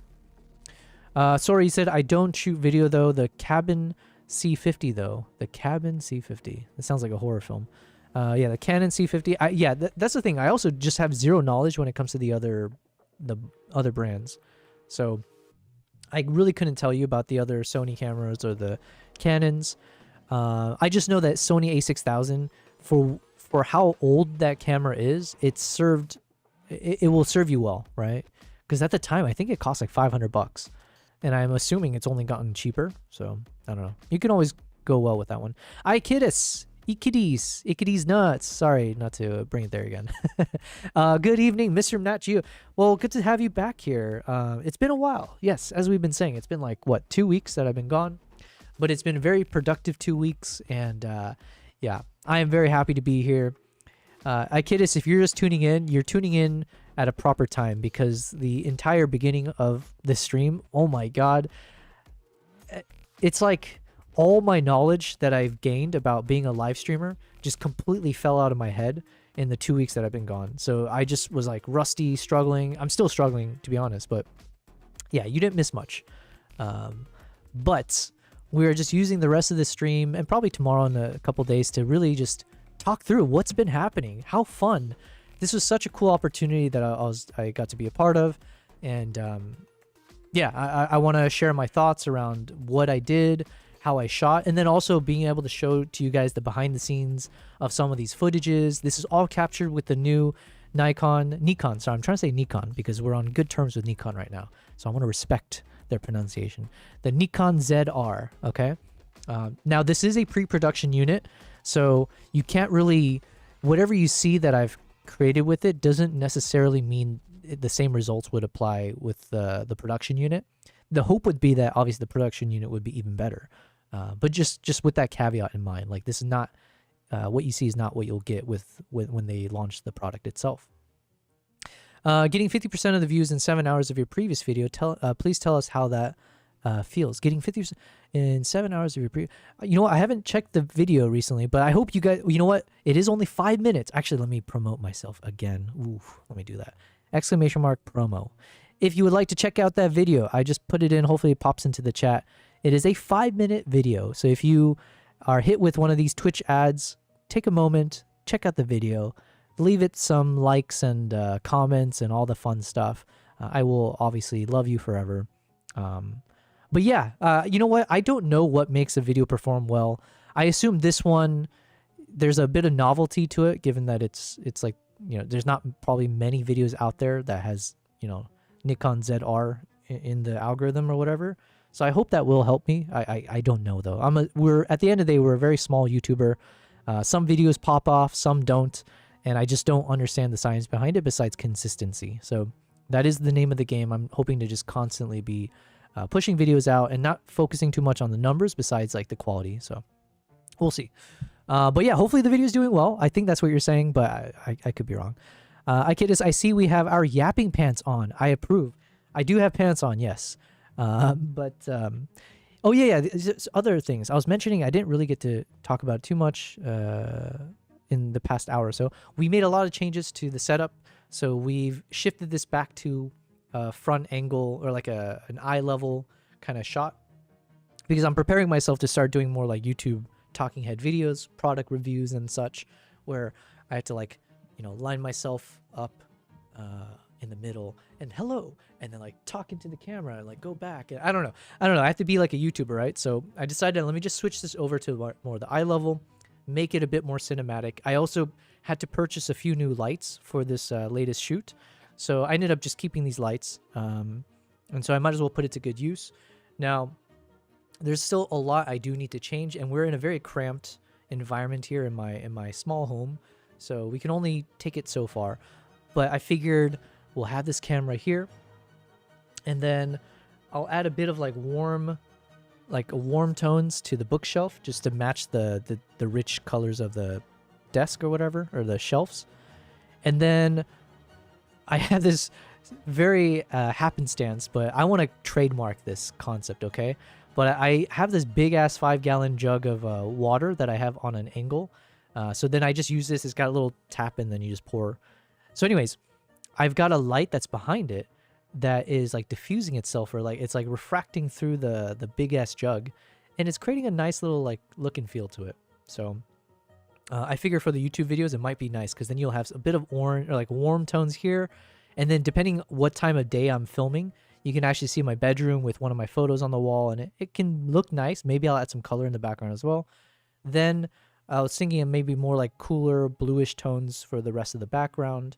And then, yeah, mix in the warm and cool. So, yeah, that's what we're playing with right now. But then, unfortunately, with this lower angle, my cat is not as visible. So while he is still there, chilling away, since I don't have that top-down view now, you just can't see the cat bed as nicely. We do have one of the other beds over here, but nobody uses this. What the hell? You know, they used it like the first few days, and then it's just there collecting dust. Sora, you said the bot isn't doing his job. Oh, did it not post again? What the hell? Yeah, there's been some issues. Let me type it in again. Promo. You're telling me I'm not plugging myself properly? Ikidis, he is for sure a yapper. One of us. Yeah, listen. And that's how I knew I would be a streamer. Shiny forehead. Yeah, you know what? God, yeah, you know what? My forehead is so shiny. I got sunburns on just in 3 days of being out in Uganda. And the sun, I forgot to wear any sunscreen. I was just whatever. I forgot what it's like to be out in the sun. And so the sun bounced off my forehead and it acted like a little magnifying glass, and then it burnt other parts of my face. So yeah, I have a shiny, unfortunately I have a uniquely shaped forehead that works as a reflector, and not in a good way. But you live with what you've got, you know? Day 47 type sheet, okay? Yes, yes. It doesn't get better than this, all right? All we are missing with him is the alcoholic side. Are you guys talking about me? What's going on here? I don't drink. Or I do drink, but I just don't get addicted to like physical substances. It's one of my other character traits. Yo, where's the TTS voice? Thank you very much, Kevin, for resubs. Is there a word for that? I'll call it resubbing. Thank you very much for that Prime sub. Yo, it's so cool. It's nice. Thank you for the welcome. I've been gone for 2 weeks. I was like, yo, if I'm gone for 2 weeks and I've only been streaming for like a month plus, is everyone just going to disappear? It'd be very sad, but I was like, oh, I wonder if people will actually tune back in. So I'm very glad you guys are here. Thank you for showing some love, even though I haven't earned it. I've been gone. But yes, we're back in it. Thank you very much, Kevin. Akidis, you got some cool emotes there. Mermaid hype, okay type sheet, yes. Ambience light for the water jug. Yes, the ambient. It is such a cool concept. I don't think anyone else has this. And we got to make it a thing. You know what? Like, yeah. I want to fill up that gallon again. I never want to drink from this thing. So I can always have it full and then just point the light through this and just create a nice little, it's like better than a lamp. You know what I mean? So yeah, it's a blob. Cat blob type shit. Okay. Yes. And yeah, I think the point system is also broken, by the way. Everything's just, I think maybe I have to like resync or connect something with Streamlabs. So yeah, we'll take care of this off stream. Everything deserves a good RGB glow. Yes, I agree. You know what? I was thinking I might even put one of my pro cameras for my cat. So eventually we might swap out this Logitech 4K webcam and put in one of my actual, like, you know, imagine the cinema camera, right? Pointing at this dude. So yeah, we'll see. And Ikidis and I like alcohol. Hey, listen, more power to you guys. All right. I like do I like alcohol as well? I mean, like, listen, I enjoy going out with friends, getting like a Negroni.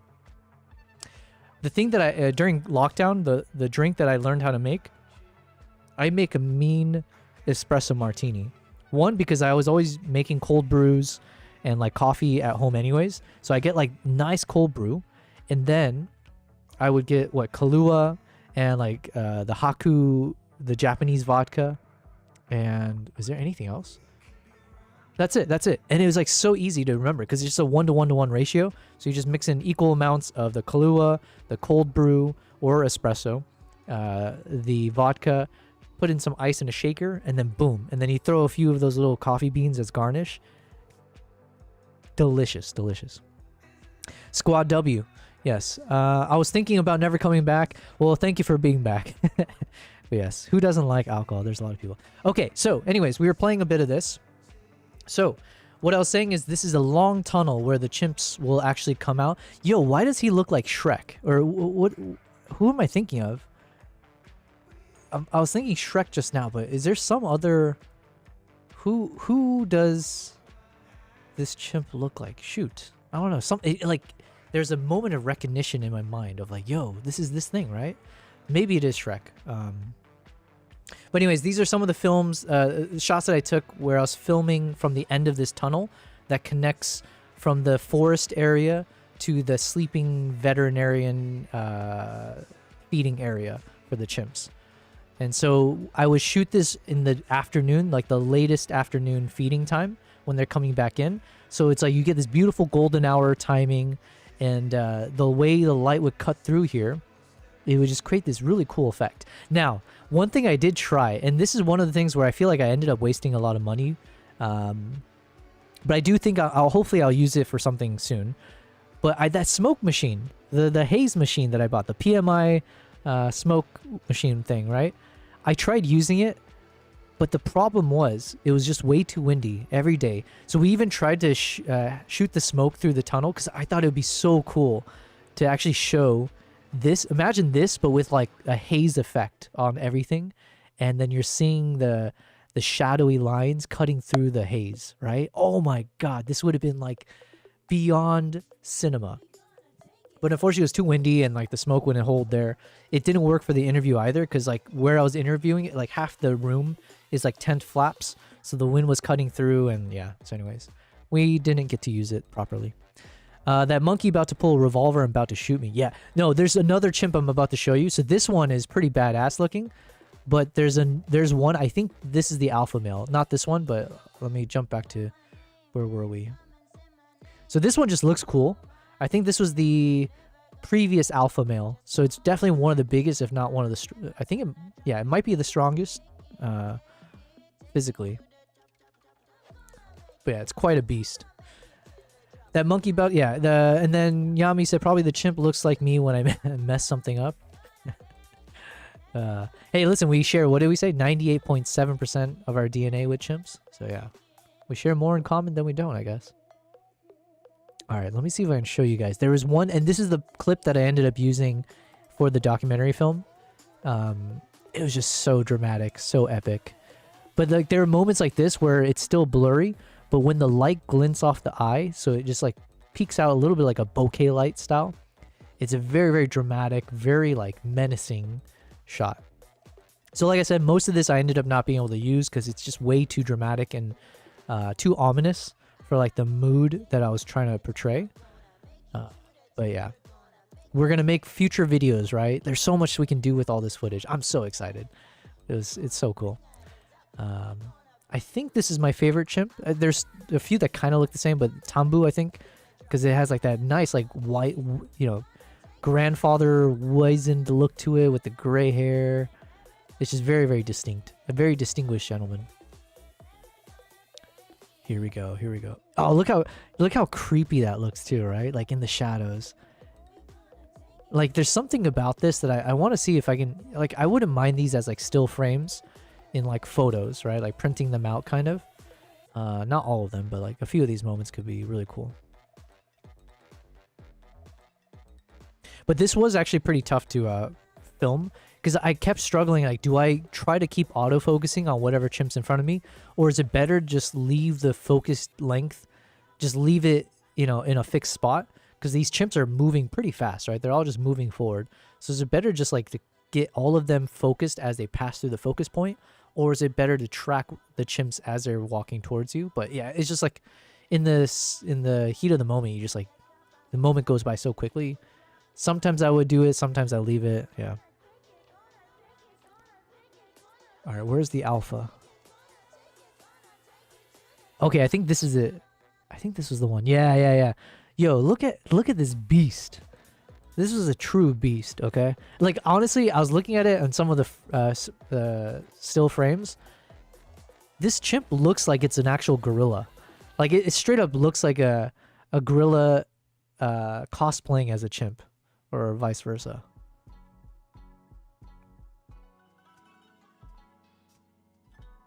Yeah, so I think this is the alpha male. So, yeah. Oof. And so for these shots, I did intentionally keep it fairly dark. Like, I don't mind the glorilla. Nice. Yo, we did add some glow to these chimps. So there's a bit of like the halation and the bloom effect that I put on from the dehancer. But yeah, glorilla, I like it.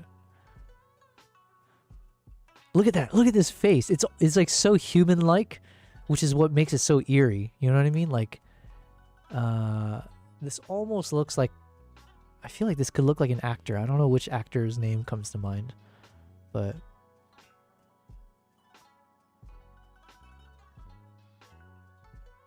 yeah.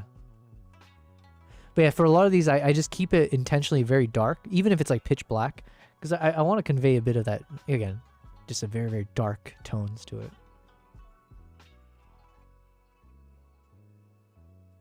Now, one thing I kept struggling with, though, is I tend to shoot Well, I guess I didn't use the upper base ISO as often as I should have, because I was learning as I go. So I was mostly shooting at 800 ISO, sometimes as low as 200 ISO. But I should have shot at, because I think the second base ISO is 6400. I should have just shot at 6400, and then with my ND filter, I can increase the strength of the ND to drop the light. Because people always say, like, so I'm assuming it's true. Actually, even in my brief testing I've seen, usually you want to film with like higher exposure, and then it's easier to like drop the exposure levels to neutral, as opposed to having a dark shot and then trying to rescue or like recover details in the shadows. So I think that's true for photography as well. I just never like cared to think about it too much. But yeah. Looks like RFK.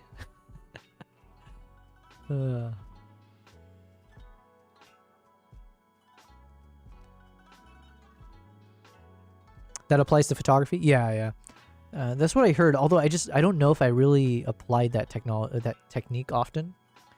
Especially because like in these days, like you have I just shoot an auto ISO, and with the mirrorless cameras, you see exactly what you get. So I never really like paid too close attention to that. This is the problem with like better technology. The fundamentals just drop. Like, so it is what it is. Because artifacting in shadow, sir. Thank you very much. Yes. Cyrenius asked, is this 120 or 60p? Ooh, I think this one is 120 because this feels a little bit too slow compared to other ones. So I was filming almost everything at 6K 60 frames, and then this camera has 120 frames per second, but it's at 4K. So 4K at a DX crop factor, but you shoot at 120 frames. So I would mix between shooting 120 and the 6K. I believe this one is 120 frames at 4K. Yeah. So this is the 120 frames one.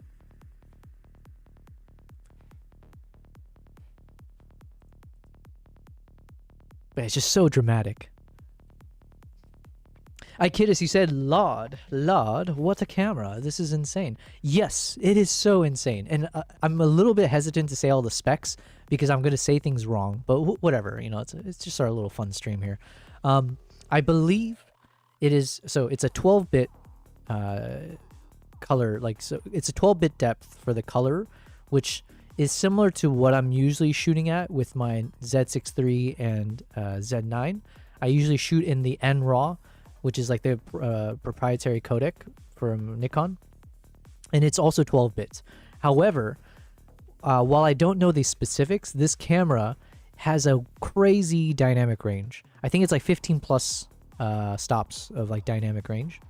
Don't quote me on that part, but it is like incredible range, and it's noticeably so. Like even like once I started playing with these files, I noticed immediately that some of the shots I normally would have shot in like broad daylight or in dark areas, I wouldn't have been able to rescue some of the dark, like the shadowy areas or the overexposed skies.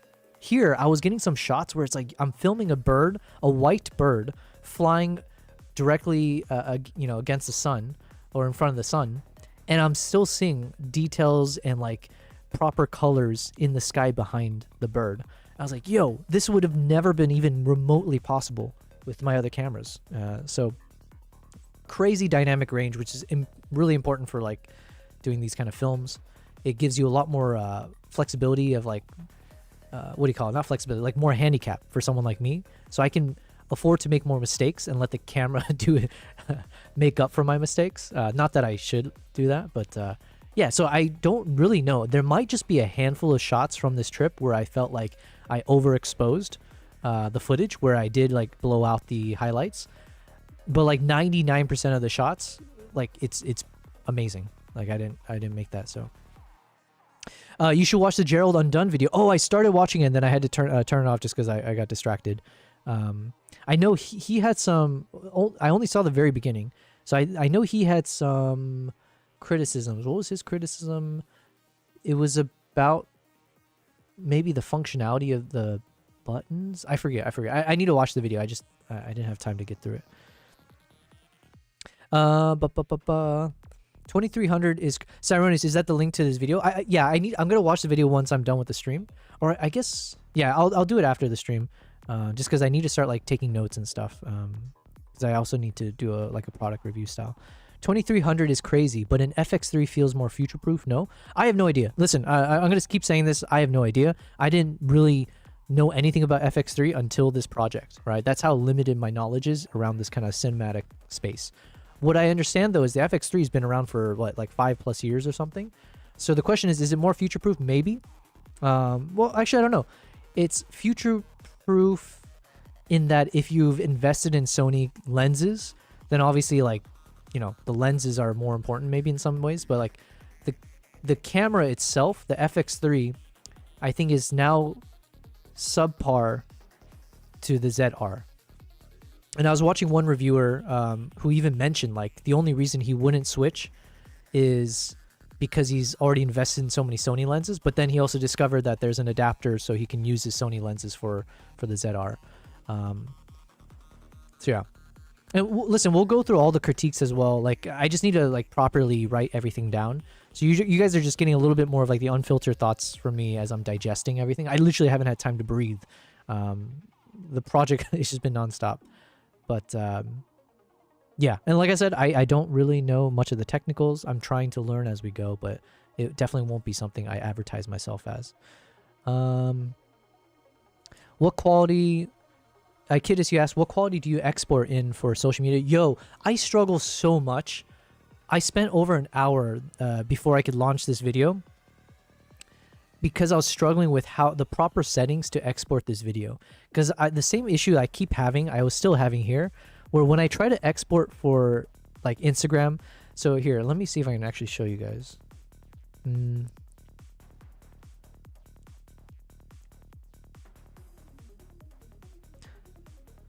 In the meantime, let me read some of the other comments and I'll show you what I mean about exporting for social media, Kidis. Kevin, you said just compatibility with the FX6 is shoot, I can't read your message. Something about compatibility with an FX6, which I'm assuming is the more powerful one. Battery door, memory card support, placement, same bugs that exist in the 6.3 and Z5. Yeah, I'm not sure. What I'll say is that Nikon is far more innovative with their firmware updates.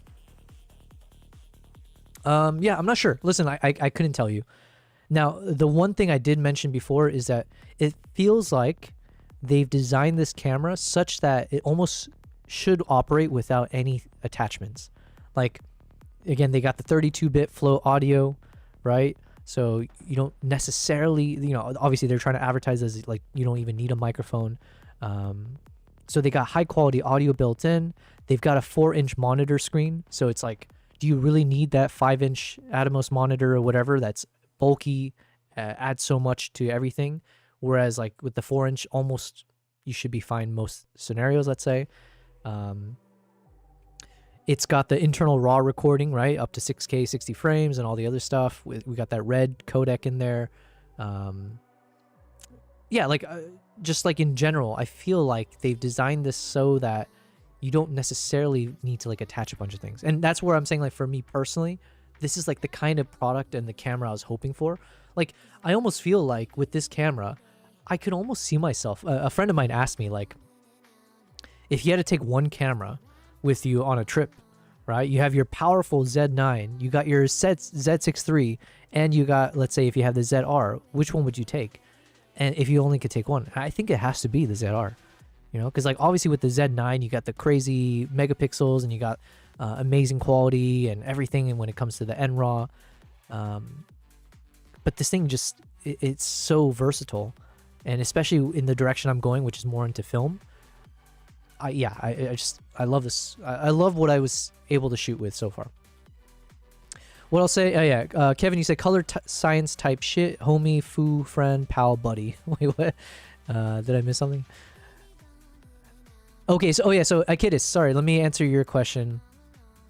So when I'm exporting for social media, usually on DaVinci, I'll do like MP4, H.265 or H.264, and then I'll reduce the timeline to like a 1920 by 1080 or vice versa. Oftentimes it's in 24 frames per second, but that's whatever, depends. And then for the quality, I think I'll restrict it to like 15,000 kilobits per second, kilobytes per second. Or sometimes I'll leave it at automatic. But yeah, that's about it. Like it's just like an MP4 or an MOV at like 1080p. But the problem is like sometimes the colors just look so drastically different when I hit the export button. And so I struggled quite a bit where I had to lift the shadows on all my footages before I export. Because I mentioned this and like I still haven't gotten a good response yet from people. Like I don't have a solution where if I export this like this, it ends up becoming a few shades darker in the final output. And so I have to unfortunately like lift the shadows to a level where it might not be as appealing or visually aesthetically appealing in my timeline, but knowing that when I export it, it will drop the colors or like the exposure in the exported file. I wish I need to know how to fix that because it is quite annoying because I'd rather just be able to work in one color space or like just work properly, and then when I hit export knowing it's always properly done. Compressed color space, I think we talked about it a bit. Yeah. So Siren is, maybe you can remind me again, but like basically the way I shoot in my project manager or color management, so I have it set to DaVinci Y RGB, and then I have DaVinci Y Gamma Intermediate for the timeline color space, and then I export it to Rec 709 Gamma 2.4. And I'm wondering, like, is this somehow to do with these gammas, maybe? Or, like, does it have to be Rec 709 scene? I don't know. But, like, this is usually what I have, and it's based on just a lot of YouTube videos I watch early on, but, like, you know, who knows? And then when I export it, or, like, even in the color grading, let's just drop back to one of these, let's just take one of these shots. So then here, when I do the color space transform out, I'll just switch it because I'm working in DaVinci Wide Gamma Intermediate, and then when I output it to Rec 709 Gamma 2.4. So technically everything is matching up, right? I'm synchronizing it to be the Rec 709 Gamma 2.4. So then it should mean there is no weird adjustments, in my opinion. Listen, with my limited knowledge, I was like, okay, it was pushing it out at Rec 709 Gamma 2.4, and then when I hit export, I should just leave it as is. So I don't even think I hit any buttons that should be changing the color space or anything. The only thing I'm doing is changing the resolution and the format. Let's say between like a QuickTime or MP4, H.264, H.265. And like the quality here, right? So like if I restrict it to the 80,000 kilobytes per second, stuff like that. But yeah, this, like, what do I know? All I know is, as a layperson, every time I hit export, it will end up becoming shades darker. And so I end up learning just to work around it, but that's not the right solution, I know. But, oh, by the way, look at this. This guy is insane. I wish I could express how crazy tall this particular chimpanzee is. This chimp is called Sunday, and he is abnormally tall. He is like insanely slender, man. Yeah, you can kind of see it here where it's like, shit, I need to switch over to vertical mode to really capture this guy. I wish I did. I just didn't have time. I didn't expect him when he showed up to be like alone like this. If I could have shot this in vertical and just let it play out in focus, oh my god. So Sunday, they're not sure like if genetically he just had a growth spurt or like whatever. He's one of the chimps. There might be others, but he's a chimp that was castrated before he was rescued, right? So like whatever I forget the story for him, but obviously all of them have some kind of trauma. So in his circumstances, they had whoever owned him before or like captured him had castrated him, and they were wondering that maybe that process of castrating him like might have done something to like. Listen, what do I know, right? But like it might have influenced his crazy physical abnormality, which is like, dude, this guy is like almost as tall as the freaking cage, and no other chimp can even like rival this dude. It is insane. He's just bizarre, so crazy. But yeah, long hind legs for sure. Not just hind legs, man. His front legs. What do you call these? Dude, I can't tell what's longer than the other, right? They're equal. They feel equal, man. It feels like a. We were talking about sleep paralysis earlier. This feels like a monster that a child draws, that stares at you from the closet. He's got that Kevin Durant physique, 7'8" wingspan type shit. Yeah, dude. I have some more footage of him, but it's just like he's such an insane looking chimp. He very, very calm. So again, castrated one, so not necessarily very aggressive compared to some of the other ones. But look at this dude. Oh my god. Hey, welcome back, Low Base. I'm back with coffee and Pop-Tarts. Hells yes. That reminds me, I gotta take a sip of drink.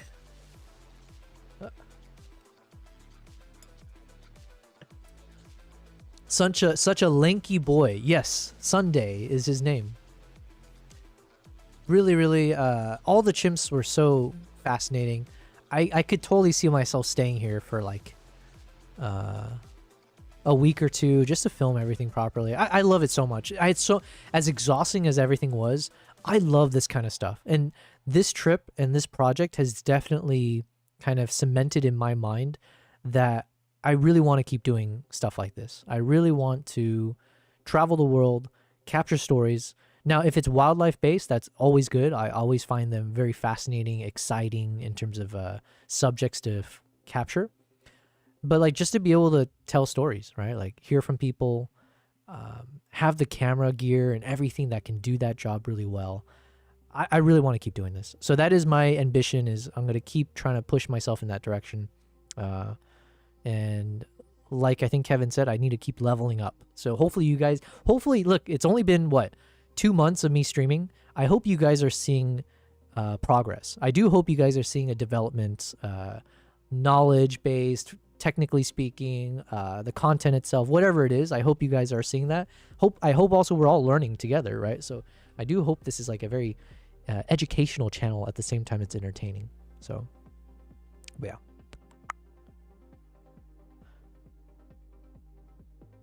Baby chimps. And yeah, here one thing I learned was that I needed to, because sometimes I was using the 7200 and I would zoom out as the chimps were getting closer, so obviously I keep it in frame. However, when I zoom out, the unfortunate part is that it makes the cage, like the fence, or what do you call it, the steel bars, it just makes it much more noticeable, because you lose a bit of that compression, let's say, or like it just becomes a bit more sharply in focus. So in hindsight, maybe I should have just used like a prime lens, maybe at like an 85 or a 50 millimeter. Yeah, probably like an 85. Because then when I'm like zoomed into 200 even, like if I use the 135 plena maybe, then everything just gets blurred out nicely. And so yes, you can see, even here you can see, right? It's like, this is the steel bars, but it gets a nice leading lines effect. It's a bit blurry, so it doesn't feel as rigid. Like it's not these sharp, cage feel to it, like a prison. So the connotation shifts dramatically. So yeah, in these circumstances, I realize now it's like better to shoot with like a tele lens. Slides Pop-Tart. Yeah, are we sharing? Slides Pop-Tart over to Ikidus? Yeah. Listen, I haven't had a Pop-Tart in God knows how long. I do miss them, but oh my God. Whoops. Sorry, I got way too excited over this. Actually, you know what? It's worth being excited. It's worth like full screening for a second. I don't know if this was a dream, and I need to Google this real quick. This could be a dream. It's like one of those like it's too good to be true kind of things. 1 second. I hope this is true. Let's ask ChatGPT. Hey, Amber, I have a quick question for you. Are you there?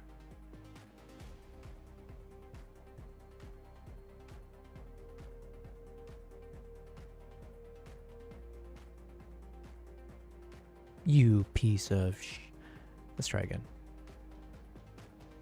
Testing. Amber, are you there? I'm right here, still with you. Just let me know if there's anything else you need. I do need something. Do you know if you could search online? I know I could search online as well in the time it's taking me to ask you this question, but that's neither here nor there. Could you tell me, did a Chipotle open up in UAE? Like maybe in Abu Dhabi or Dubai? Or is this a fever dream that I've had recently?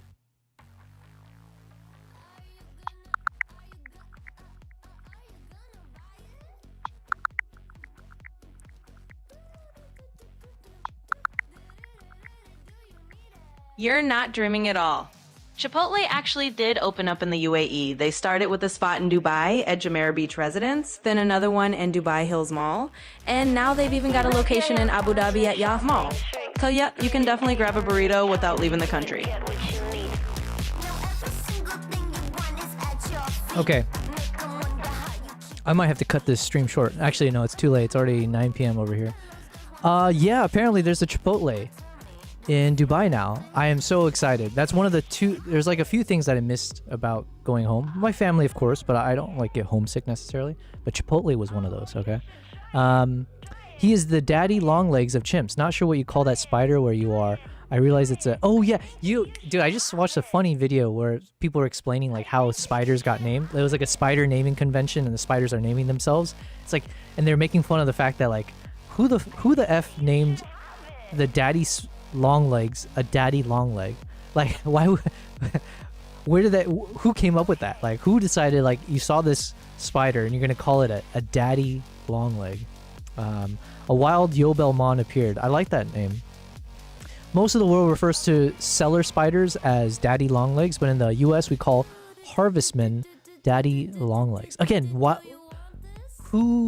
zesty fellow decided to name an animal daddy? You know what I mean? Like, there's something curious. I need to understand the backstory. What's the lore behind that one?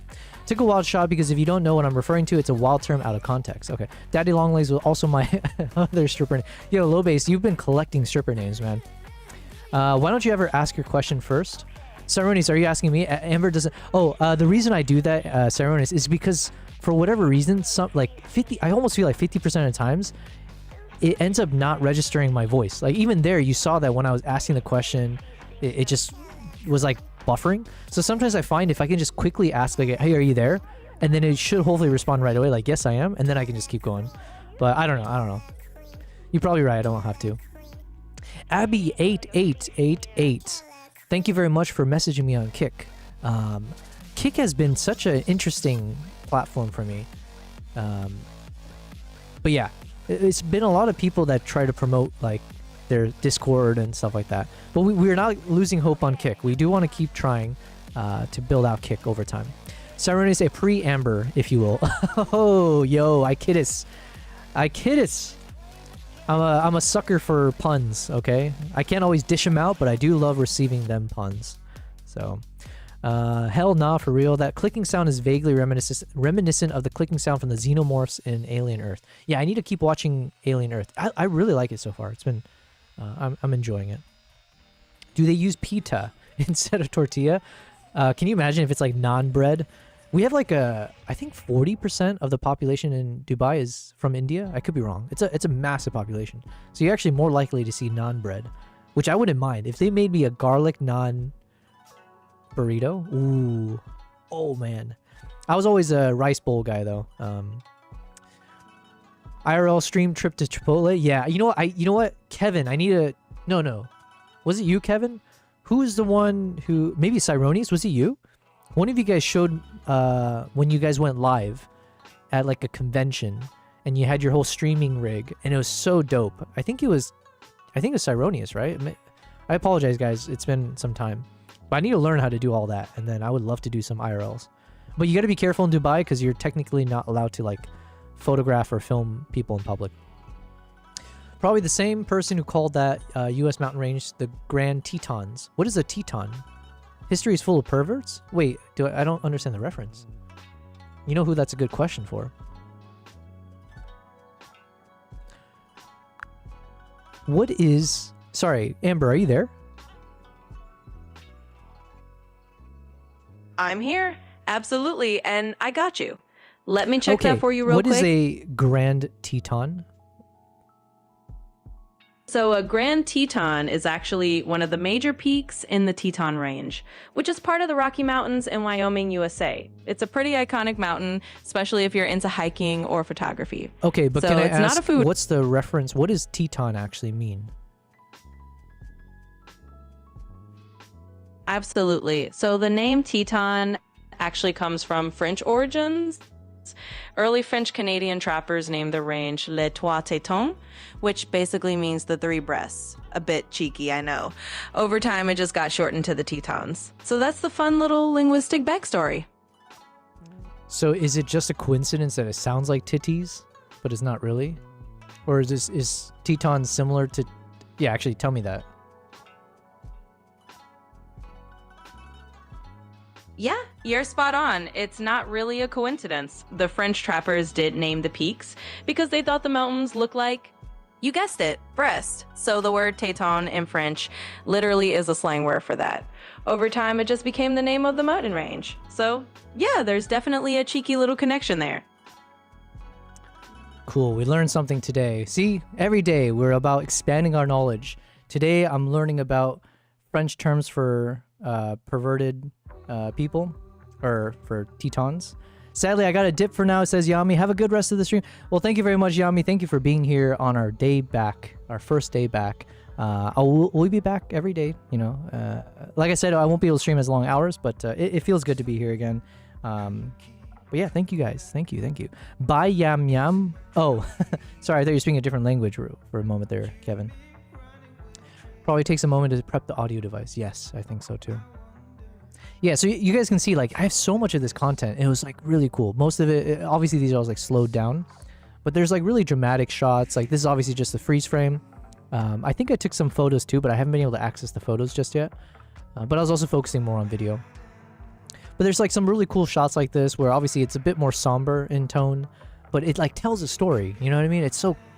You got, like, these beautiful leading lines. You've got the connotations of the cage.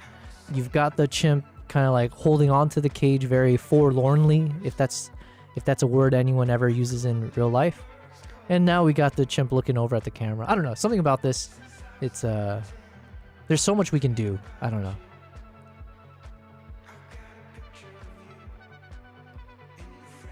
And you know what, like, I feel like the 7200, I get so fixated sometimes on these prime lenses, the ones that are like f1.2, f1.8 or all that, 1.4. But like, I feel like at 2.8, the bokeh and the compression on the 7200 lens is like so amazing. It's reminding me why the 7200 was like my favorite lens for the longest time, up until I got the 400 lens. But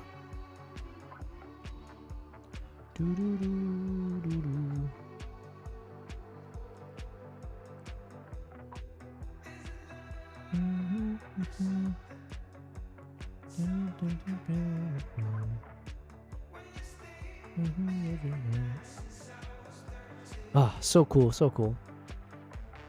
Low Base, he said, my new phone comes with a year of Google AI Pro. So I've just been messing with some of the stuff you get. Their coding agent is kind of interesting. Google AI. Yo, there's too many of these things. Google AI Pro.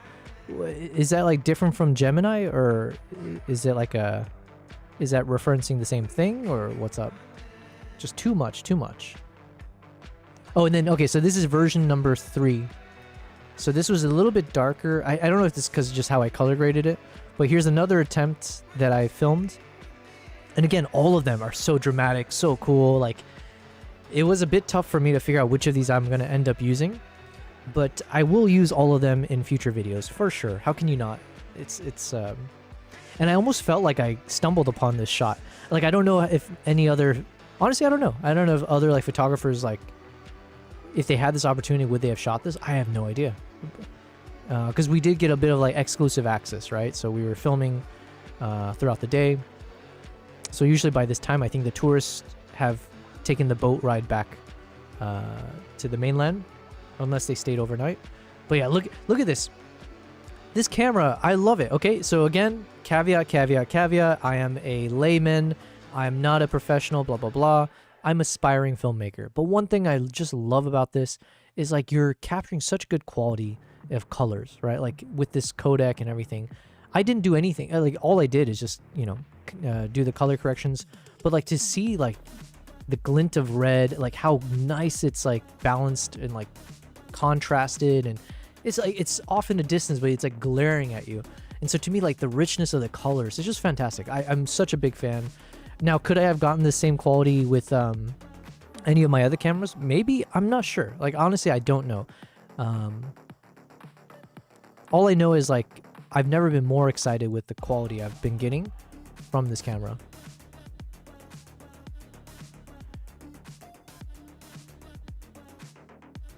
And now I did artificially darken things, but again, like all of this that looks pitch black, it's really not. Like it was just my editing choice. So you have like so much details to like play with. It's impressive. I'm really happy. Yo, Jack. Yo, Jack. Hey, but how did this project come together? Awesome work, man. Did Nikon pitch it to you, or was this your origin based on your experience in Uganda? Well, firstly, Jack, welcome. Thanks for being here, man. So Jack was one of my first, I'll say clients, but honestly, it's too professional or formal of a word. But Jack was someone who joined me on my previous trip to Uganda. So huge thanks to Jack for trusting me enough to to join one of these trips. But yeah, so Jack had joined with a couple other photographers, and we did a trip throughout Uganda, mostly focusing on Queen Elizabeth National Park for like the lions and leopards, doing like jeep safaris and boat safaris, but then also spending time in Chibale National Park where we did some chimpanzee treks. And then I know, Jack, you went after the trip, you did your own gorilla treks, and you also spent time in like areas with like the snakes and those reptiles and stuff, which was like really dope, like the shots you took and everything. So I was actually just talking with Dennis, who we travel with. I think he's going to join me for my upcoming trip. So I have a trip coming up in April back to Uganda, and so this will be gorilla trek, the chimpanzee treks, the shoe bills, everything. But yeah, so he was asking like, oh, I was gonna ask you, because he was like, oh, I wouldn't mind extending the trip if we can like do extra stuff. Maybe it's this chimp island that I'm showing right now. Maybe it's the area that Jack went to with the reptiles. So I was actually meaning to reach out to you, Jack, for the details about that. But yes, anyways, welcome, Jack. It's good to see you here, man. Hopefully you've been doing well. Hopefully you've been traveling quite a bit. I know I saw some of your footage from before. So yeah, like good stuff, man. Good to hear from you as well. So let me answer your question. And let me just go through some of the easier things first, and then I'll get to you. Gemini is part of it. Google AI Studio is pretty sick. Jules and Notebook LM look interesting. Okay, they're all related in some regards, but I just don't know. Good to see you killing it. Awesome. Thank you, man. So Jack, two things. One, thanks for being here. We decided to start live streaming a couple months ago, and I literally went 46 days in a row streaming, usually around 7 to 8 hours every day, because I wasn't supposed to travel for the rest of the year. So during that time, I've been catching up on the past 2 years of travels, creating content for my YouTube channel, all that kind of stuff. So you might have seen some of the videos I made earlier from Mongolia. So we're just getting through all the trips. However, so now to answer your question about the impetus of this trip and everything. So basically, I have a working relationship with Nikon. Obviously, I shoot with Nikon stuff. I do workshops for them and so on. They had reached out to me, as well as, I don't know the circumstance with other creators, but at the very least, they had reached out to me about like this opportunity. And then I kind of pitched this concept, right? So the main thing for them was like, they just wanted to see if I was interested in, shooting with this camera. And so obviously, like, how exciting. I'm very grateful that they, even considered me. And I think this is my speculation. I think they reached out to me because I'm not a professional filmmaker. I'm like, my trajectory is maybe a target market for them, of like someone who started in photography and then slowly is trying to build up skill sets around videography and then trying to be more like a cinematographer, filmmaker. So I think they saw me in that kind of pathway of not a professional, formal filmmaker or someone in the industry, but someone wanting to get into the industry from a different angle, and then seeing if I can create some content from it. So that's my speculation. But either way, I was given the opportunity. I did pitch this whole concept. So I had made a connection with someone who used to be the executive director of this chimpanzee island, the Ngama Chimp Island Sanctuary. And she put me in touch with the current executive director. And then we were able to figure out the logistics. And then I pitched this to Nikon as like a documentary that I can make. So I was like, look, I just need a few days. If I can fly out, and then we'll try to capture this. We'll try to capture this properly. So, I purchased some lights. I had most of the other gear, but I purchased a few things. And then, obviously they gave me the camera to test with. And yeah, then I literally just filmed for like 3 days in a row. without really knowing what I was doing. I just like, I knew I wanted to film everything. I had like a concept of an idea of a plan of like what the storyline could be. And then I just did some proper interviews. And when I got home, it was just nonstop, just reviewing all the footages, and like trying to figure out a storyline. And thankfully it did work out, but my God, it was such a, it's been nonstop the past few days. But thank you very much, Jack. I'm glad you like it. I'm so happy with how the final touch looked. But yeah, you can put me in touch with the snake people. Hells yes. What a line. I'll put you in touch with the snake people. This is why I want to always be in this wildlife industry, just so you can have people say stuff like that. Yeah, I can put you in touch with the snake people. Kevin, he said, Google gives you the entire infrastructure to build. I've seen obvious rappers at one point during doing videos out of a still image of an interior. Yikes. You're saying the power of AI, yeah?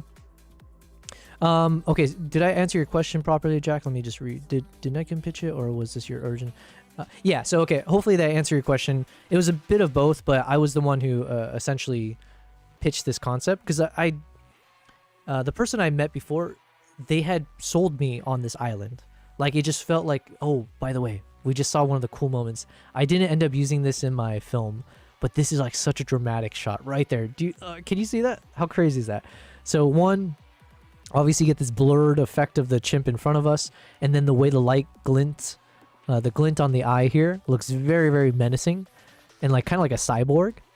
But then when you see the second chimp start to, pop its head up from the foreground, look at that. Oh my God. I want to rewind that. This is so menacing. It's so crazy. And the way the head just like pops up from the foreground, so it's like really creepy. Like if you weren't expecting it, it's like one of those jump scares with those little eyes peeking out. Oh my God, it was so cool. But yeah, Jack, hope all's well, man. I don't know how's life. Hopefully you've been getting a few travels here and there. Yeah, I've taken a pause to doing any photo tours this year, but like I said, I just recently updated my website. I'm putting a few trips together, including Jack. I don't know your timelines and everything, but I recently went to Japan earlier this year, like a winter wildlife type of a trip. So it's mainly focusing on like the foxes, the red-crowned cranes, the stellar seagulls, the shika deer. But then the highlight for me is the Izo momonga, which are the flying dwarf squirrels.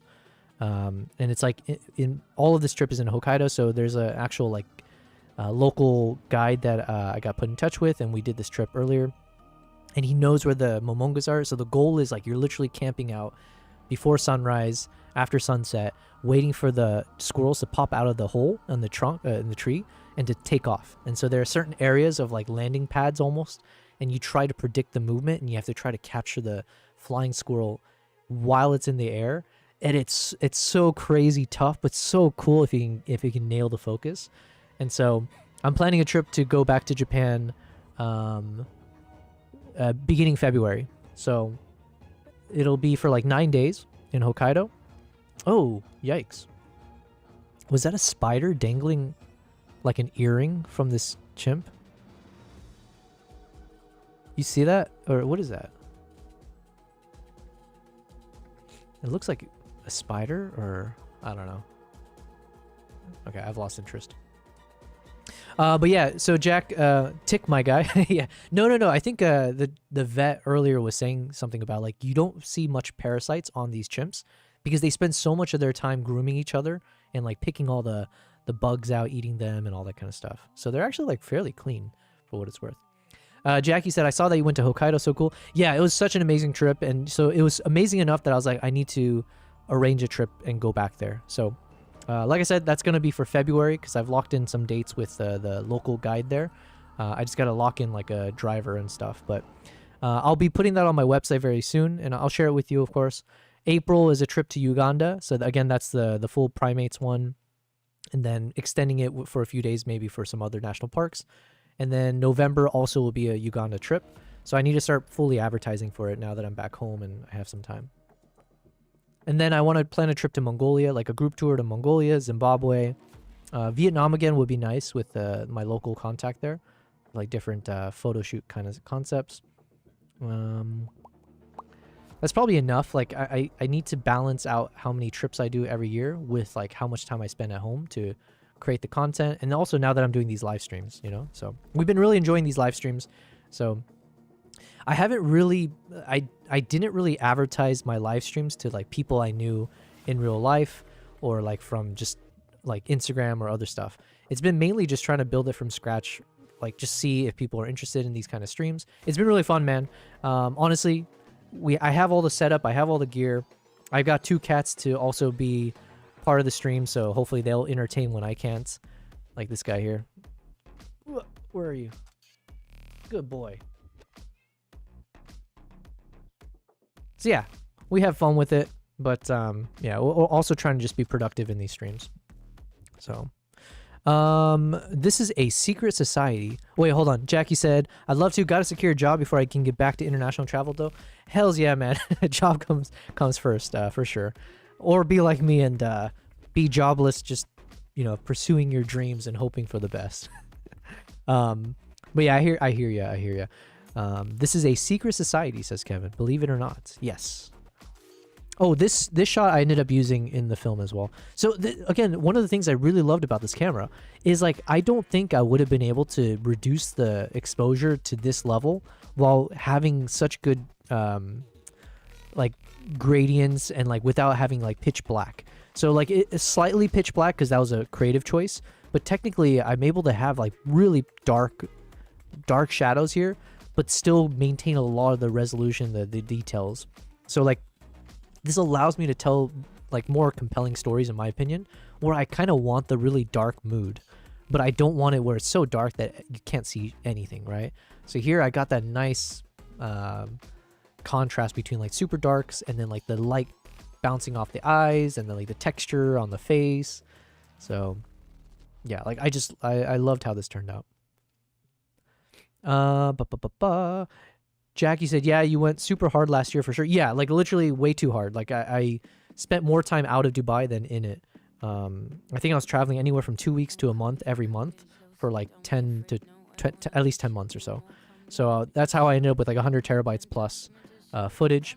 And so yeah, we've been using these live streams as a way to get through the content. So hopefully it's entertaining for people as they see my travels, and then you're watching me behind the scenes. How do I create my videos? And then I'm learning from people who pop into the chat.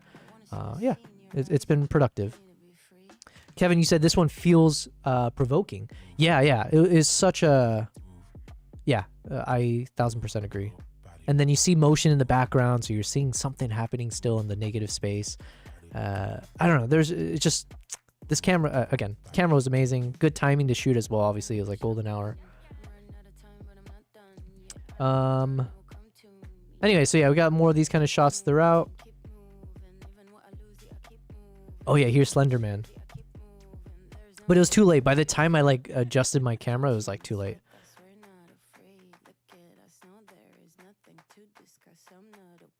God, crazy creature. Okay, so these are just some of those shots that I mentioned. So then the way usually I'll break it up into each of the days. These are all the slowed down shots. Let's see. I wanted to show like a quick example of like when I was shooting the bird directly into the sky. Can I find it?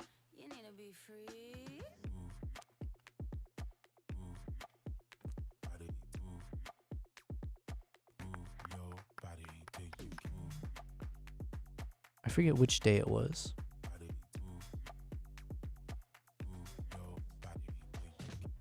Yeah, so we have some of the other interviews. So yeah, even here, just like everything about it. Like I didn't do any, I didn't do anything besides just do the color corrections. But I just felt like even shooting this in the daylight, it just feels high quality. Like honestly, I don't have a good way to describe it. I don't have the technical know-how. I just feel like every time I was shooting with it, it just felt like I'm getting cinematic quality. So.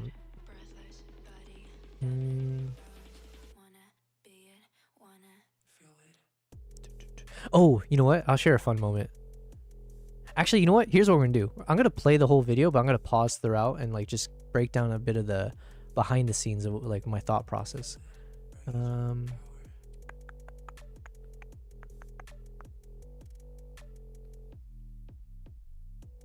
final.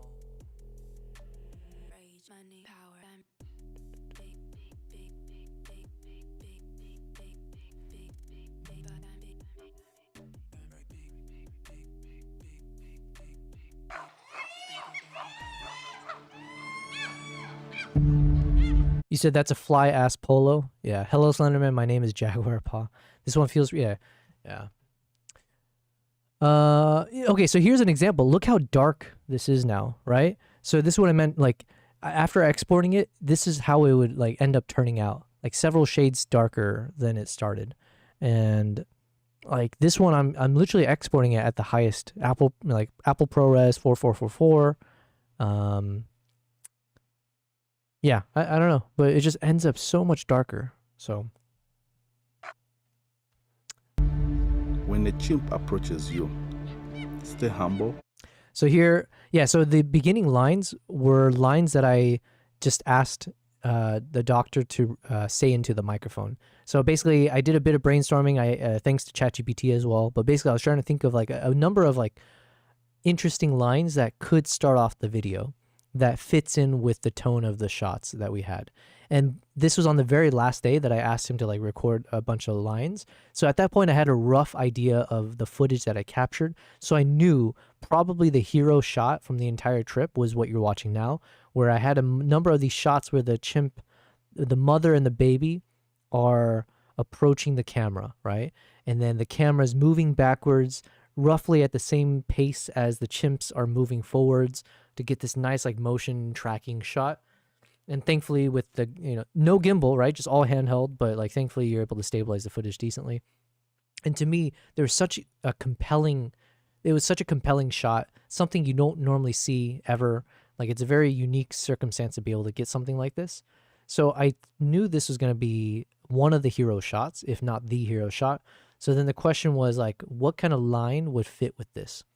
Espionage, welcome back. Hope all is well. Thank you very much. It's good to see you, Espionage. Yes, we are back after 2 weeks off doing this project. So if you're just tuning in, yeah, I'm just breaking down this this latest video that I worked on, this whole project. Yeah, unfortunately, I say unfortunately, but I was very radio silent just because like there were some NDAs and just other things in mind. It was very secretive. But yeah, it was really cool. I was really grateful to be a part of that process and have only positive things to say. Just everything from the camera itself as well as the organization and everything. So, anyways, yeah. So then I figured there's a shot where the chimp is moving forward. So I thought if I can start with a line where it's like when a chimp approaches you, right, something to that effect. And then I think I mixed a bunch of different words from him, but things like stay humble. Blah, blah, blah, blah. So these are like the thought process. I had this in mind already when I had the doctor say a few of these lines just to match the tone of the beginning. Because I figured the beginning line is the most important, right? It's going to be what sets the tone. It's what's the hook and all that. So Approaches you. Stay humble. Stay calm. You are the guest. Step back without leaving. Presence is not pressure. Here, when a chimp approaches you, it means the island kept its promise. If we cannot share this shoreline, So, he can crush your skull with his bare hands, possibly rip your face off. Yeah. Well, this is a she, so not that it matters, but yeah, these guys can like destroy you, 100%. Right? It's there's been like some crazy documentaries, right, of like some pet chimps that like bit off the face of the owner on live TV or something like that. Or am I mixing up a fake story with a real one? Oh, I'm thinking of the movie, the Jordan Peele movie. Maybe that's what it is.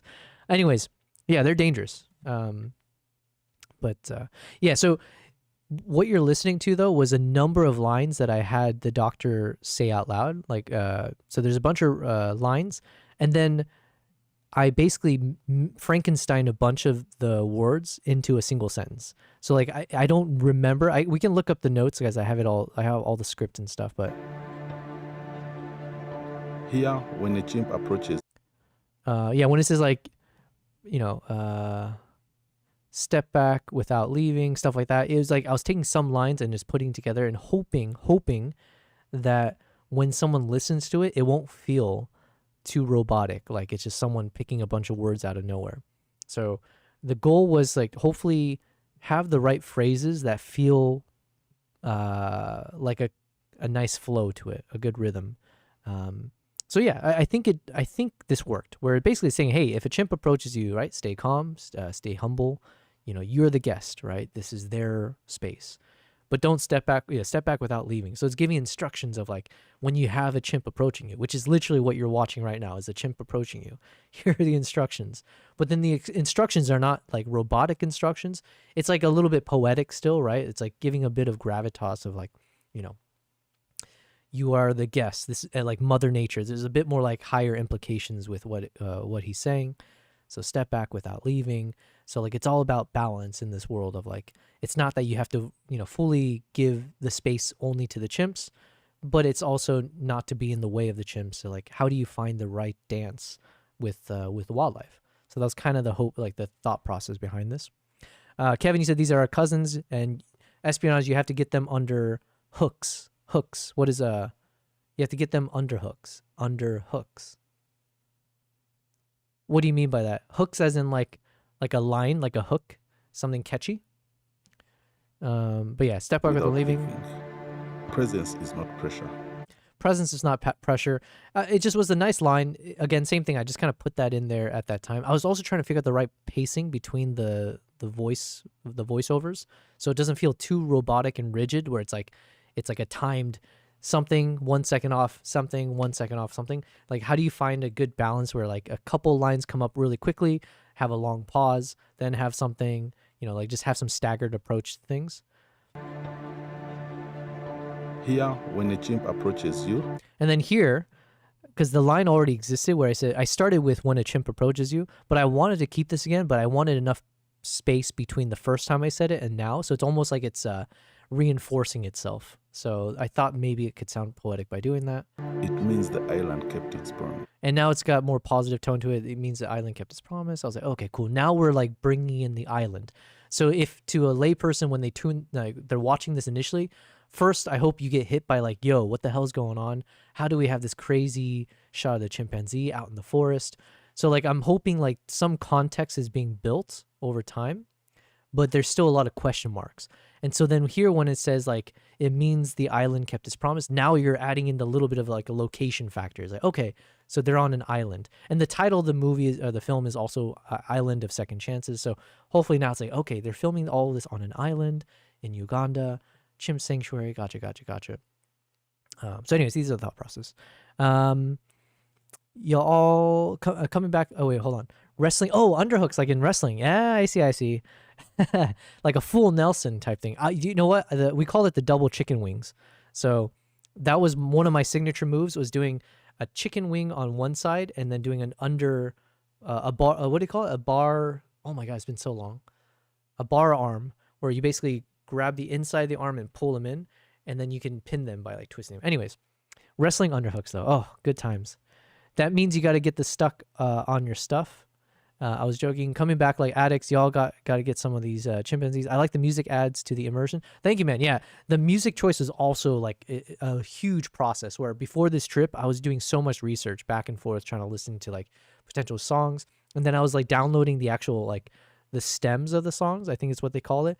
Like just breaking down each song by the instruments, because sometimes some of the instruments add too much energy or it's not the right fit. So then I was just getting like the undertones, the pads, some of the strings, and then also downloading all of them in the same key. So everything was in D minor, right? I think D minor. So like to keep extending from one song to the next if needed and all that. So there's a lot of thought process. I'm happy to share all of that as we go. But yeah, it was really fun. Good learnings there. And the tight framing is very engaging. Yeah, so this was shot with the 35 millimeter it's a 35 millimeter f1.2, but I shot it at 35 millimeter f2. Now, this is more from like just anecdotal knowledge, but there's probably some technical, there's actual like, I'm sure someone can break down the science behind it.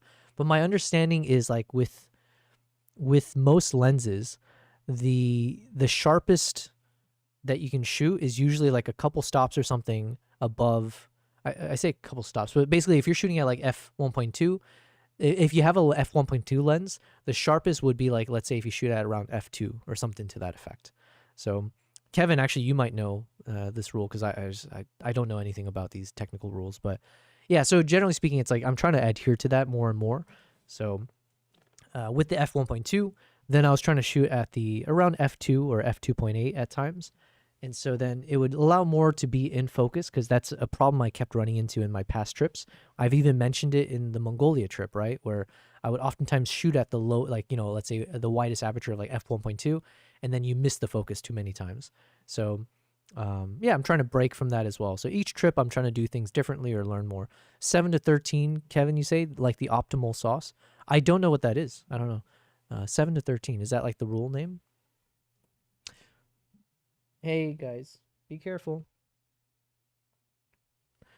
You guys have to learn to share your space like the chimpanzees do on this island. There you go. We've connected it to my cats. Okay, so here's another moment here where, like, you'll hear in the music, there's going to be a shift in tone in the music where it slightly gets a bit more jarring. Let me see. Kept its promise. So here, like, the music drops off, right? And then We cannot share this shoreline. yeah, that's why. So you hear that weird cymbals or something that kind of adds a bit of an eerie tone to it.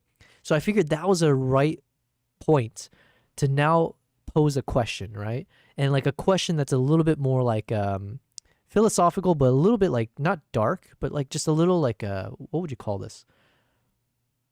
A challenge, right? So If we cannot share this shoreline, how will we share the planet? yeah, so if ominous, right? Like if we cannot share the shoreline, like basically if we can't share this island properly, how are we supposed to share the planet with all these wildlife? And obviously we're talking about chimps, but it's really just wildlife in general. So it's like a concept of like humankind and wildlife and nature. So I thought that like, so even this, I was putting so much thought into like, okay, when I say this line, does it match to the tone of the music? And here it does get like a little ominous. So now here's where we're going to pose this question to the audience, and then we'll continue. To live together, we listen first, then we leave room. And then even here, so I said like to live together. So we asked a question about living together. So then this line about to live together, we listen first, then we leave room. So even that line, we listen first, then we leave room. I was like, okay, I'm going to, when I say we listen first, I'm hoping there's a timing with the music where the music will stop, or that it'll be like almost like the echoes of the song, but like it's almost like quiet, right? So let the echoes kind of fill in. And then as I'm saying, then we leave room, I figured I'd zoom away from the subject so as it to leave room, right? Like literal space in between me and the subject. So I've been trying to, like, when it comes to dialogue stuff, I try to match it with whatever's being shown on screen, or like whatever the techniques I'm trying to use. So here I'll zoomed in, and then as I say we leave room, I'm zooming out to kind of mimic as if we're leaving some space in between. So I'll let it play out here and then we'll see. We cannot share this shoreline. How will we share the planet? To live together, we listen first, then we leave room. And then here I was just having fun with it where I figure if the title is about second chances, so then initially I can show second chances, but a bit more like dull and like low opacity. So, and then bring life to the words. So like a second chance, essentially, even to the title. So that was like a creative choice I had where it's like, let me just turn on the lights almost into the second chances side and like have it flicker on. So yeah, these are just like some of the, I'm just sharing a lot of the behind the scenes of like, what was I thinking when I was doing this? Now, again, I did all of this in less than a week, so some of these things were kind of poorly hashed out. Some things I'm like kind of bullshitting, or like I say bullshitting, I'm trying to justify with bullshit now as to why this worked, why I did it this way. I'm trying not to bullshit, but these are like genuinely my thought process when I was doing this. Are these like wild chimpanzees? Asked Kevin. They're kind of domesticated, right? These are, that's a good question. Some of them are domesticated, but you can't really truly domesticate chimps, right? So there's a few stories that I wasn't able to show in the film, but in the extended version, I hope to. Some of the chimps that are in the island were originally pets. So literally their whole lives, they were in captivity as pets. And so I think the doctor was even mentioning one of them, how like once they rescued the pet, so like, and it wasn't like mistreated. The person who took care of him, I forget if they said it was like a pastor or someone. Anyways, someone was taking care of the chimp, but ultimately the chimp got too big and too much to handle. And so it ended up in the sanctuary. Wasn't necessarily mistreated, but he was saying like this chimp has spent more time with humans than other chimps. So if it like feels more connected to the people than to the chimps. And so you'll notice that in their behavior and stuff. But ultimately, yeah, they're like not ever truly domesticated. So yeah, you got to be careful. But then some of them were circus animals. Some of them were, one of the saddest stories was, I say saddest, but like one of the sad stories was Aikuru. They mentioned like how the mother was shot and killed during like a conflict. I don't know where in Uganda or maybe in the bordering countries. But basically, there's like a human conflict. Chimp gets shot in the process, and I think Ikuru was still like a baby, so the Ikuru just like attached, wouldn't let go of the mom, and then I think at some point either they forcefully lit the mom on fire, or they were burning the body or something, and eventually they were able to remove Ikuru from her mother. But anyways, I don't know the exact specific. I have to check my notes and stuff. But yeah, like there's some that had real traumas where like even they were saying I think it was Akuro, but one of those chimps that had that story. Even now, if they see like anyone in military fatigue, that chimp will start freaking out, and it's taken years to like try to get it to not freak out too much when it sees like military uniforms, because it just reminds them of like their trauma. Crazy stuff. Like chimps are like so, and when you spend time with them, I was like, I was only there for 3 days, right? But it feels like they're just so intelligent, and there is a connection to humans. Like it does feel very much, what's the word, like when you anamorphize, whatever the term is, where you like humanize animals, but like I feel like there is a bit more truth to chimps than other animals. Kevin, you said you're not just editing, you're composing. Yes. I think that's a nice way to say it. I do hope to not just say I'm making, like editing videos. I am trying to create cinema, composing cinema. That's what ChatGPT would say. Want me to flip this into a super cool mood board? That was a nice touch. Thank you. That's how you sell design. It's like a chimp sanctuary for all of the oppressed chimps. Is it a Vietnamese chimpanzee?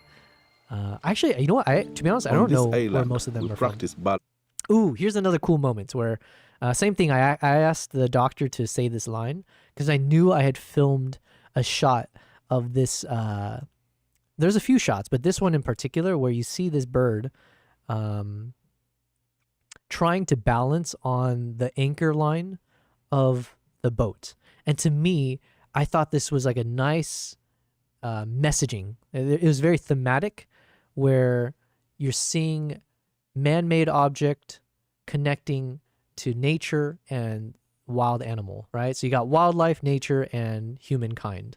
And so I thought if I can have a line where he says something about how life is a balance, or this island is about balance, and then I'm showing a footage of a bird trying to balance on the man-made object with nature, I was like, ooh, that would be a nice connection. So yeah, that's basically what I tried to do here. So you'll see, I said, on this island, he says, on this island, we practice balance so the world can remain, what is it? So the world can keep its footing. So the world can keep its footing, yeah. And then even here, I struggle a little bit. Everything.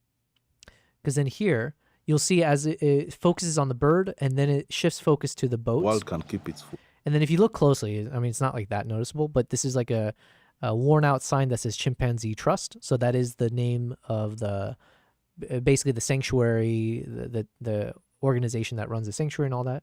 So I figured that was also a nice moment where with the music, I would switch to a black screen and then just introduce the location and the Chimpanzee Trust. So right there, and just bring it back. Everything here is a lesson in balance. And then all these shots were meant to show balance. So, you know, like this is what I mentioned, like showing the ebbing and flowing of the water. So like the tides receding or like, you know, rising. The bird literally hovering in midair. So like literally balancing in the air. And then different animals. So like I was also trying to like convey balance in the sense of like it's not just one animal here. There's like it's an ecosystem, so it's like a balancing of all animals and whatever fauna, flora, everything.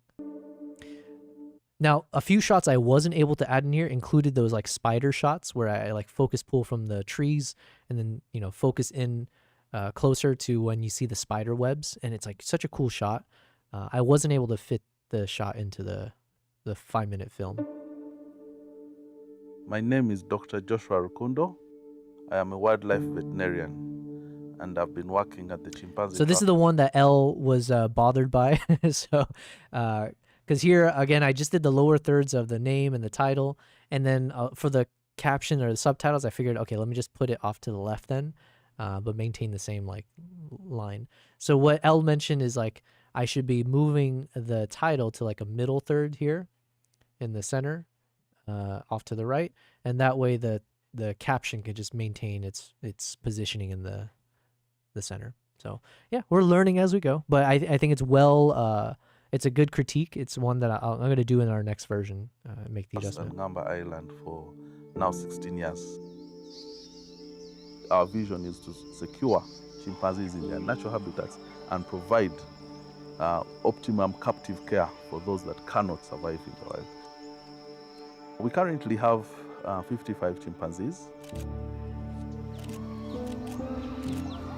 Ngamba Island is a 100-acre island. So this one I actually had really a lot of fun with because one, I had some fun with the sound effects. So I just want a very, very soft sound effect of like and I actually used Nikon. So I used Artlist, and then within Artlist, I looked up some sound effects for like vintage Nikon gear and trying to get like the sound of like very soft shutters or like, you know, something that makes it feel more like a film projector style. Not that I know the first thing about that technology, but I wanted something very, very subtly soft, not like a snap or like a harsh click, but just like a very, very light-hearted one. And then we used, this is a dehancer. So I used one of the formats within dehancer for this kind of like film look.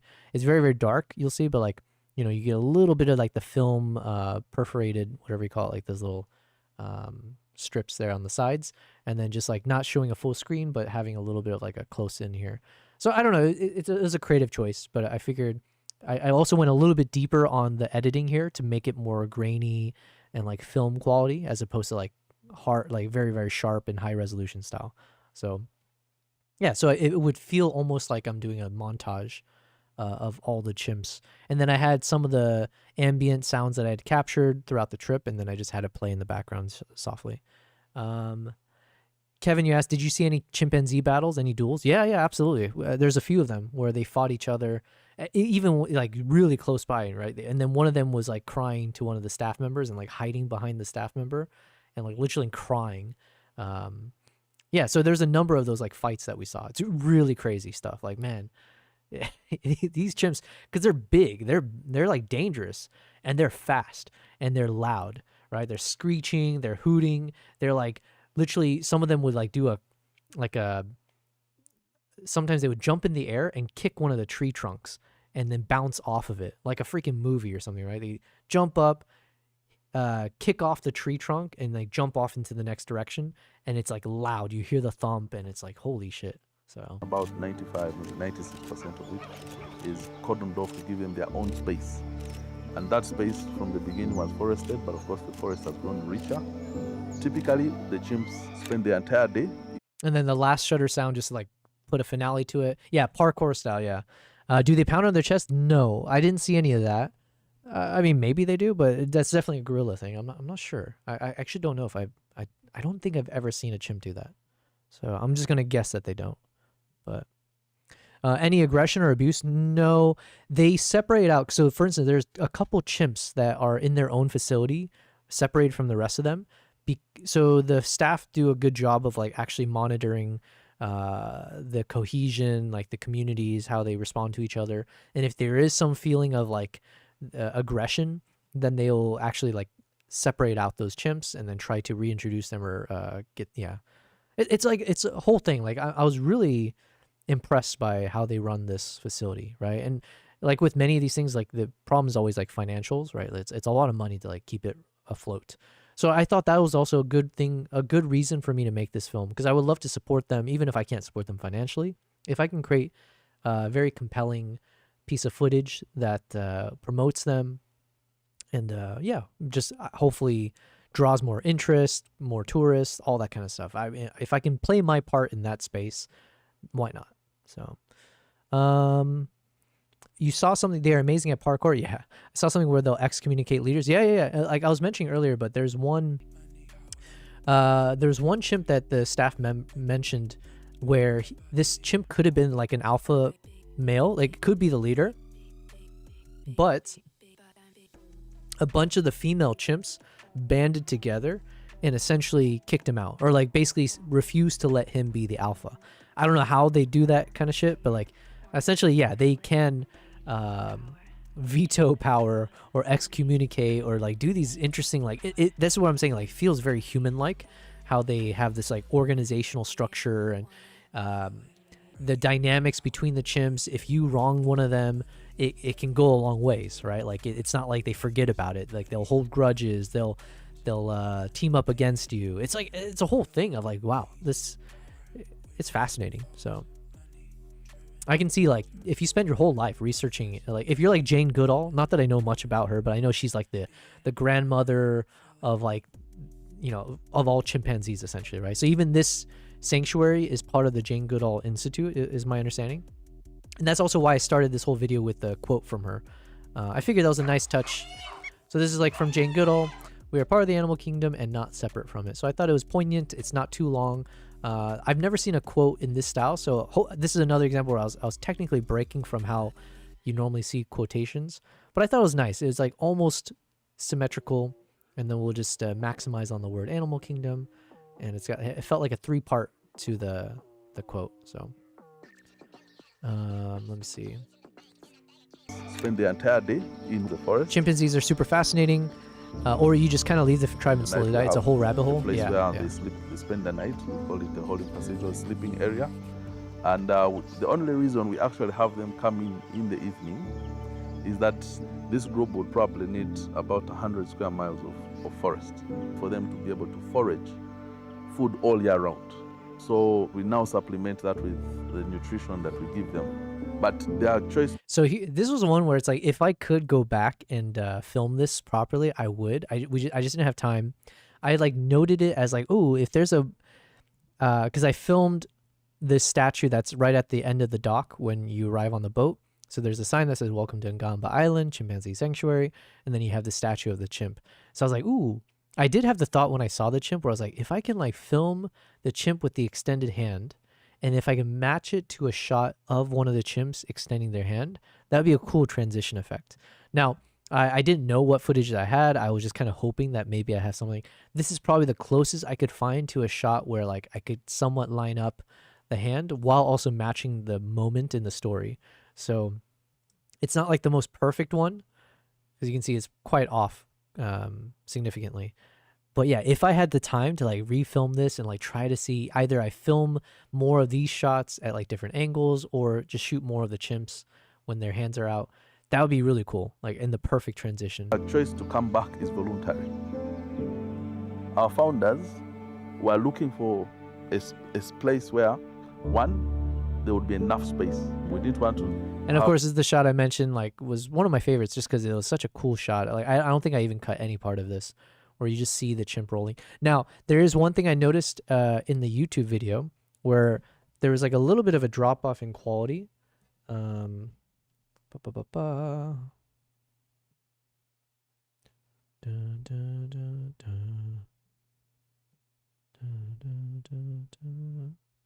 I'm just catching up on some of these messages. Yeah, so there's a bit of a drop off in quality. Let me see if I notice it here. A situation where it's like in a zoo and they're in a cramped enclosure. Okay, so here it's actually fine, but in the downscaled version for YouTube, you can see there's a bit of like I'm not sure how to describe it. Maybe I might have applied some noise reduction. I'm not sure, but as he's doing the rolling, you'll see there's a little bit of a glitch that occurs during the rolling, and I think it might also be when the chimp crosses the screen. So it created a little bit of distortion. Here it looks fine though. They have the freedom to be able to move as freely. Also, I never got to see this in slow motion, but I swear it's probably making some of the weirdest faces. Let's see. Yeah. Just ridiculous animal, man. Yeah, I have a bunch of shots of the chimps like rolling like this, which is very fun. Kevin, you're asking what kind of animal would you want to be? Yo, that's a tough one. I'd probably a bird of some sort. Like, how cool to be able to like fly in the sky, right? As close to like feeling freedom as an animal as you can probably imagine. That or being something underwater, but yikes, I don't know. It feels a bit more. I feel like sky feels a bit more. Underwater feels more depressing. Being in the sky feels more like well, uplifting, right? No pun intended. So yeah, I'll be like an eagle. Why not? Interact with the environment directly. Two, there would be natural boundaries, natural barriers. Same thing here. So as he's talking about natural boundaries, I figured this is a good moment to then introduce some of the shots from the shoreline where we got to see the chimps at the literally the boundary of the land and the water. So yeah, I do try my best to try to match up the visuals with the dialogue. It doesn't always work out, but like I do make a concerted effort to like make it fit. So there is no interaction with humans, and the island turned out to be a solution that captured all these facets. And then here you're noticing a shift in tone in the music. I don't want to be a pigeon. No, hell's no, Kevin. Absolutely not. So there's a shift in tone here. So like you're hearing some of the instruments kind of cutting off, and now you're left with like just an undertone. And so it feels like almost like a bit more weight in the silence. And so that's where I figured it's a good moment to then introduce a bit more of the dramatic or the more ominous conversations. Ominous is not the right word. Slightly depressing though, yeah. So you'll hear it a little bit. Island turned out to be a solution that captured all these facets. Many of the chimps that we have here have been rescued from very traumatic experiences. So this is where I decided this like dramatic shots I'll The include. challenge was the pet rate. The challenges have been evolving since then. The human population is going up. The habitat. And so you can see here, this is like all from that dehancer effect, right? So you get like that bloom and halation effect, which is like super dramatic. So I was like, oh, okay, I like it. For the chimpanzee. Let's just keep speeding along. I just want to see. And here's that dramatic alpha male one. And yeah. In the first couple. And then here I try to shift the tone a bit. So then there's a little bit of like a percussion sound. I forget which one, what instrument. But then after all this like depressing conversation, seeing very ominous, dark footage, I then wanted to shift the narrative to like the positive message. So in terms of like a storyline, it was really tough for me to figure this out because it's like you got 5 minutes, right? But I wanted to then, after the dark stuff in the middle, let's end with a positive note. So let's talk about one of the chimps that got rescued, what's like the positive outcome from it, and then talk about the people that take care of the chimps and like leave with that positive message. So then I was finding a moment in the soundtrack where I introduced this like percussion sound, which felt to me like a change of guards, like as if there's a tick-tock, like a timer now, and something's happening. So let's see. And that's what the sanctuary plays a big role in, is to try and create awareness So here it about is. the chimpanzee. One of the very first encounters, I think in the first couple of weeks that I was here, it was one of the cases of the chimps that had a very bad injury to its hand, Billy, and I had to do a surgery on it. Billy is a gentle soul, but we have that connection because for me it was my first surgery, so to speak, on a chimpanzee, and it required an amputation of her thumb, but it was necessary and it saved the hand. You know, when you look deep into their eyes and you get this sense of Obviously, a very, very obvious one, but as you say, when you look into their eyes, then I wanted to like show some of the close-up shots of the eyes. So here was a footage from Innocent. So one question or one thought I did have was like, is it weird to show Innocent doing this close-up with one of the chimps as opposed to showing Dr. Rakundo? Because like one could argue like for continuity's sake, should you just show Dr. Rakundo again? But then for me, I figured there was this shift in the music. You heard the pause. Here's the pause. her thumb, but Right here, right? So then the percussion stops here. And so it feels like there's a nice transition or changing in the tone. So then I was like, okay, here's essentially where the next quote unquote chapter would start, which is now talking about the people of the island, not just the doctor. Obviously, he's the executive director of it, but then showing some of the other people that run the island. And so then the last chapter would be kind of like a nice homage to them, a nice kind of a call out to them, and showing that this is like a team effort, right? So if there's some message to be conveyed, it's like this is a collective effort that's required in order to raise awareness, take care of, promote, blah, blah, blah. So it was necessary and it served the hand. You know, when you look deep into their eyes and you get this sense of knowing, they understand you, they know what your purpose is there for you, that you're going to make them better. And then this last shot here, and part of me wishes I'd maybe made her face show up sooner where you can see it looks like it's smiling.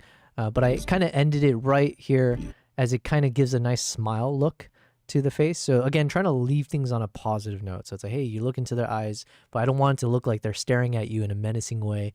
So then the final one, as we turn to a positive message, you see this chimp looking at you and then like giving a nice like smile on the face. They are advocates, to be their promoters, to be their protectors. Because as humans, we take claim over every space on the earth. We claim it as ours, and the animals have no one to speak for them. So it is up to us, people that love the animals, to speak for their behalf. We rescue chimps to remember how to be human. Number 8. And this was just like a, initially I think I just had the shot of the mother and the baby chimp and just had it extended all the way through. I'm just rewinding this one because it's like a nice casual moment. It's a loving moment type thing, heartwarming and all that. So I figured, we're ending on a positive note. Let's just show this. We say some line about we rescue chimps to remember what was it? We rescue chimps to remind us how to be human or something like that. But then I had this really cool shot and I really wanted to use it somewhere in the film. So like part of it was like force feeding this.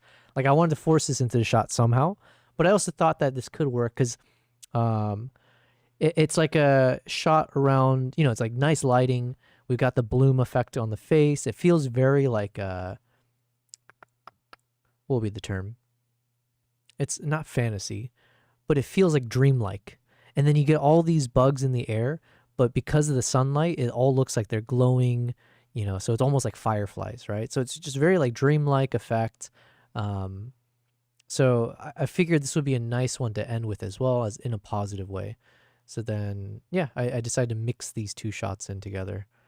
But yeah, this is admittedly, I was just trying to force it into the film somehow, and then this is where I landed on. Number Island is a second chance that makes the first one possible. We cannot change their past. We can change what comes next. Behind the scenes on this shot, basically I told the doctor, like, yo, do you mind just walking forward?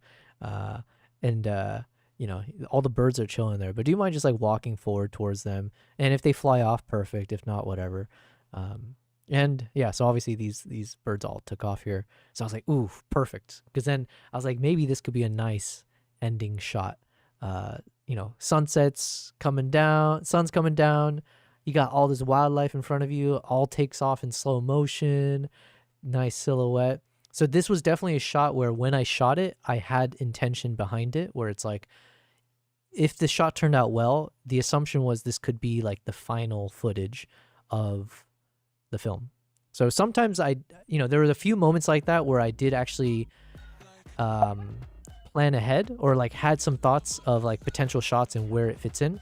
Majority of the time, I'm just filming to film and just hoping I come up with the concept afterwards when I see them lined up. So, but yeah, so anyways, that's the behind the scenes. That's the process. It was, like nonstop, just everything from, like when I say nonstop, it's not like I'm in front of the computer 24/7. I'm saying like everything from before I go to sleep, when I'm in the shower, any free time, I'm just like visualizing the story. I'm like trying to play back in my mind, what are some key shots? Does the narrative make sense? I'm watching YouTube videos as well of like inspirational videos of like research and stuff. I was like every waking moment, I'm just like thinking about this in terms of like, can I turn this into a compelling story? And so, yeah, listen, it was a short time to get it done, but I think it turned out good. I'm really, really happy. But like I said, we have so much footage here that it almost feels like a shame to have, like, you know, so much footage, like literally I think like 10 terabytes plus worth of footage, and to only share 5 minutes of it also feels a little bit like it's not doing it justice. So like I said, one of the new projects, or one of the subsequent projects, is that I want to dissect this even more, see if I can turn the 5-minute film that I have into like a 10 to 15 minute film. And I just have to make sure I do a good job that if someone watches the 5-minute film and then when this one finally gets published, I don't want people to lose interest because they already saw the condensed version. So it's up to me that this extended version has to really be punchy.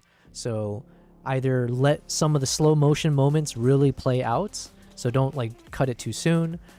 Make sure the voiceovers and the other stories that I'm telling of the chimpanzees or anything like that really has the space to fit in there.